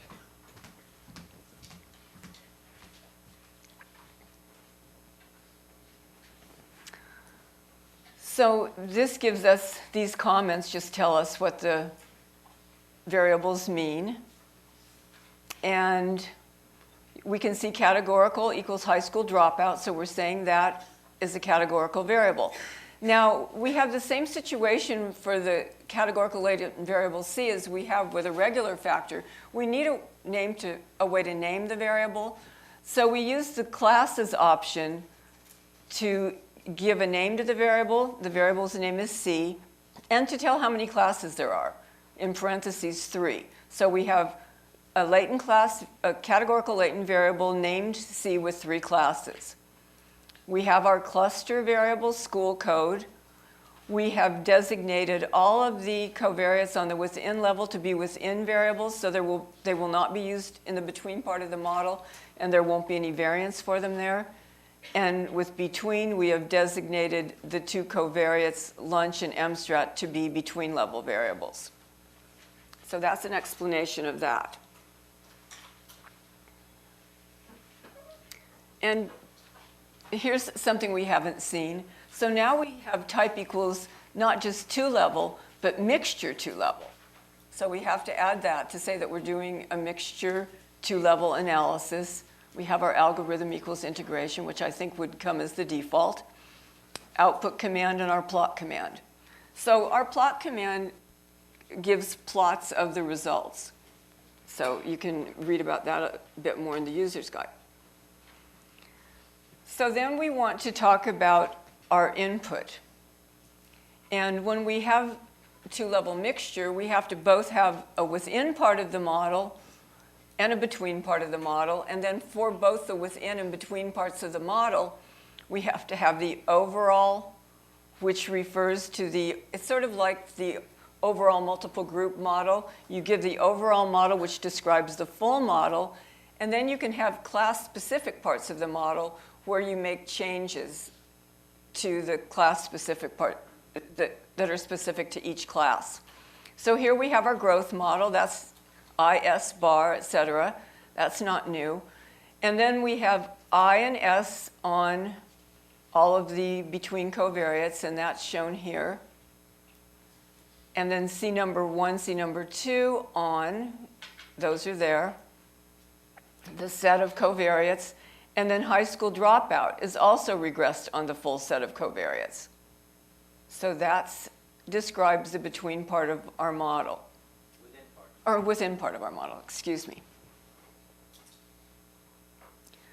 Now, here you see we had 3 classes. So that means there can be 3 class-specific parts of the model, and we refer to them as percent, the name of the categorical latent variable, which is C, number 1%, percent C number 2%, percent C number 3%. So these are the conventions that we use. And this is something that's a little bit different. We are going to mention the means in the within part of the model, which we can do, but it usually isn't done. They're usually on the between part of the model. But we want the means here for the growth factors, both the intercept and slope growth factors.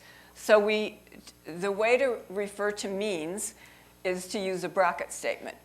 So we have bracket I, and that doesn't match the name over there, but anyway, bracket I, starting value at 40, bracket, and then S with a starting value of 1. So these are the means of the intercept and slope growth factors.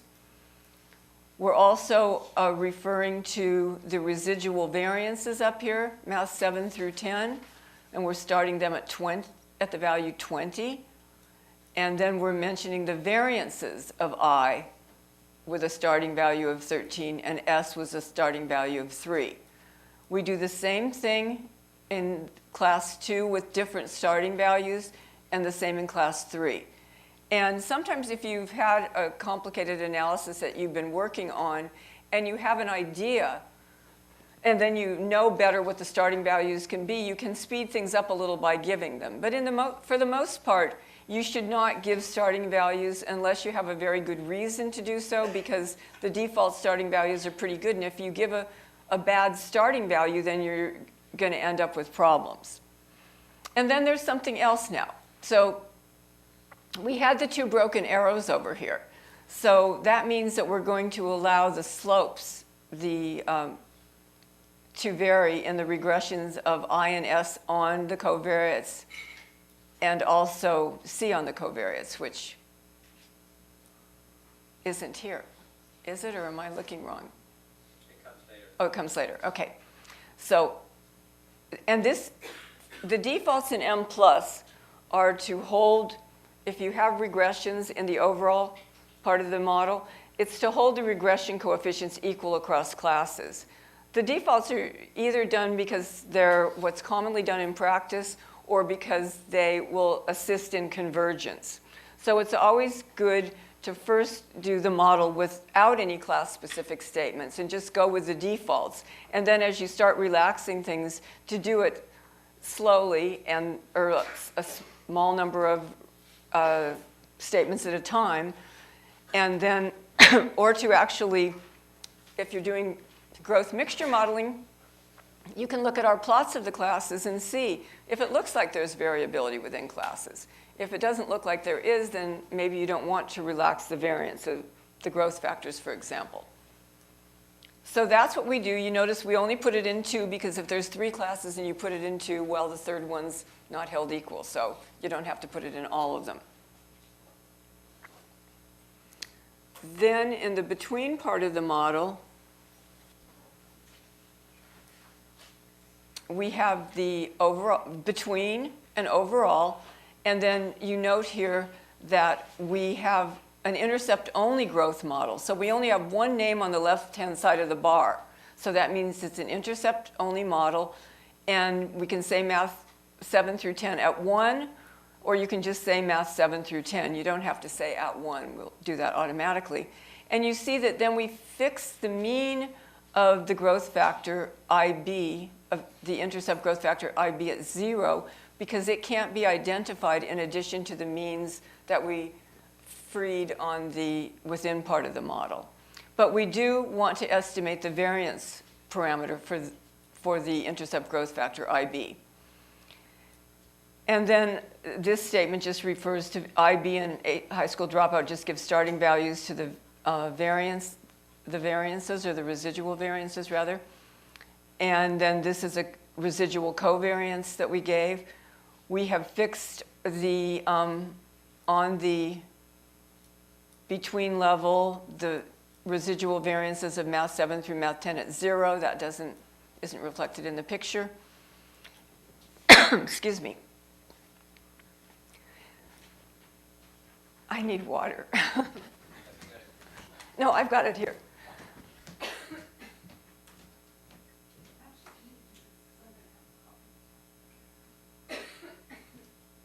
All right, so where were we? We were talking about the residual variances that are held at 0, so we don't have any arrows sitting there actually.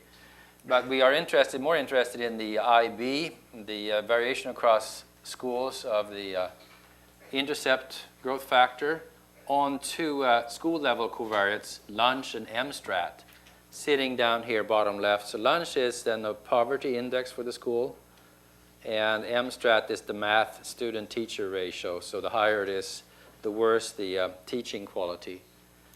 And then you have here still on between C1 and C2, the 2 random intercepts, regressed on those same between level covariates. So sitting here, the 2 random intercepts. On the within level, I don't know if it showed it in the input, but it should be in the input. There should be a C regression on the background variables as well. It's not included in the input here, so no, here it is. There it is. So that's the within part, C on sitting, and it corresponds to the within part. But now we're talking about the between part. So this is actually not a multinomial logistic regression, but a linear regression on the between. And then high school dropout on lunch and MSTRAT correspond to this picture down bottom left here, where it is the circle for high school dropout, namely the random intercept, that's linearly regressed onto those background variables. And this high school dropout variable, then the mean of it, in this case we can put the mean here, and the mean corresponds really to the threshold. So the threshold, the $1, the single threshold for the binary outcome, is allowed to vary across our 3 classes. By the way, class number 1 is that poorly developing class that Linda showed, poorly math developing class. So we're saying that the thresholds for high school dropout, namely the probabilities then for high school dropout, is allowed to vary across the 3 classes. And that's what Linda showed in that predictive validity statement on the first picture. Okay, sorry about that. I'll happy to be a stand-in anytime. Okay, anytime. All right, thanks. So I assume that you've discussed this full page. Yes. Thank you. All right, so then let's take a look at summary of data. Oh no, I have a tickle. So anyway, we have 44 clusters. These other patterns are patterns of missing data. So we have 44 clusters, and we show our cluster sizes as usual. But now here's an error message that probably a lot of you have seen. And it looks a lot scarier than it is. Maybe we should make it a little less scary. But anyway, it tells you you're having problems, but ultimately it comes to a paragraph that you can feel better about. And it says that the non-identification is most likely due to having more parameters than the number of clusters, reduce the number of parameters, and then the really happy note, the model estimation terminated normally. So that's always a good thing. But what happens is if you have remember we had 44 clusters? So you have more parameters than clusters. And this is an iffy type situation. You should definitely have more clusters than between level parameters. We know that for sure, because the number of clusters is your between level sample size, and you never want to have more parameters than you have observations in your sample. But we're really not sure what the implications are if you have more parameters both within and between parameters in total than the number of clusters. And we've not taken the time yet to look into it. We don't think it's a serious problem, but we want to at least alert you to the fact. So it may sound scarier than it is, but at least it's something to think about, that you may have a lot, especially if you have, really a huge number of parameters in your model. So this is just a warning, but since it comes up a lot, I thought that we should at least show it to you. But if anybody is interested in doing a study to look into the question of what the impact is if you have more between plus within parameters than you have between level clusters, that might be a topic that you would find of interest. We're always trying to farm topics out to people.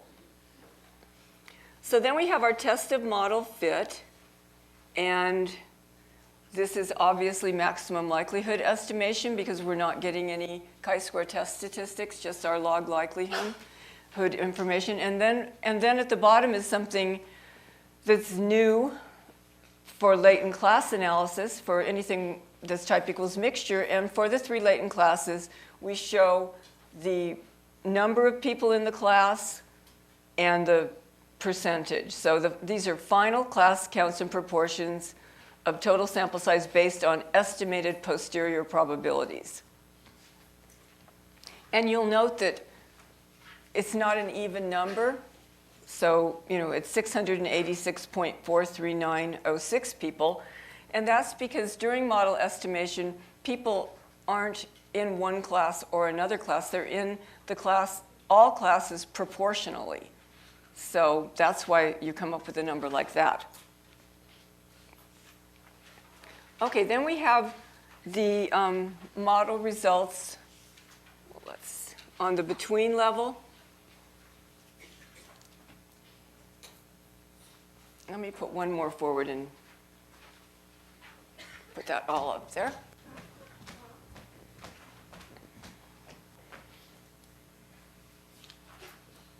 Let's see, which number is that, Bank? 143. 143. Okay.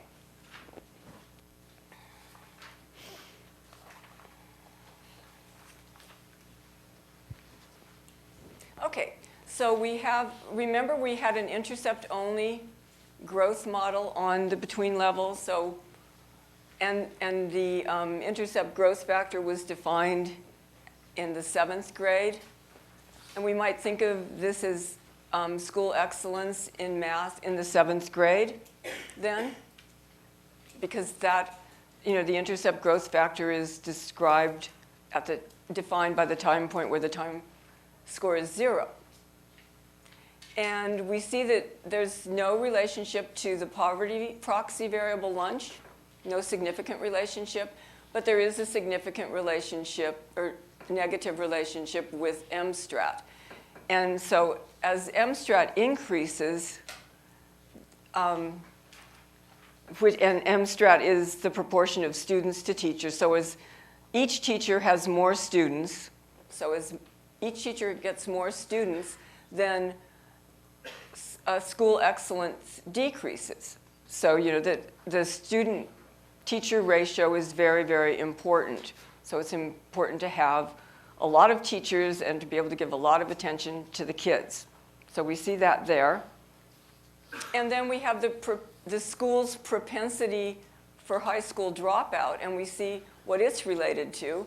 We have 2 within-level covariates, lunch and MSTRAT, and we have 1 significant relationship, positive with poverty. So as poverty increases, then the propensity to high school dropout also increases. So that's what we see on our between level. Oh, whoops, and then this is what's on the other screen. This is just how the growth model is parameterized. It's a continuous variable, so the intercepts are fixed at 0. And you remember I said we fixed the intercept of IB at 0 because we have the intercepts of the within level growth factors free on the within level so that everything can't be identified. The residual variances, we have a residual variance for high school dropout, and the residual variances for math we fixed at 0. And we said that even though we had to fix the mean at 0, we were interested in the variance of the intercept growth factor in 7th grade, which we see is significant. So school excellence had variability over the schools. So, the cluster is schools. So there was a lot of variability in school excellence among the schools.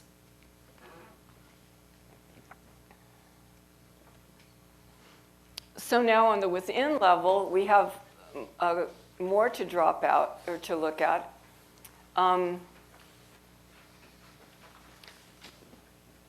And we're going to predominantly look at, well, let me just put 146 up.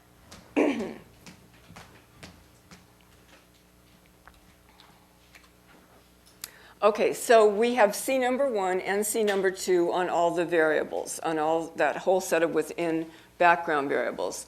C number 1 is the poorly performing class. And this is a multinomial logistic regression, so we have a reference class of the well-performing class. So class 3 is the classes are poorly performing class 1, moderately performing class 2, and the best performing class 3. Class 3 is the reference class. So we don't care too much about class 2. As I said, we were mostly interested in class 1. So let's take a look at some of the covariates that are important for the poorly performing class. And for example, dropout thoughts in 7th grade. There's a positive relationship between that variable and being in class 1.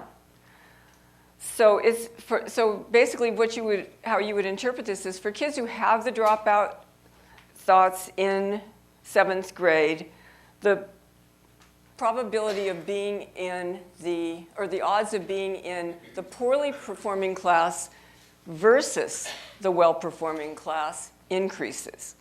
So, you're always, it's always in reference to another class.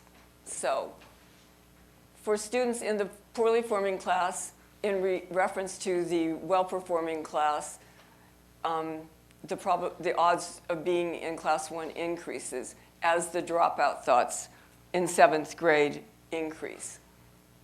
And there's a negative relationship with the expectations of schooling. So as they increase or as they decrease, then it's more likely the odds of being in class 1 versus class 3 increases. I'm not sure why that screen shakes all the time, but it does. So anyway, so that's the multinomial logistic regression. And like I said, we're mostly interested in seeing important predictors. So being black and poor expectations of schooling, dropout thoughts, being expelled, being arrested. So these are all problems that would cause kids not to perform well in school, which is fairly obvious, but still, that tells you who's in that class. And as I said, class 2 really, we're not that interested in them, but we could look at and see which covariates are important there in column 3. And then coming back to the between level, now these, see number 1, these are the intercepts, something to do with school environment, and they're continuous variables. So C number 1 on the 2 variables produce significance only for poverty, and there's no significance for the C number 2 intercept. And these are like school environment variables. You might want to add something to that because this is the end banked, and then we can take questions. Yeah, coffee is starting to be served up there, but you're not quite there in the coffee league yet. Oh, I thought they weren't quite ready with the coffee. No. That would be a real crisis. They are. So just to get back to, this is such a rich example, so worth thinking about. If you go back to the picture, compare the left and the right screen, and focus on the left screen, C number 1 on lunch and MStrat. Where are we? We are down here. We're looking at the random intercept for the most important class. Sorry. And you have a possibility then to figure out how the school environment influences the tendency to be in the poorly developing class. And in that case, it is the poverty, increased poverty, that makes you more likely to, well, increased poverty gives you an increased random intercept value, C1, and the random intercept value goes into the probability for the student to be in the poorly developing class.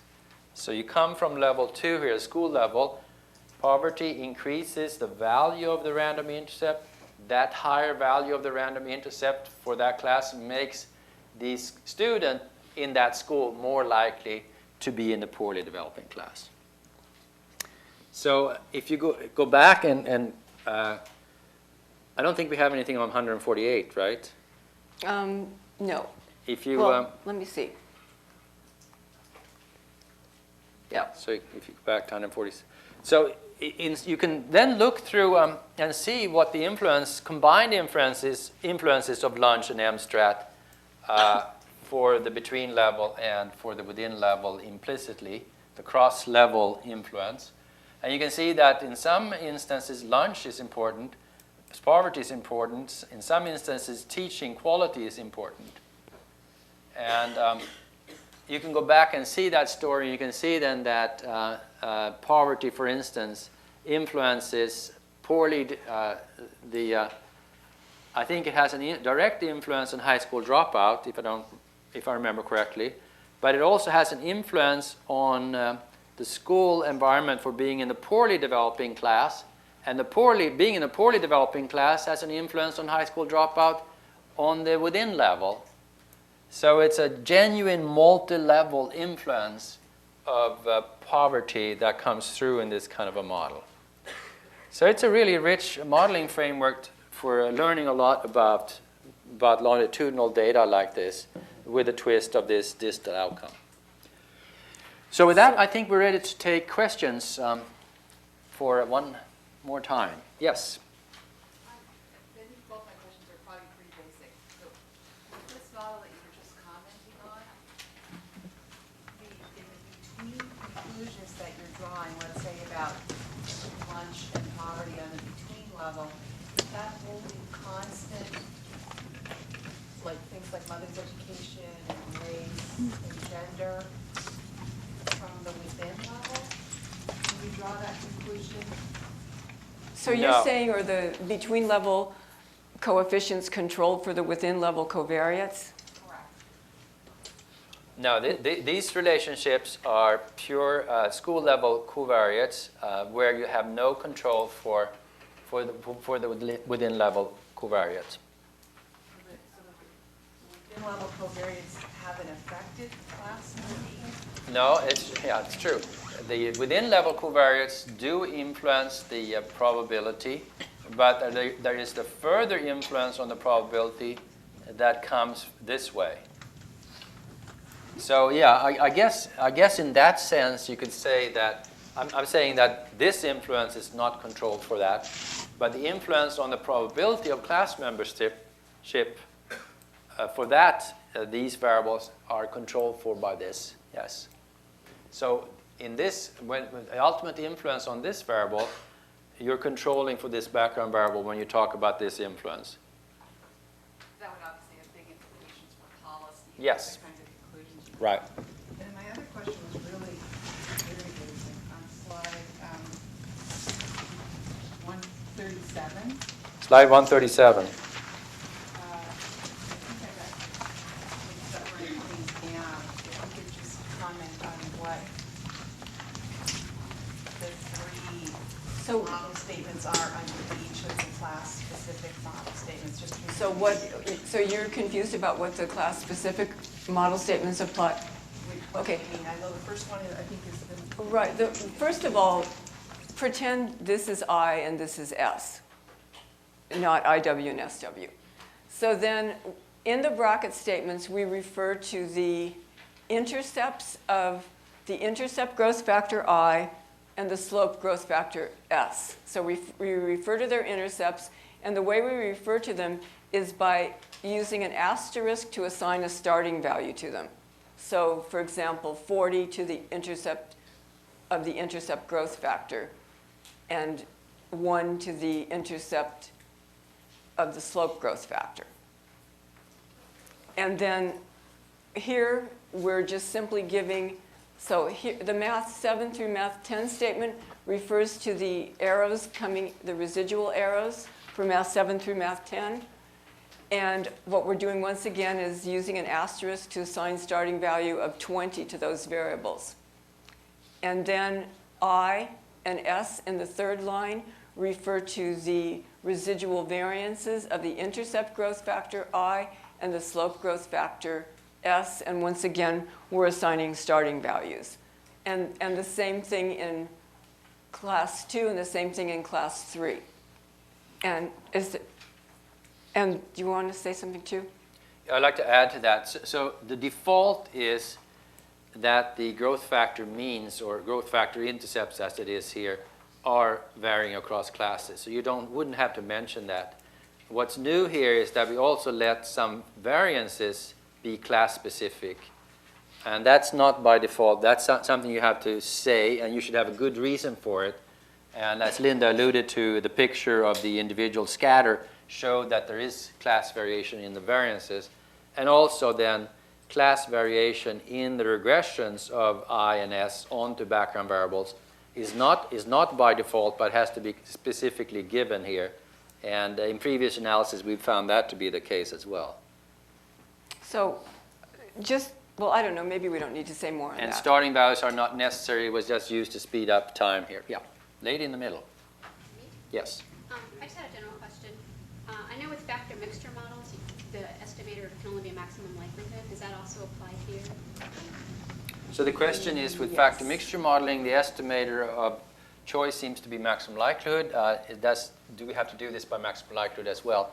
And the answer is yes. All the mixture models are done by maximum likelihood. Can I ask why? I'm just curious. Yeah, no, it's a good question. I think there are possibilities to estimate mixture models by non-maximum likelihood techniques.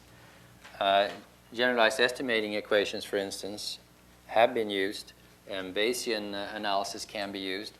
But maximum likelihood has a good, as opposed to GE, for instance, it uses all available information, and it's particularly the higher order moments that are useful to bring to bear on the estimation. We had a question over here. Yeah, over there. Yes.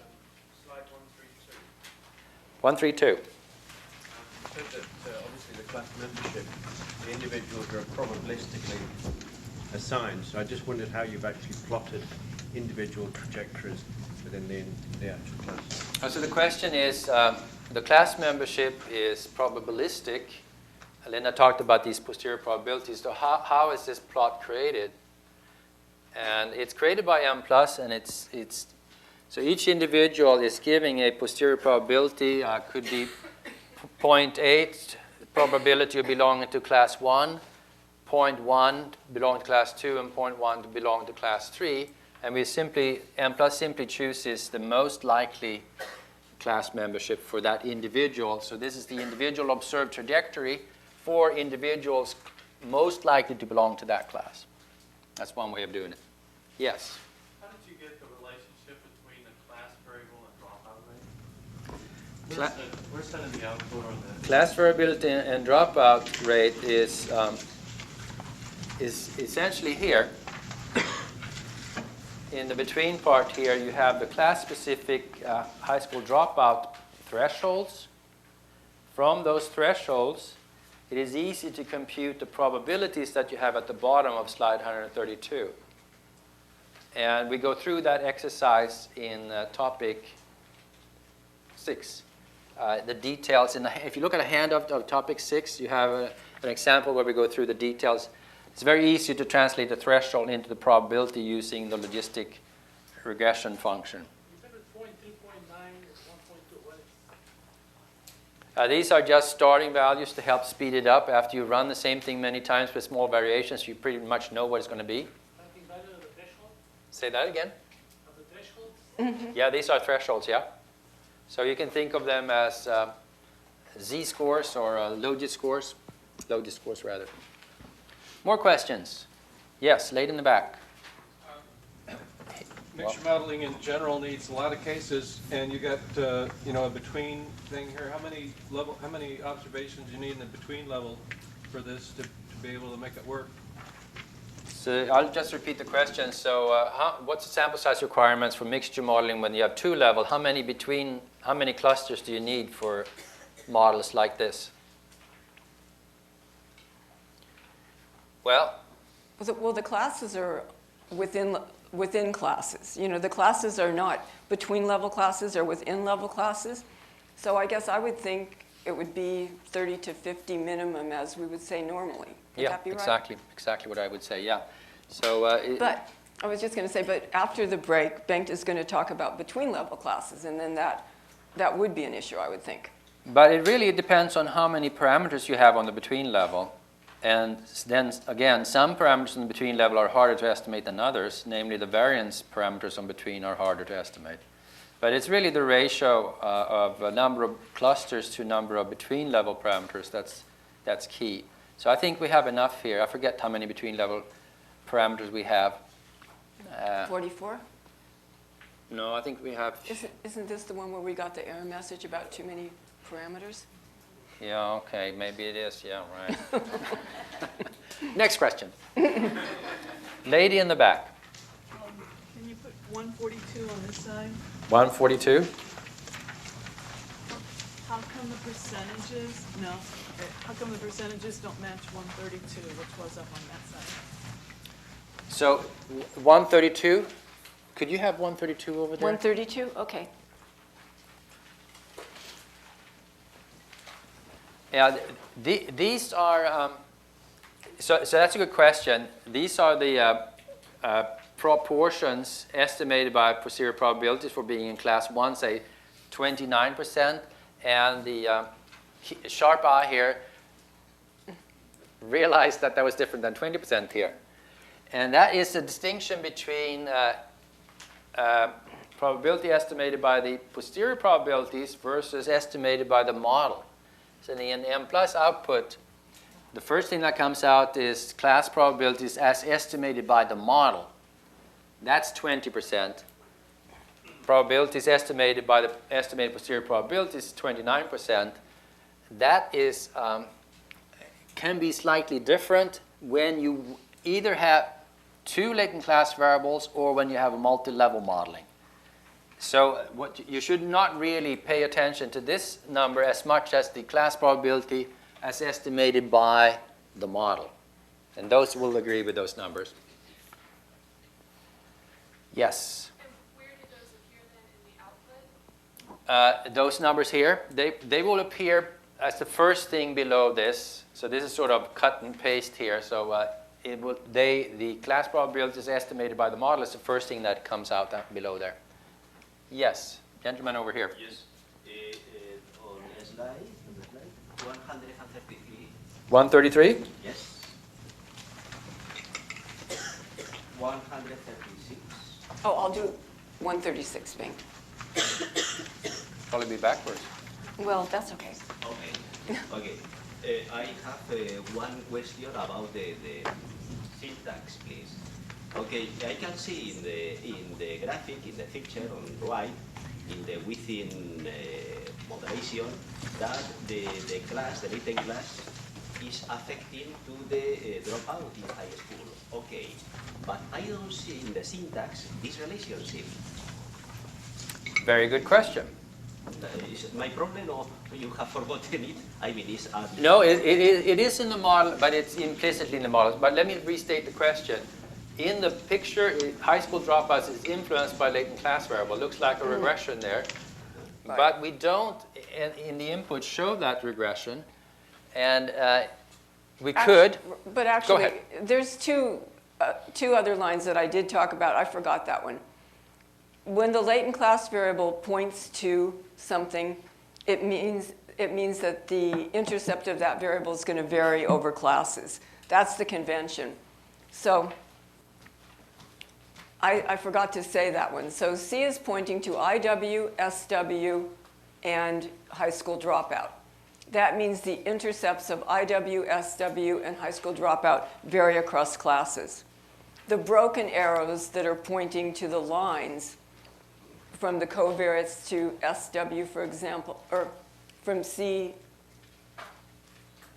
to the IW and C to the SW lines means the slopes will vary.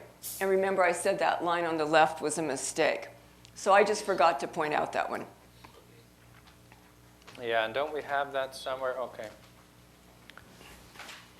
Actually, you can see it here. This is what captures that in the input on slide 138. You can see that the threshold changes as a function of latent class membership, which is then equivalent to having a regression. More questions? I wanted to do All right. Okay, on slide 146. 146?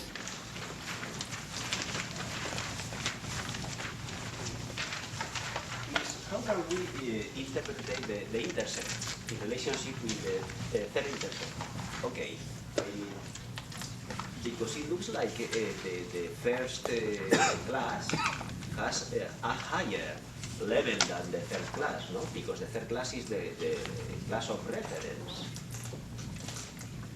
So low intercept, low probability? Of course. Right. So but these intercepts are used to compute the proportion of people in the classes. Is that true, Bengt? Right.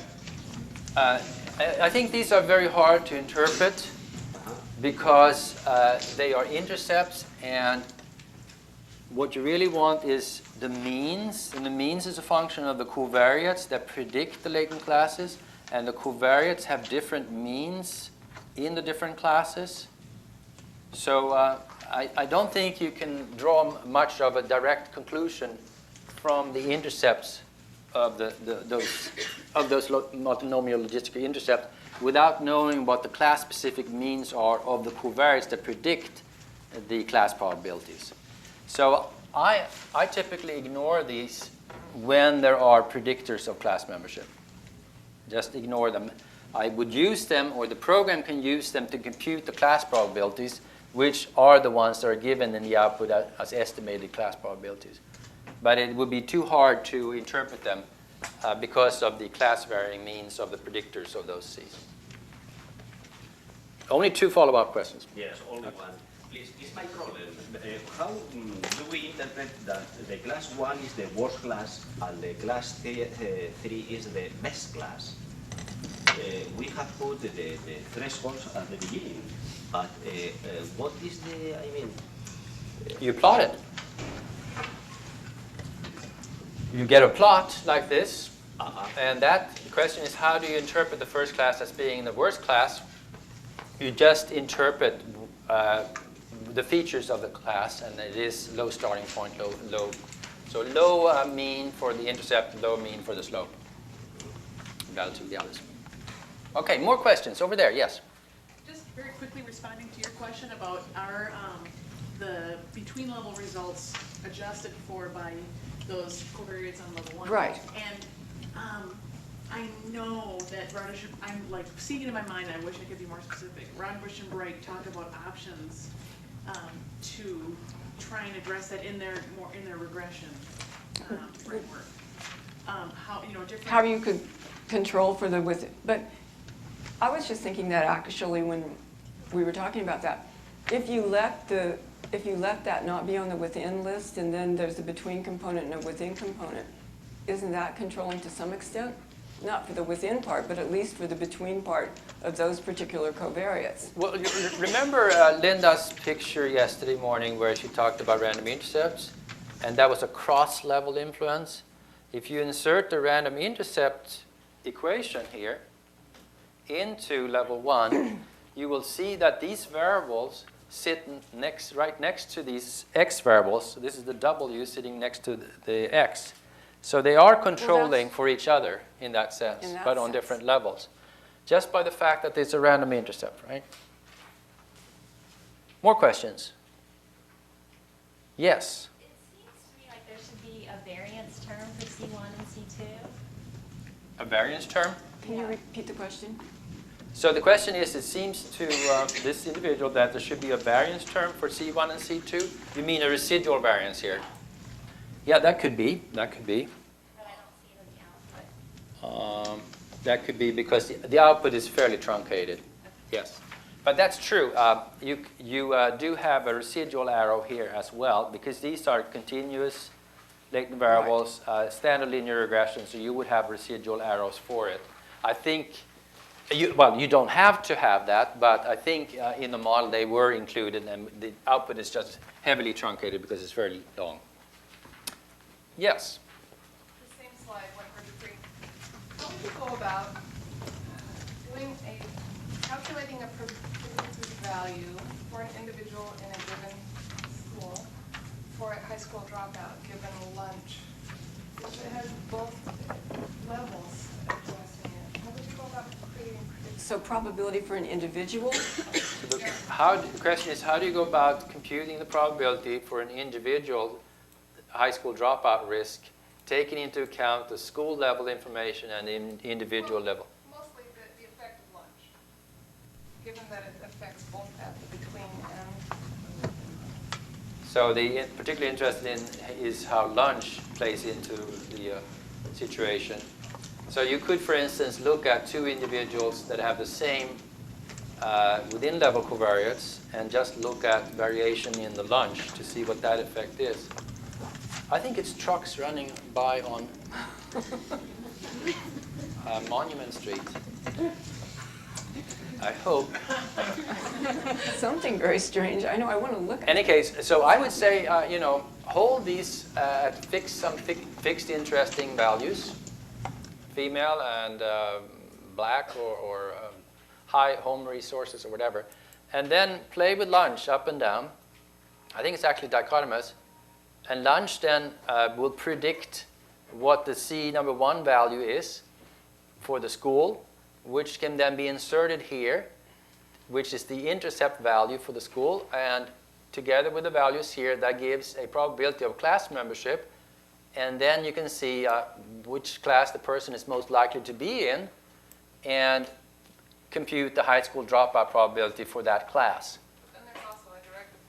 And there's also that direct effect that you have to take into account. At the between level lunch onto. Oh, that effect as well has to be, yeah.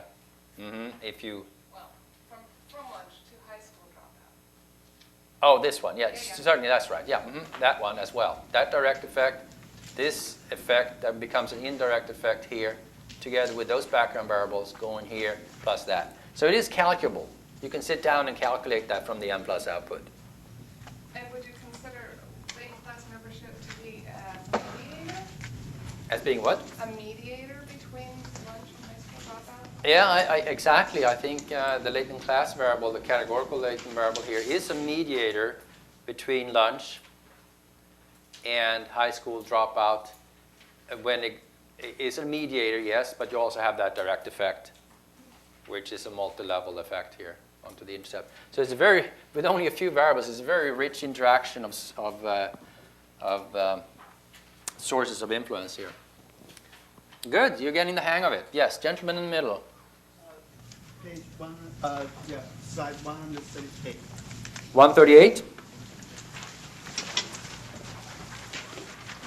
So the high school dropout, the threshold, the last 6 lines. Yeah, it seems those thresholds are within, not in between. So I'm wondering why they put in between.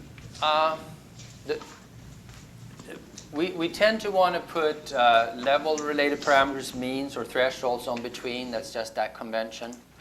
In many cases, it doesn't matter where you put them.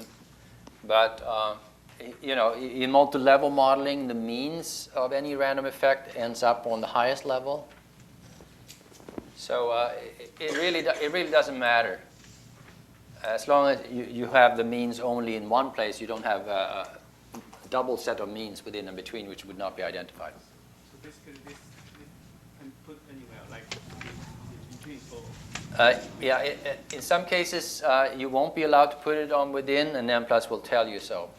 So we'll protest.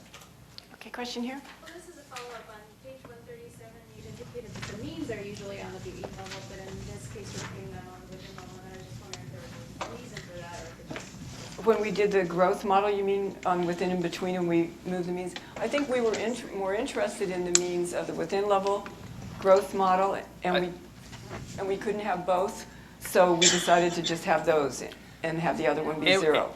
Well, let me put it this way. I think this input is very old now. It was very experimental 8 years ago. But I would probably modify this for Berlin, where I would. You can argue for this input with the means on within because the class variable is within level variable. But if you want to have the convention that you put the means on the between, you could put them on between as well, as we did for the thresholds. I think that would work just fine, and maybe that causes less of a debate. Right. So I might modify this input to be a little bit more pedagogically accessible. Now, if you ever want to have coffee, though, why don't you take a break and get back here at 4, because then you only have 45 minutes before the next question session. How many of you are real road warriors and have gone through all 8 days and are still here? Raise your hand. 1, 2, 3, 4. Yeah, really. I want a T-shirt. Yeah. All right. Well, congratulations for having survived through it. So, yeah, I hope you come from the next sequence too. It'll probably look different. So,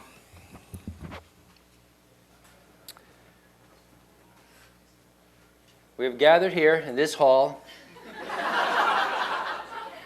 on this day to study this topic. You recognize that? It's triplet speak. Have you recognized the increased frequency of triplet speak in public speaking? Barack Obama has really moved that forward with eloquence. Sometimes he just varies the prepositions, in, on, at. You know, it's still powerful. It's kind of, I wonder what the history is of triplet speak. It would be interesting to, I mean, everybody does it now, you know, to emphasize something dramatically. We got to build that into the slides here, but I digress. It must be the second day's late afternoon. So now let's kick it up a notch and look at what we can cook from the ingredients on the left screen and the right screen between level latent classes and latent transition analysis. What is that? And I have no idea what's on the next slide. You know, I like to surprise myself because it makes it much more fun. Wow. Maybe I should have looked at this. So, what do we have here? And I understand if you want to walk out on this. And I'll just imagine that you're going to catch a plane or something like that. Yeah, right. So UG, I know that stands for the user's guide. And again, you can just print it out in your own, from the website, put your own little colorful cover on it. And 10.3 is a relatively recent addition, that section. 2-level LTA with a covariate and a between-level categorical latent variable. Wow, that's a mouthful. My goodness. So yeah, so we had, we talked about latent transition analysis as being repeated latent class analysis. latent classes, time 1 and time 2, and we're studying the transition, which is orchestrated by the multinomial logistic regression parameters. Central one being that slope, or with more categories, there are several slopes. By the way, the parameterization, the parameterization that Mplus uses is described in some detail in chapter 13 of the user's guide. Chapter 13, there are actually two parameterizations described there, a logistic regression and a log linear parameterization. Log linear parameterization is in the sense of log linear modeling, frequency table analysis, which, by the way, Mplus is pretty good at doing, frequency table analysis with log linear models, even for latent categorical variables, but that's a side story. Now, we talked about the multi-level version of this LTA earlier today. And we said that it had a random intercept sitting here and here, again with the proclivity to put the random intercept on the fundamental latent variables rather than on the indicators. But again, that was a third alternative that's less often, if at all, used, but should be used, putting the random intercepts up there as well. Now, but we talked about random intercepts for the latent class variables, and we said that they would become continuous latent variables C1 number 1 and C2 number 1.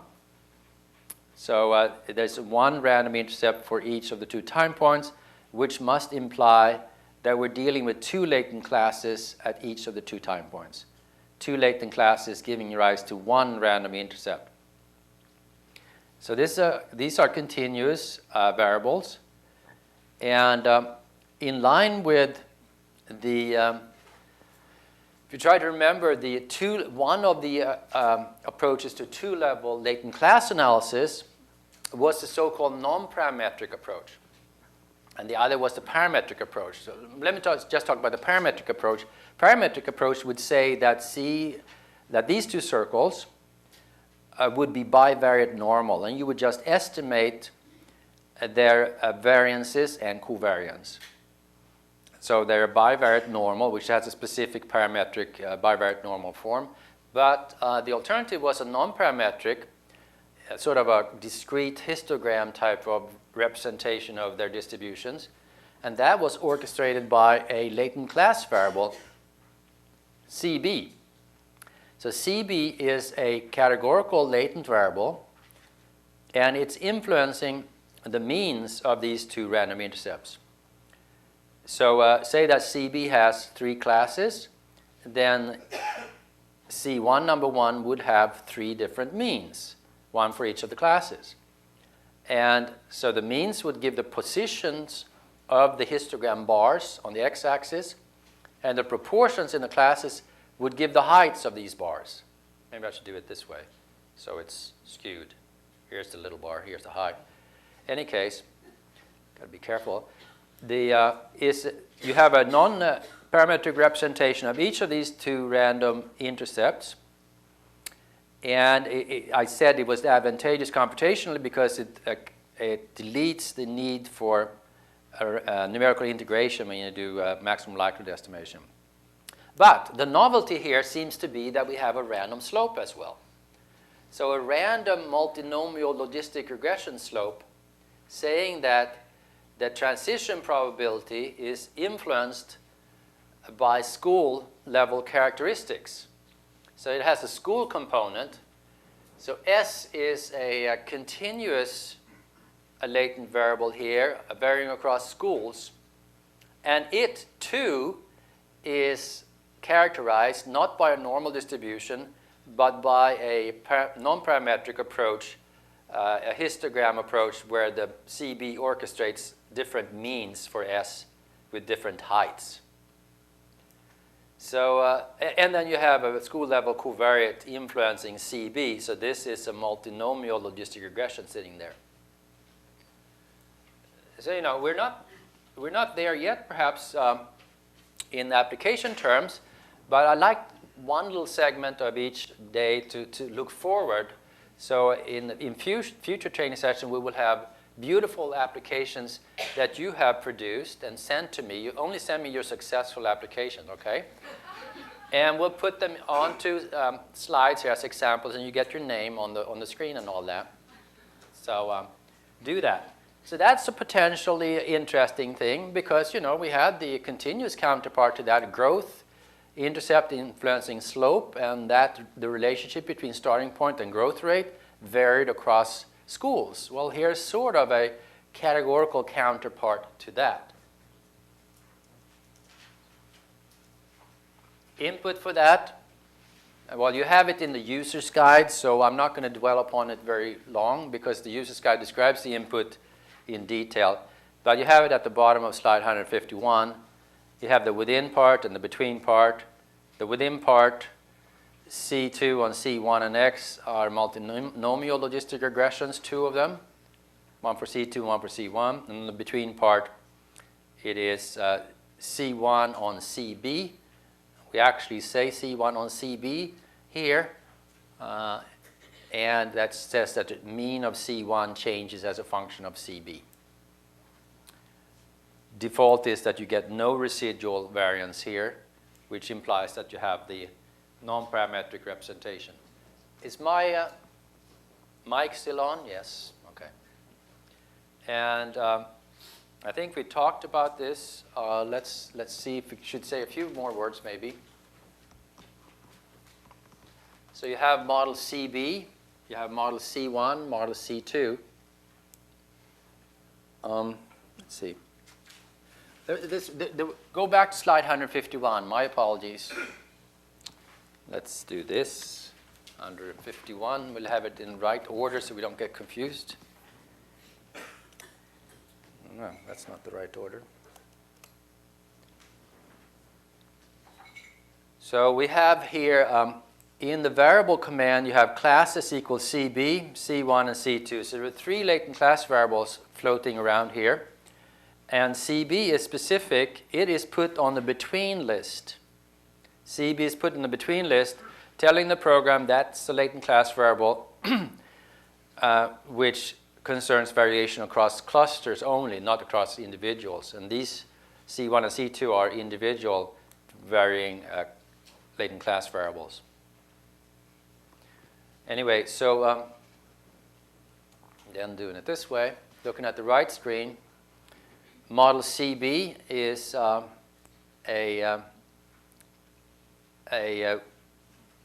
let's take model C1 and C2 first. So there you have the measurement specification for model C1, for the C1 latent class variable, and for model C2, and you see the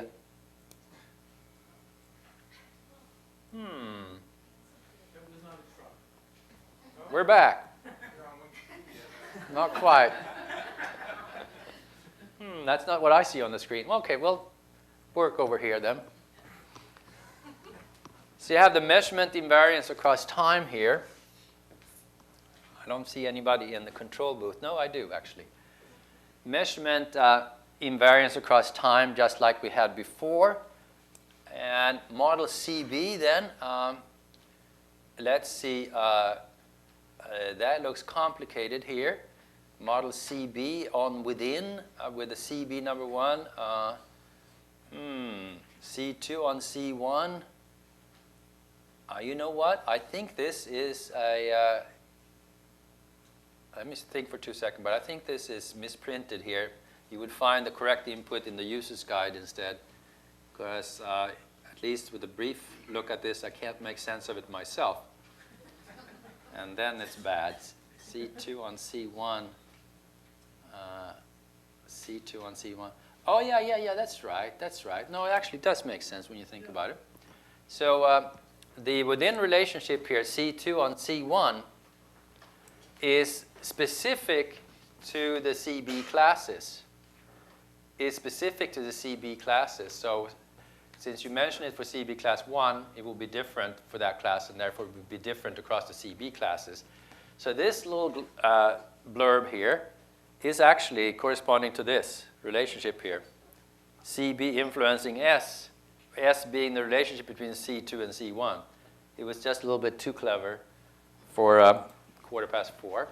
But that is model CB. So that you can circle that and say that that is the S on CB relationship on slide 150.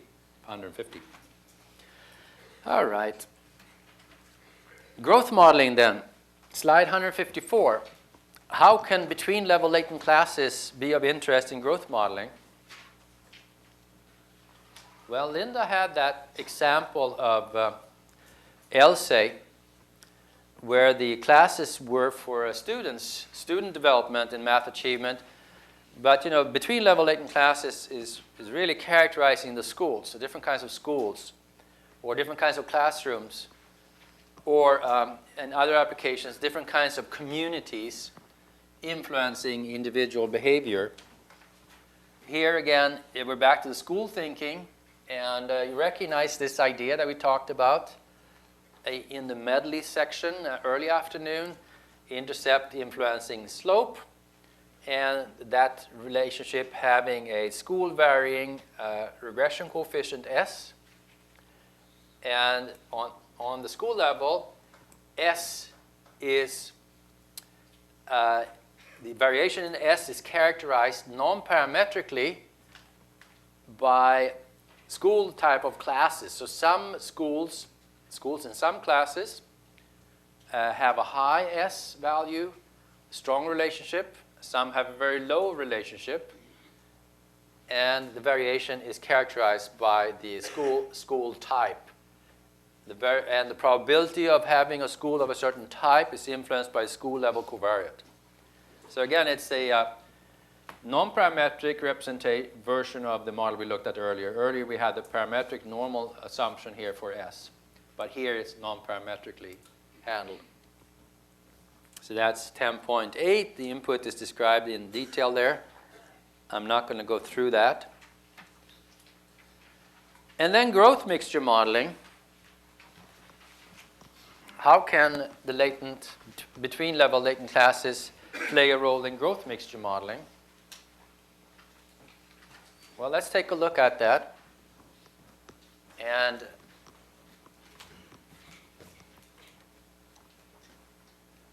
that's example 10.10. Two-level growth mixture modeling, which is a three-level analysis in conventional multi-level terms, for a continuous outcome with a between-level categorical latent variable. So we start from the left and see if we can understand this. So on the left, we have 4 time points, apparently linear growth, intercept and slope. And we have a latent class variable C. So we have a student-level latent class variable. We'll get to the school-level latent class variable in a second. And we have a student-level predictor of the probability of the student being in a certain class. And we have random intercepts for the outcomes, random intercept for the multinomial logistic regression down here.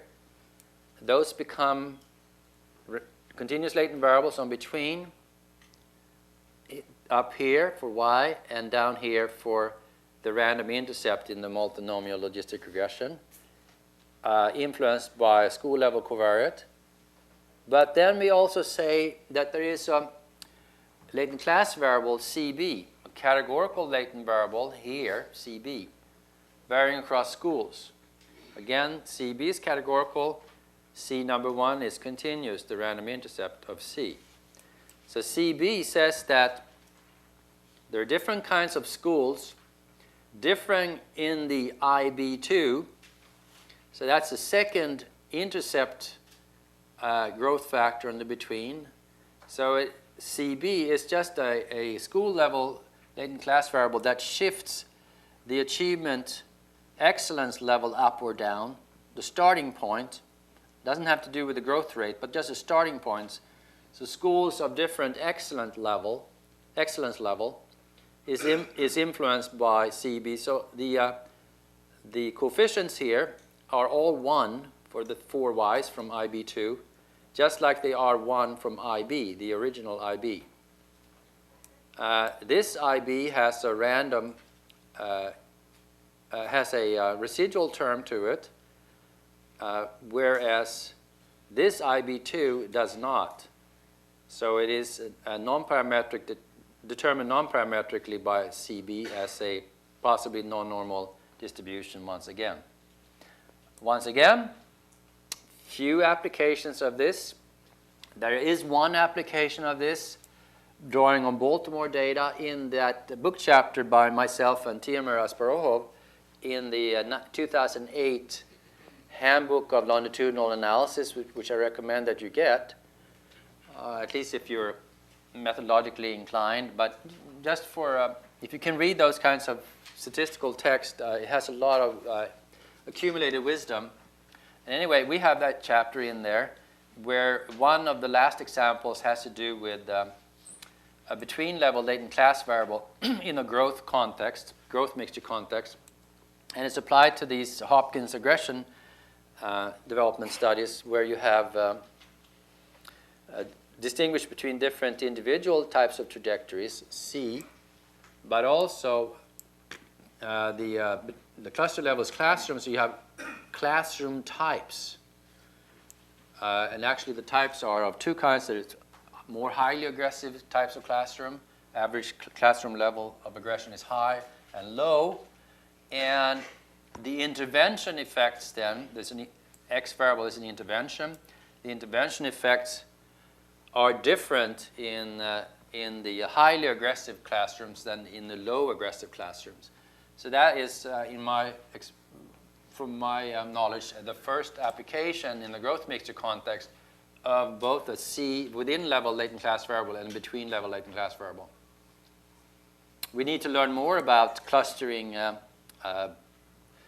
clusters. Then need to learn more about latent class variable modeling of units that vary across clusters, like schools and classrooms and communities. So that's example 10.10. You have the input, but that's described in the user's guide, so we don't need to take time for that. Let's say a few words about this slide instead. Slide 162.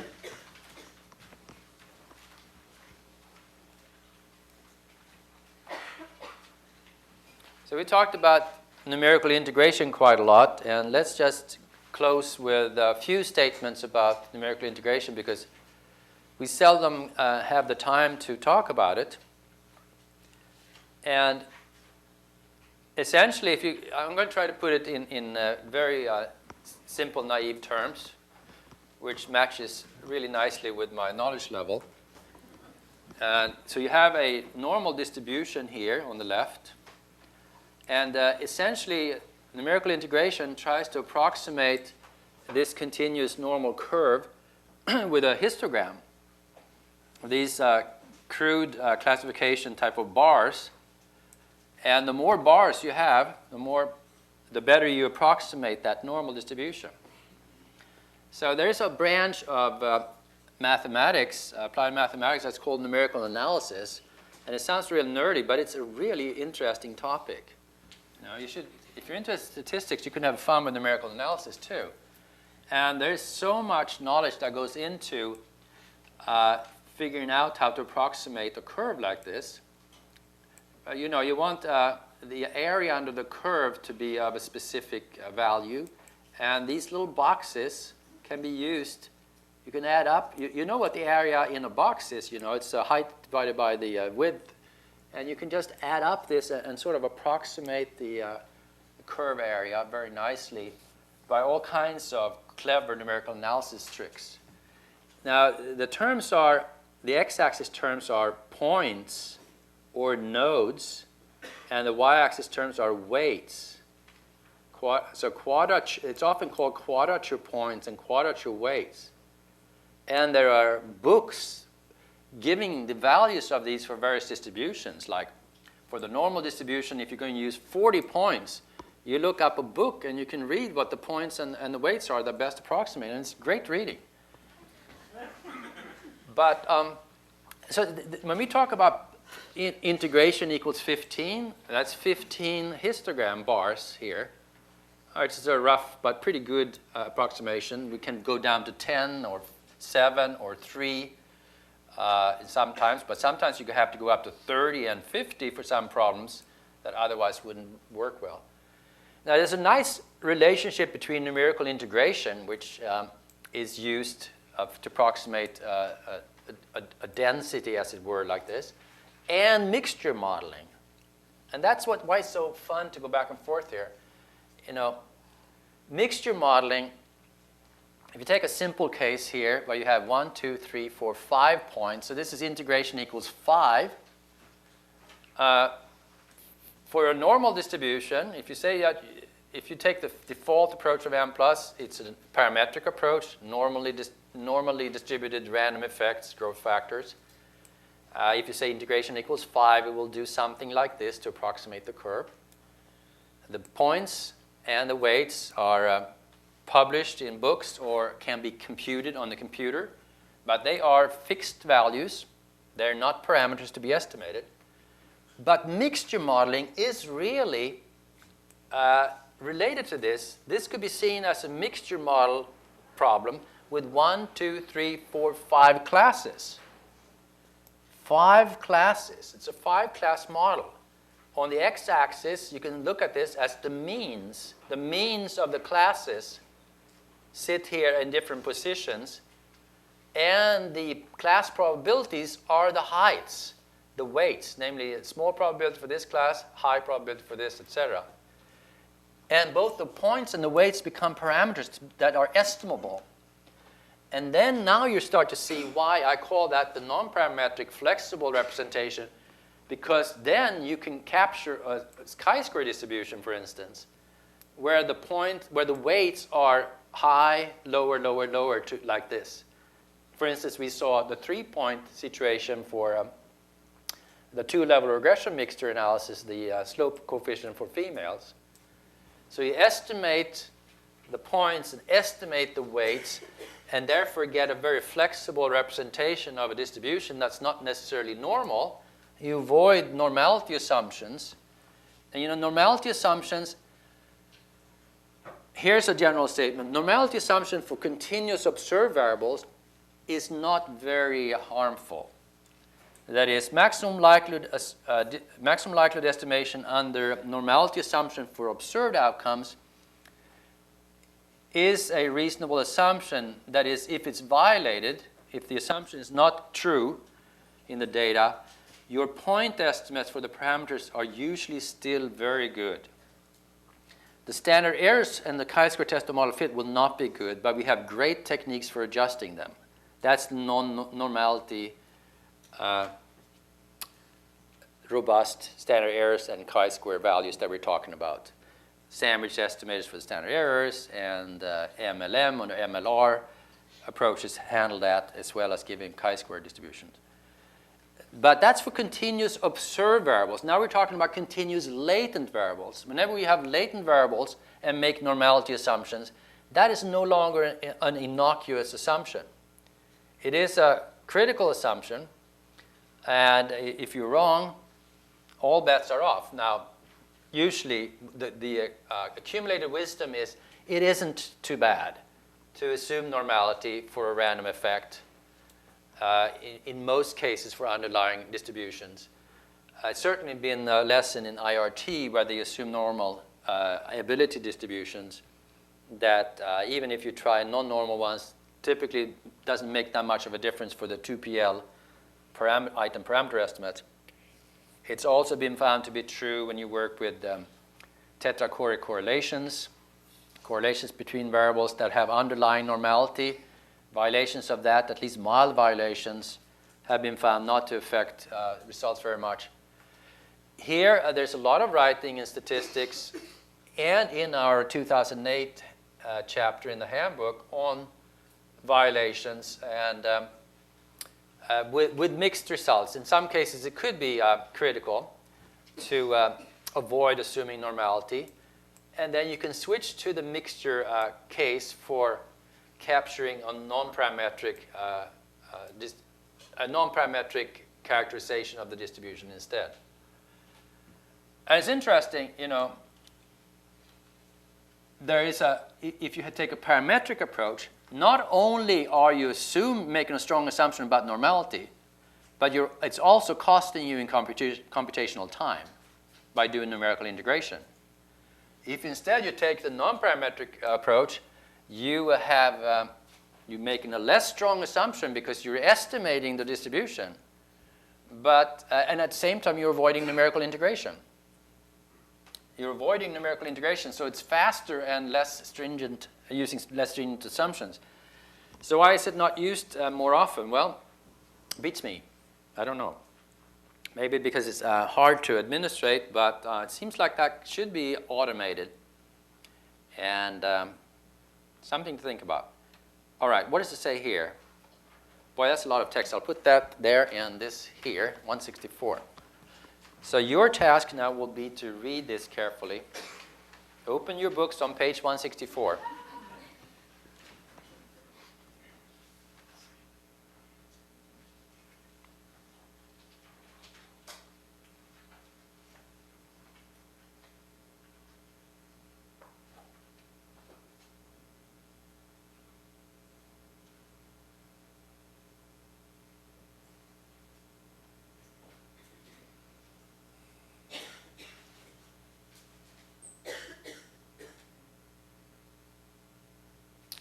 Isn't it soothing to just sit and read? It's almost like, the elementary school teachers, put your hands on your head. And there you have it. So, we'll go to the next slide.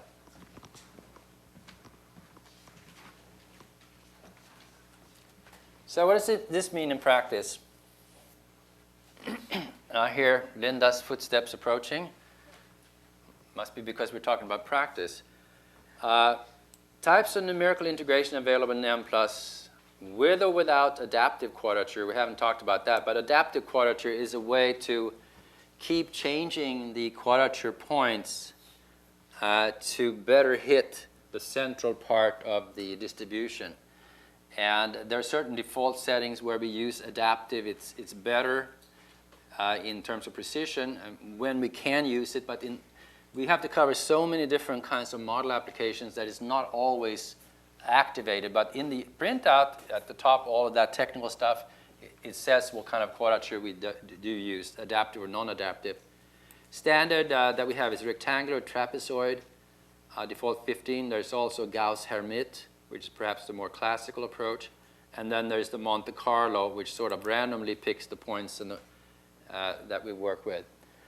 And computational burden for latent variables that need numerical integration, 1 or 2 latent variables, it's very light. The default is 15 points, so 15 times 15 is 225. Unless you have huge samples, it's going to be quite light.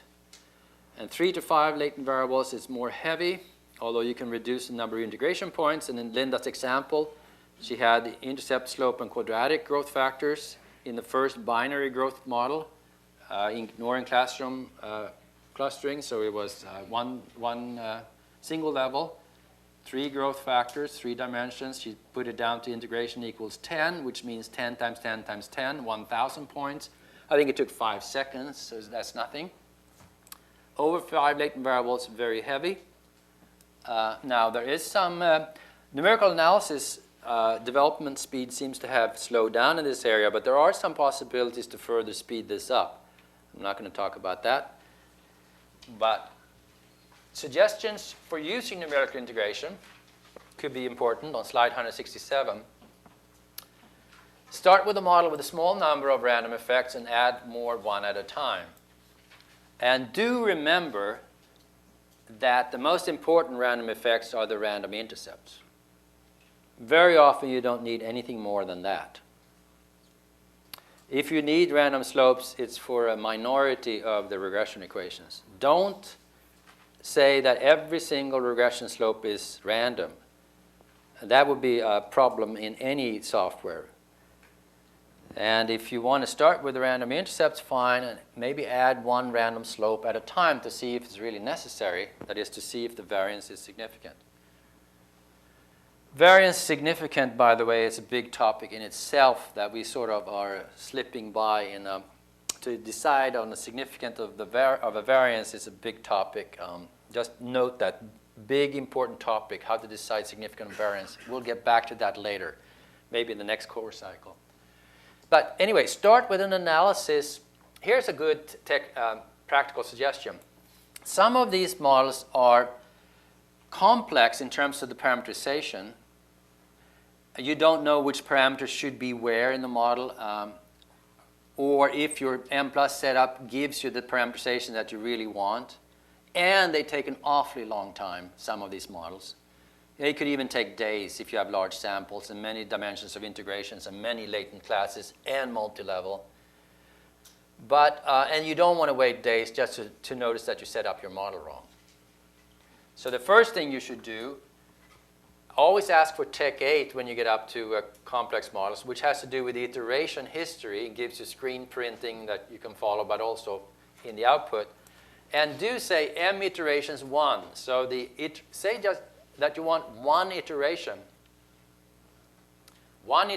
only, and ask for Tech 1 as well. Linda pointed out that the parameter estimates in the output can tell you if you got the parameters that you wanted. But really, if you do one iteration here, you basically will only see the starting values. And the starting values can be the same and hide the true specification. True specification is really only coming through in Tech 1. So ask for Tech 8, Tech 1, and M iterations 1, just to see that you have the parameters that you want to have. Now, you just have to know what parameters you want to have, which is not trivial. And only when you settle this do you let the default number of iterations be used. And with another practical suggestion, with more than 3 dimensions, or even for 3 dimensions, try to reduce the number of integration points to 5 or 10 or 7, or use Monte Carlo integration with a default of 500 integration points. And again, Monte Carlo integration is approximate, pretty good point estimates, a little bit worse standard errors, and even more, a little bit worse log likelihood. So if you're going to do log likelihood difference testing, it is a little bit imprecise. And for slow models, when you start looking at the screen output, you see how slowly or quickly the iterations progress on the screen, which can give you a prediction of how long this is going to take. It's going to be done in 1 minute, in 1 hour, 1 day, or 1 week. And you also want to look for, you do not want to see large negative values in the column labeled absolute change in the log likelihood, because that means that the numerical analysis procedures do not work well. You want to have positive values, meaning that the likelihood keeps increasing over the iterations. And to get positive change values, you can increase the number of integration points and resolve the convergence problems. Or it could be that the starting values are poor and you just want to shut that off and go to the next set of starting values. Or if you have 4, like on my machine at home, I have 4 processors, so I get 4 Tech 8 windows. Now I'm going to talk real techy here. 4 windows, and I have that interactive equals control.dat option, which gives me a possibility to go in. Okay, so I have 4 processors. I say process equal 4 parenthesis starts. I'm talking about mixture modeling here.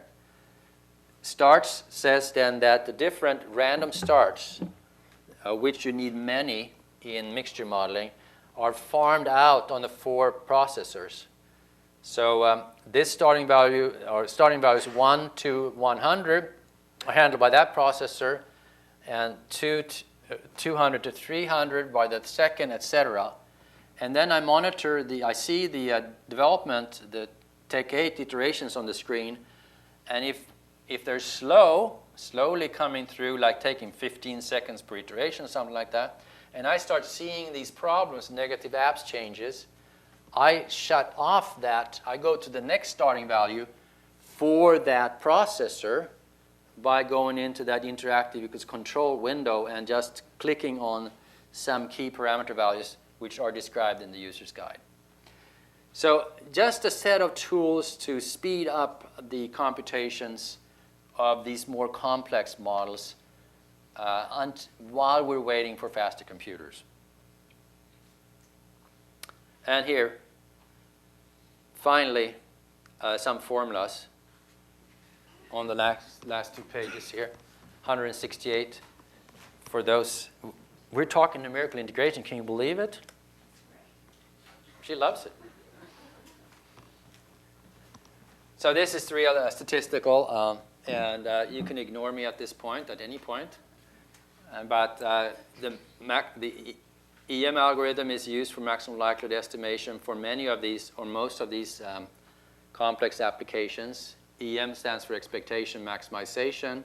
It's a very useful technique when you have latent variables or missing data, which is the same thing as a latent variable. EM algorithm is complemented in Mplus automatically with accelerations using quasi-Newton, Fisher scoring, and steps that are slightly different algorithms. But EM is the workhorse, the reliable workhorse that we fall back on to not fall off the beaten track to the top of the likelihood mountain. But in each iteration, the posterior distribution is computed for a factor, a given outcomes, and the marginal density is expressed by an integration. So here is the integration having to do with the area under the curve. So we looked at that histogram representation. Numerical integration is not needed for normally distributed y because the posterior distribution is explicit and normal. But on slide 169, numerical integration is needed for categorical outcomes influenced by continuous latent variables because the marginal distribution for u has no closed form, and also for latent variable interaction models, and for random slopes in two-level mixture modeling, where numerical integration approximates the integral by a sum. So the integral here, this is the integral, is approximated by a sum of those weights that we talked about, the heights of the histogram, and the points on the factor here, the x-axis values that we talked about. Thank you. What you always wanted to know, right? Richard has reached the pinnacle of topic 8's knowledge. Yay! And you're never as happy as when you reach references. And actually, for those of you who are techies, here are a couple of good numerical integration articles to read on the plane. Schilling and Bach, and there's a great book on the latent variable modeling by Anders Grondal and Sofia Rabbe-Heskech, which also deals with those matters. Technical stuff. Oh, now you can take a deep breath, and time for questions and answers, right? Allison Tracy. Why is it that a larger sample size is more computationally intensive than numerical? I know that. Oh. Okay. No, I don't have a mic, but I'm going to just scream. It's because at each iteration, the entire data set is reread. So the larger your sample size, the longer it's going to take. So if you look at slide 165, numerical integration is computationally heavy and thereby time-consuming because the integration must be done at each iteration, both when computing the function value and when computing the derivative values. Computational burden increases as a function of number of integration points, increases linearly as a function of number of observations because you have to do that for each person. Can't you just sample your observations, though? Well, there you have it. That's a new technique. We didn't think of that. Yes, you could certainly take a random sample when you have 50,000 observations and do an exploratory analysis with a smaller sample of like 5,000, and you will speed up computations enormously. And then for the final run, give great starting values and run all 50,000. Great idea. But some people really want to use it. All the time. All the time. So. All right, more questions? Yes. You gave some procedures for investigating your data before doing a multi-level model where you start out with looking at the pooled within and then looking at the will Mplus create those pooled within matrices or the between? So the question is, you could do, when you start a multi-level analysis, you can benefit from doing a lot of exploratory analysis of pool within covariance matrices and between covariance matrices. Pool within is a concept specifically for continuous outcomes. And yes, Mplus does produce those as you can do a basic run. The save data command. You should probably talk into the little, you can just lift it up. Okay. Oh, sorry. Okay, so the save data command has options for saving those, the file option and the SIG-B option. So if you do a type equals basic, you can do that. Yes. Separately? Yes. Great, Between and pool within both come out, and then you can explore great. those. Yeah, useful. Yes. There was a discussion about latent transition analysis and how it tends to need large sample sizes. Can you talk to that? So the question is about latent transition analysis needing large sample sizes. Is that true? Well, let me ask you, where was the discussion? Well, I heard someone from the back. Oh. But also knows Linda Collins, I think, has a standalone health GA program, and she recommends large sample sizes. Yes. Well, it goes back to latent class analysis. How much, at each time point is a latent class analysis, and how many people do you need to do, I keep slipping into a Polish joke here, but how many people do you need to identify those classes? And it really depends on how distinct the classes are. Sample size requirements for mixture modeling has to do with the degree of class separation. How different are those item profiles in the probability profiles or in the means? And there's some simulation work on that by Michael Neal and Gita Lupke, for instance. So the general wisdom is for continuous outcomes, you have easy time identifying mixtures if the means are at least 2 standard deviations apart. Now you have to translate that to probabilities for dichotomous items. So I think you can get away with fairly small samples, like you can do LTA for 200 observations if the class separation is good. But really, you can answer those questions yourself by doing a Monte Carlo simulation study within Mplus under different conditions and see how well you can recover your parameter values and how well you can estimate their standard errors. Yes. Oh, do you want to follow up? Yeah, I'm Follow on? former graduate student of Linda Collins. So we did a Monte Carlo study about that. And there might be an issue with how rare latent classes, because it's a problem with the sparseness in the multi-way contingency table. So not only the separation of classes, but the probability. The class size has an important impact as well. Yeah, smaller classes are harder to recover clearly. Lady in blue. This is related to slide 145. 145? Linda had talked about that female was related to class 1 membership. And you talked about odds ratios. I was wondering, I've only found that Mplus prints out odds ratios for between level variables. Is there a way to get it to print out the odds ratios for the within level as well? So the question is about odds ratios. These coefficients are from a logistic regression, so they are log odds in the log odds scale. And if you want in the odds scale, you take the exponent here, and in some cases, Mplus provides that automatically. I think we do. I don't think we do it like with type equals random. I mean, we do it in some situations, and I can't describe when we do it and when we don't do it. Can you remember? If you want to know, you can email me, and I'll figure out when we do it and when we don't. But if you don't have it, you can always create it by model constraint, labeling that parameter, and then defining e to the power of that value. And you will get that parameter estimate and a delta method and estimated standard error. Okay. But right now, I've been copying and pasting every one of those coefficients into Excel to run the formula e to the b and an odds ratio. You could do it. You could do it all in Mplus. But when model we don't constraint. we give them in most common situations. So are you using the most recent version and everything to be sure that? Because I'd like to see when you're not getting them. Could maybe you could send that? Yeah, send an output, because unless it's a situation where they're not easily computable, in which case doing them in Excel might not be right, I can't imagine when we don't do it. But there's probably a reason. But if you let me see your full output, that would be helpful. More questions? You can do it. You can squeeze out a few more questions. Yes, gentleman in the back. Can I ask an easy question? Please. Could you describe again the way of interpreting the thresholds as intercepts for either an ordinal regression or a logistic regression model? Maybe we should change from thresholds to intercepts. Oh, I know, we talk about that every night. What can I say? No, we It's a hot don't. topic in the Mutan household. But it's his Yeah, it's very fault. romantic.